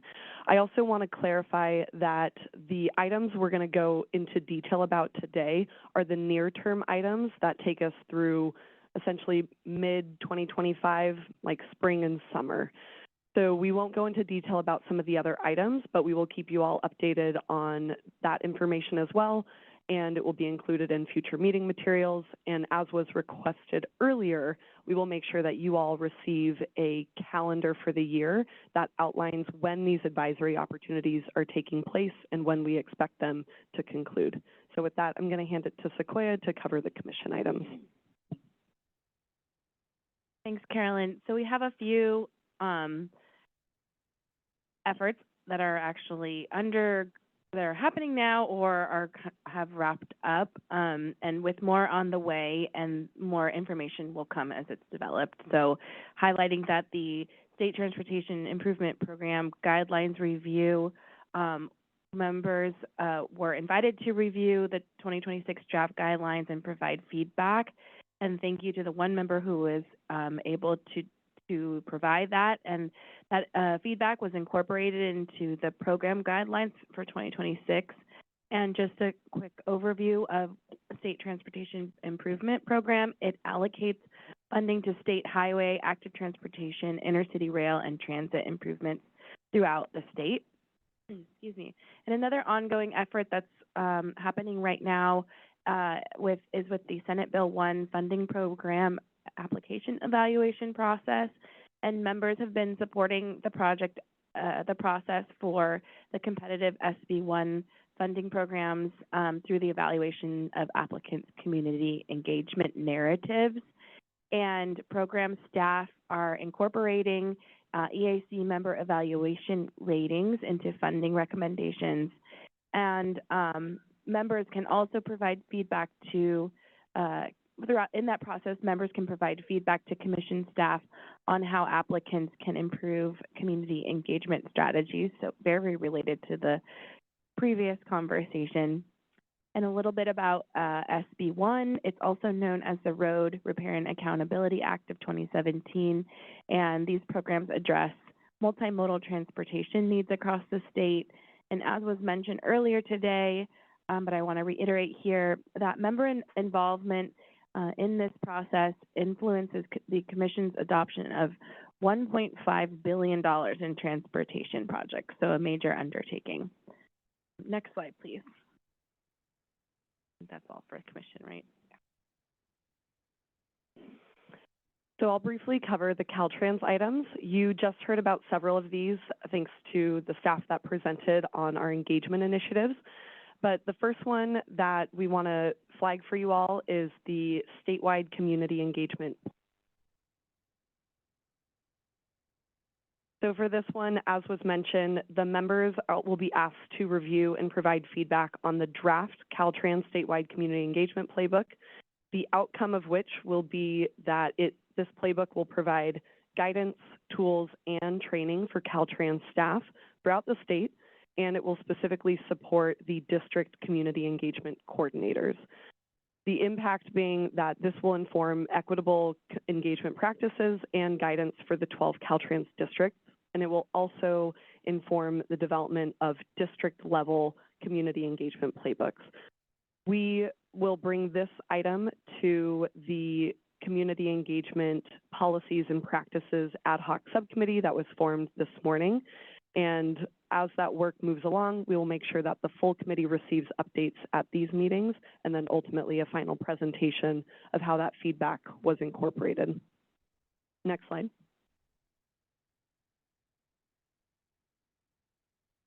The other initiative that you all heard about not too long ago was the Caltrans Director's Policy on External Engagement. So for this item, members will be asked to review and provide feedback on the draft Director's Policy. The member involvement on this will really help shape a policy that is responsive and effective to communities served by providing input on policy language and definitions, input on best practices for engagement, and recommended areas where Caltrans can improve engagement practices. And as it was mentioned before, the director's policy aims to improve Caltrans's transparency, our alignment, and responsiveness to community needs throughout the transportation planning and project development process. And we are also going to bring this item to the Community Engagement Policies and Practices Ad Hoc Subcommittee. Next slide. The third and final Caltrans item that we will provide detail on today is the Federal Transit Administration 5310 program review. This is the program for enhanced mobility of seniors and individuals with disabilities. And members are being asked to participate on the State Review Committee for the 2025 grant cycle of this program. So members would have an opportunity to provide input on the selection of projects such as ADA accessible vehicles and mobility management funding. We're hoping that through your involvement and through the review process, this will help improve the mobility of seniors and individuals with disabilities by removing barriers to transportation services and expanding transportation options to meet specialized needs. And just for context, Caltrans typically administers roughly $29.3 million to large urbanized areas through this program and $22.3 million to small and rural communities through this program. For this item, we would be looking for subject matter experts, very similar to the SB1 work where we can have multiple members involved. The work would be done individually, and we can provide more detail on that if folks are interested. Michelle, I see your hand and you're interested. Thank you. Next slide, and with that, I'm going to hand it over to Allison to cover the CalSTA items. Hi, thank you. This is Allison Joe with the State Transportation Agency. I wanted to cover, the slides here depict three areas, two on this slide, but three total areas that we think that are areas and topics that we've talked about before and have great opportunities for the EAC input. I think per the conversation this afternoon, they are all in different stages of implementation and development and then implementation. So I think we're still working on what that looks like, but it gives the committees and the committee and the subcommittees an idea of kind of what could be done at those different stages. The first one that I'm going to highlight is the Transit Transformation Task Force, which is a separate body that is led by CalSTA. And we are in the final stretch of drafting the report. There are three key meetings happening this summer, June 10th in LA, August 1st in Oakland, and September 30th in Sacramento. And we'll send details about that how you can get involved in those meetings. They're public meetings with the task force, so a little bit like you would be representing that could potentially show up as a member of the EAC. We were looking at how we would bring the draft recommendations to a subcommittee and the committee, and working with my colleagues at the agency about how to do that. And the task force has had a really broad review of issues, and we're hoping that we can refine them, find really critical opportunities for the subcommittee and committee to review, and provide some thoughtful input on what's been happening. The second item is, I think, much more in the category of briefing and update. However, really great for you all and the committee to think about what's happening in your respective areas, subject matter-wise and geography-wise, related to the Port and Freight Infrastructure Program. These are grants that have already been issued by the State Transportation Agency, but implementation is really key. This is back to the follow-up of what happens after the money goes out. Where are we, and where are there impacts that are really that need to be maybe potentially reviewed? And that's that. The final thing in the next slide is on the CAPTI 2.0, the Climate Action Plan for Transportation Infrastructure. That report was with input from the EAC, finalized and released this spring. They have many different tasks and implementation items associated with it that are all assigned to different departments and agencies.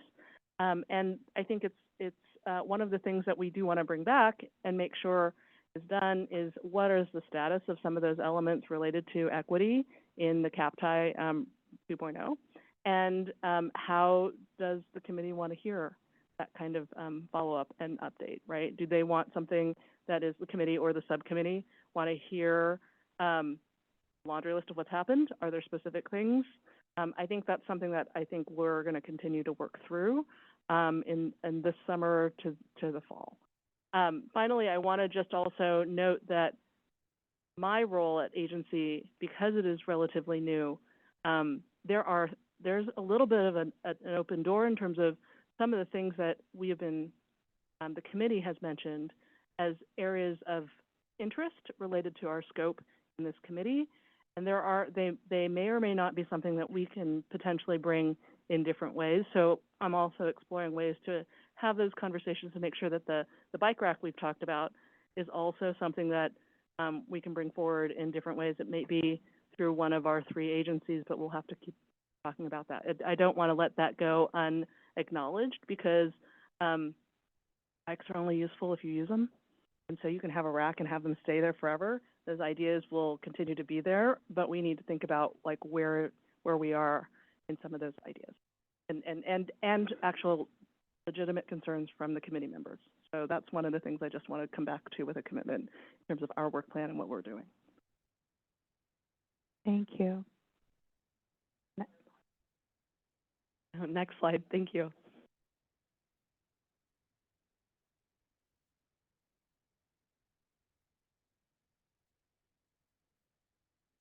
So again, coming back to the conversation that we had this morning, we have been working through how these advisory opportunities will be completed and how they will be done so in a way that allows members to be involved and gives you a sense of what you're signing up for and recognizing, the capacity that you have throughout the year. Next slide.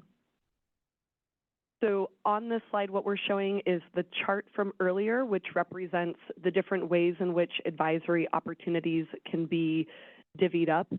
They can either go to the full committee, they can go to any of the 3 ad hoc subcommittees that were formed today. They can be sent to subject matter experts, or they can be simply a briefing or a presentation.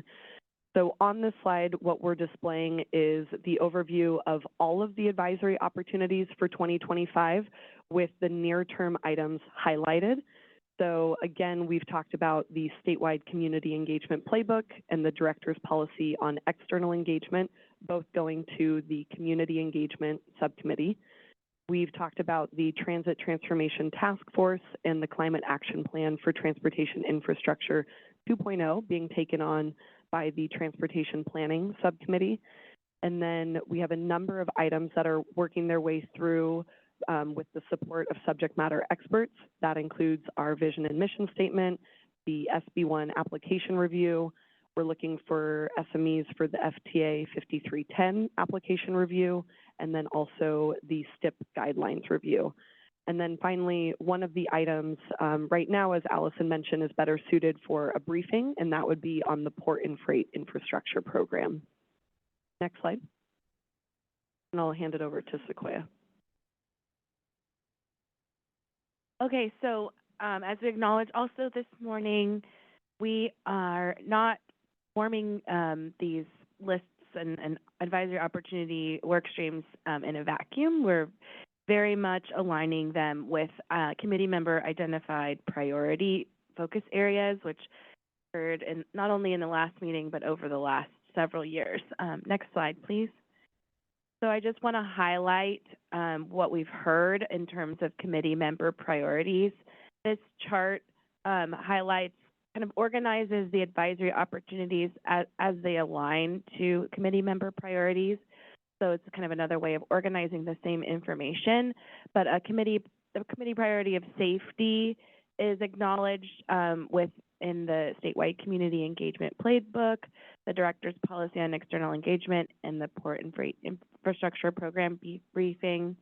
A committee identified priority of focusing on climate resilience can be found in advisory opportunities associated with Climate Action CAPTIDE 2.0 implementation, the State Transportation Improvement Program, and the Port and Freight Infrastructure Program. Next slide, please. Okay, and then the committee priority of focusing on complete streets and walkability can be found in SB1 funding program application review, the statewide community engagement playbook, and director's policy on external engagement. Committee member priority identified area of focusing on people with disabilities and older adults and aging can be also found in the Federal Transit Administration 5310 application review, the statewide community engagement playbook, and the director's policy on external engagement. And finally, we've heard a lot of desire to focus on transportation funding at the federal and state levels. So some of the upcoming advisory opportunities that address this include the Port and Freight Infrastructure Program, Transit Transformation Task Force, State Transportation Improvement Program, and SB1 Funding Program application review. And so this is not an exhaustive list, but this is just another way that we're also framing advisory opportunities and making sure that they align with identified priorities. And this will, this list will be added to as more opportunities are included. And that's, next slide, please. So we'll pause now and hold any discussion, answer any questions that might come up, and I'll pass it back to you, Chair Ms. Kelly. Thank you so much, Sequoia. First person in line right now, I see Member Peggy Martinez. If you'd like to go ahead and comment, and then I'll go. All right. Do we have to make a decision on this now? Because I'm interested in, but I want to kind of think about it a little bit more. No, you do not. Thank you very much. No, you do not. I want to caution. We've kind of gone over a little bit, and it's so good. It's like if it was like ineffective, it'd be like hard to swallow. But because it's just so good, and we don't want to miss out on the opportunity for you to just kind of ruminate with all these thoughts and figure out where you fit in. And again, if you don't have to, and if you do, then please think about where and how you could contribute. Any other questions in the room? Comments? Ms. Sequoia? Yeah, I'll just add that if you have any questions, I know there was a lot of information right now that we kind of dumped on you at the end of the day. Apologies. But if you have any questions, please feel free to reach out to us. We can offer informational sessions with just kind of highlighting the details. I know that sometimes when we present the opportunities, there could be maybe a disconnect or just a lot of different pieces swirling around. So we're happy to answer any questions, have a phone call, connect you with the staff that's working on these things before you make a decision if you'd like, so that you can get more information and have a more informed decision. So just let us know. Please reach out. Thank you. Any comments in the room, in the online? Any requests for? Okay. Well, I want to first of all acknowledge all the people that are here today, executive staff, leadership. If you were not called out to say hello, we want to acknowledge Ms. Laura, Paul, Ms. Camille, Ms. Sasha, Ms. Brandy, Mr. Justin, Mr. Doug, and so many more, Mr. Matt, and so many folks that are here. We are learning so much, and we are growing, and I am really excited because 2 years ago, we had no idea how this was going to start or move, and it's moving, and the squeaky wheel gets the oil, and we've been squeaking, and you've been listening. So I thank you all for really just being intentional on how you receive the information and contributing back to us, giving us feedback. I want to thank everyone that worked on the mission and vision statement, and I'm saying, Ms. Carey. And so with one more thing that we have leading to Ms. Carey, I have some tab 9, which is our committee member reports, and I would like to extend that out to Mr. Wong, and you'll be first, and then we'll have comments and contributions from Terry Akimi Hernandez, and then we'll move on to the next area. So thank you. Go ahead. I think I just wanted to touch base on funding.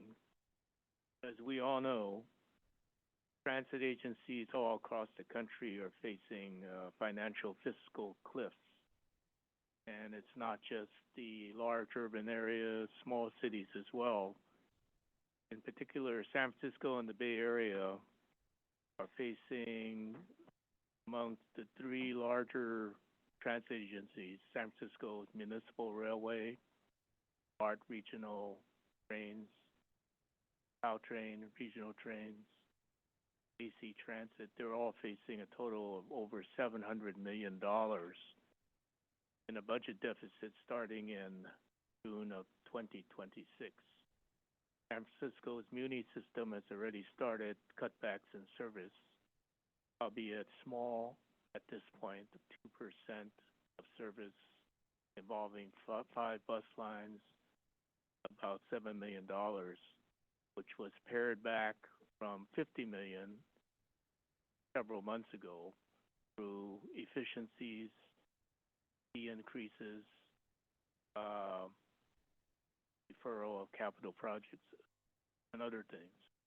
But Chicago is facing even worse deficits. Philadelphia is facing even very dire situation. There are funding measures being proposed all over the country. And San Francisco posing a possible ballot measure in 2026. Bay Area has a regional transportation measure being proposed in November 2026. And the state of California has a $2 billion proposed addition to the state budget coming in this June. Without these measures, many of our transit systems will be decimated. And then ripple effects on traffic, on the environment, on jobs, economic vitality and growth will all be affected. So the number one priority, I think, of all transportation-oriented peoples and bodies is to focus on these funding measures. The regional measure, particularly in the Bay Area, is a 10-year measure, cause a half-cent sales tax in 4 counties, possibly a 1% sales tax in San Francisco. Polling indicates 54% support, far below the 2/3 requirement usually for such measures. So the only means by which any transit advocates feel these measures will pass is by putting the regional measure on the ballot by citizens' initiative, which requires only 50% plus 1 to pass. So many transit advocates are really organizing to put that effort in place. All of this doesn't mean anything if there's an organized opposition, so that the responsibility, I think, of all of us as transportation and transit advocates, because the people who most depend on transit, for instance, are low income and all people with disabilities, seniors, and those with, other lack of cars in their lives. So there's a big task ahead of us in the next few months, and it's not just the area, Los Angeles, other urban areas and small cities, and we're all in this together. Thank you so much, Member Wong. And now, Ms. Carey, any questions?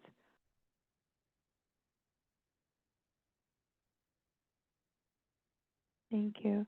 Any questions online? Public comment? Request for public comment. Okay, with that said, we're going to move on to Member Carrie Akimi Hernandez with her presentation.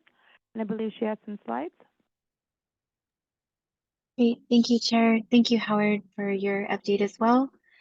So what I wanted to bring forward today is just around safety and accessibility in terms of new policies that we're seeing on our highways, as well as for air travel specifically.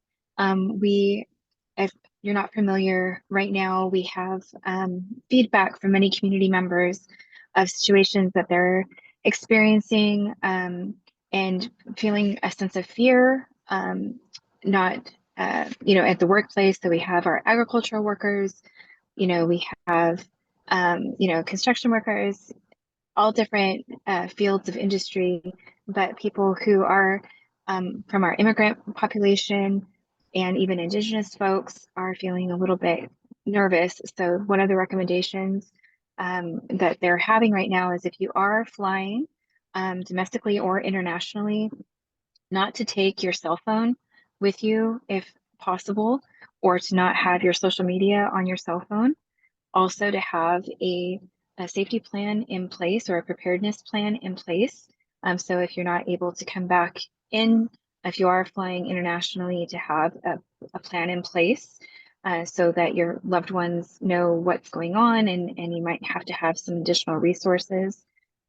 Also on the highways, there have been different stops by different agencies, ICE, and just having searches and such. And so I wanted to bring that forward today, just for those of us who have family, friends, loved ones, if that might be your own lived experience, or even those in our community that we rely on, our ag workers and those in our essential worker industries.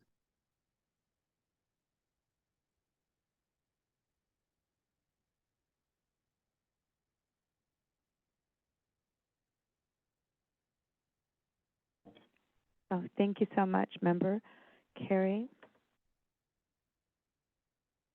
And Member Carrie Hernandez, any comments or any questions? Okay, any online? Just to comment online. Okay, so I'm going to open it up to all the members. If you have a report or anything that you'd like to state, this would be the time, whether they're verbal and hopefully not written, because we would have had to have them prior to. Anyone in the room? Anyone online? Oh, Michelle. Oh, sorry. Member Rousey. Sorry, yeah. Sorry, there's such a disparity of funding loss here in California for our transit that a lot of realignment is being done with our transportation, and which means cuts to some of our paratransit and other services that are essential for our seniors, people with disabilities. I just want to make people aware of it.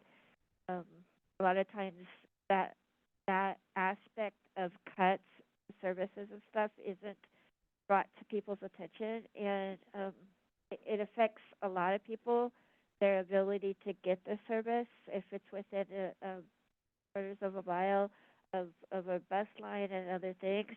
Then they're walking to be able to access a paratransit, the reason they have paratransit door to door is they can't do that walk.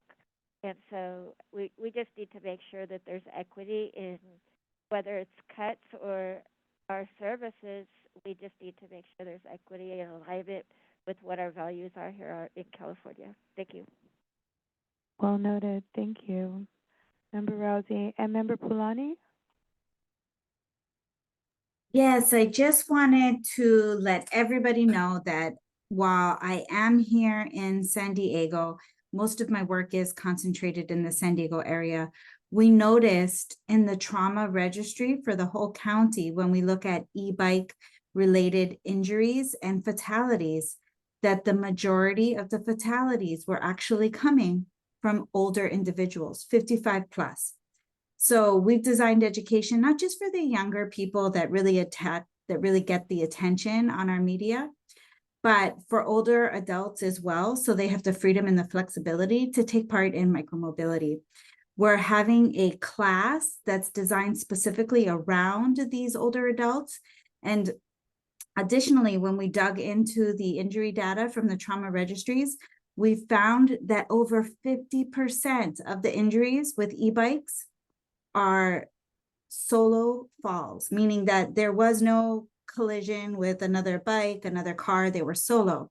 So addressing that is really looking at on-bike education and on-bike skills, learning how to handle that more powerful, more heavier bike. So we actually are doing a class this weekend here in San Diego aimed at adults who are aged 55 and older to celebrate Bike Month. Thank you so much. Okay, anyone else before I? Okay. Well, I wanted to close with a couple of comments in regards to that. I'm really excited because CalSTA also provides training for youth and for seniors in driving. It's called the Smart Driver Program, and in Merced, we just had a training yesterday for teenagers 14 and up.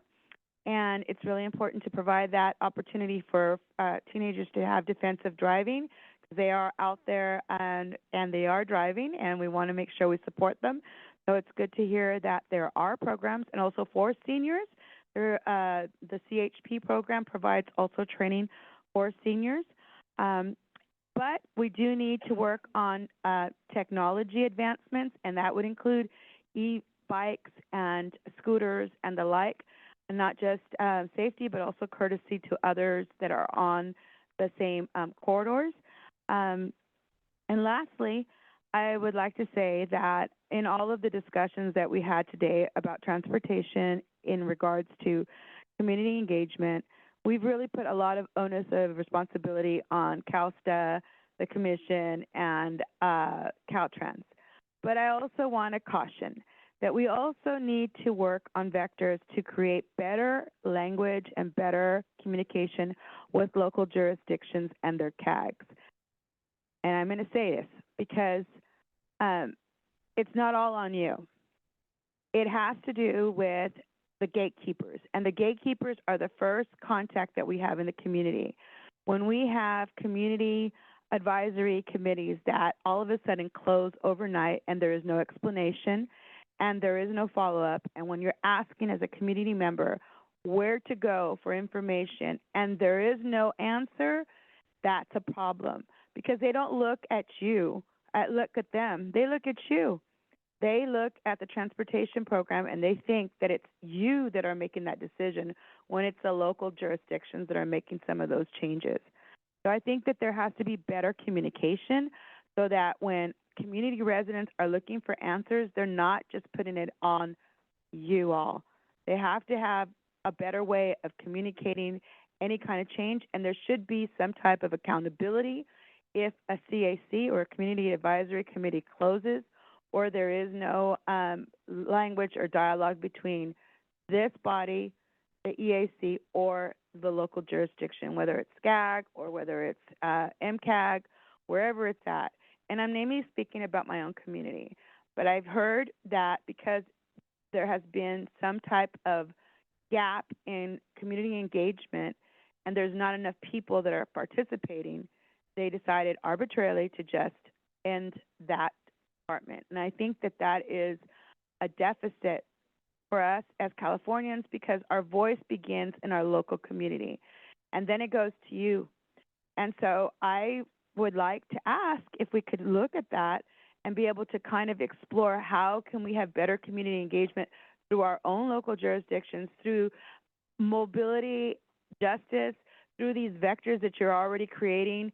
These tools that you have should be trickling down to those smaller jurisdictions. So rural organizations, the MACs, the local municipal areas of government, whatever they may be, can also learn from all the work that you've done, because it will be only effective if we're all on the same page. So, Ms. Peggy? I have, well, first off, I think that is a super important the associations of government, that the various social services technical advisory committees are there, and in Humboldt County, ours meets 6 times a year, and I appreciate that, and I'm a member of that. But I wanted to end on a happy note for my District 1, because I feel like I've been a little grumpy today. I want to say that we have something called the Pedestrian and Bicycle Advisory Committee, PBAC. I'm on that committee, and we, in our district, well, you guys know that I've been very concerned about roundabout safety and accessibility for people with disabilities and crossing them, and how people navigate roundabouts. And this last summer, I did a presentation for Caltrans for my district, and then for other leaders, they were there, which was incredibly important because there's been some follow-up. And I want to say that the follow-up has been that in my district, District 1, there is a little checklist that we have developed about roundabout accessibility, about safe bicycle navigation, safe pedestrian navigation, actually talking about RRFBs and even PHBs being at certain roundabouts depending. So I just think it's really important because those rapid rapid flashing beacons, RR, I don't remember what the first R is. Anyway, those and the pedestrian hybrid beacons are also crucial for safe travel and navigation for people. So just wanting to say that there is some real progress in terms of roundabout accessibility in District 1. So I wanted to share that. Thanks. Thank you. Any online comments, last closing? Any requests for comment? All righty. Well, thank you all for a beautiful meeting. And reminder that May 29th, there's one more tab 10. Oh, yes, closing remarks. Let me, go ahead. Tabitha's dying over here. Thank you, Chair. So I'll just close us out by thanking everyone for their active participation throughout today's meeting. I know we ran a little bit late and we also had a business meeting this morning, so thank you for sticking with us. We do hope you found it inspiring to hear from our leadership and our partners earlier today during the welcoming remarks, and to also engage in a very meaningful discussion about the vision, the mission, and the foundational principles for transportation equity. We look forward to all of your involvement in the advisory opportunities that we've highlighted for 2025, and you can expect to hear from our staff team with more details and also a follow-up email to schedule the subcommittee meetings. So as always, thank you all for your contributions. We do encourage you to reflect on today's conversations, the ongoing discussions, and to continue to connect to your staff team in between meetings. We're always here to support. So we look forward to seeing you all again in person at the September meeting, and hopefully sooner for subcommittees. And if you can, please join us for pizza after the meeting. Thank you. I'll hand it back to you, Chair. All right. All right. Well, I want to also thank you and remind you that May 29th, if you know anyone that's wanting an e-bike, there are e-bikes that are going to be available, and they have a surplus. They only had a certain amount, and they are coming back with a vengeance with more. And they do help in your community, especially for those that have to deliver food or go to school. There are some income guidelines, but if you look on the webpage for CARB, CARB is distributing those bikes. And again, that's going to be May 29th. Get your documents together and apply. You never know, you may be able to get one, and they're out there championing clean air. So thank you very much. And with that, we're adjourned.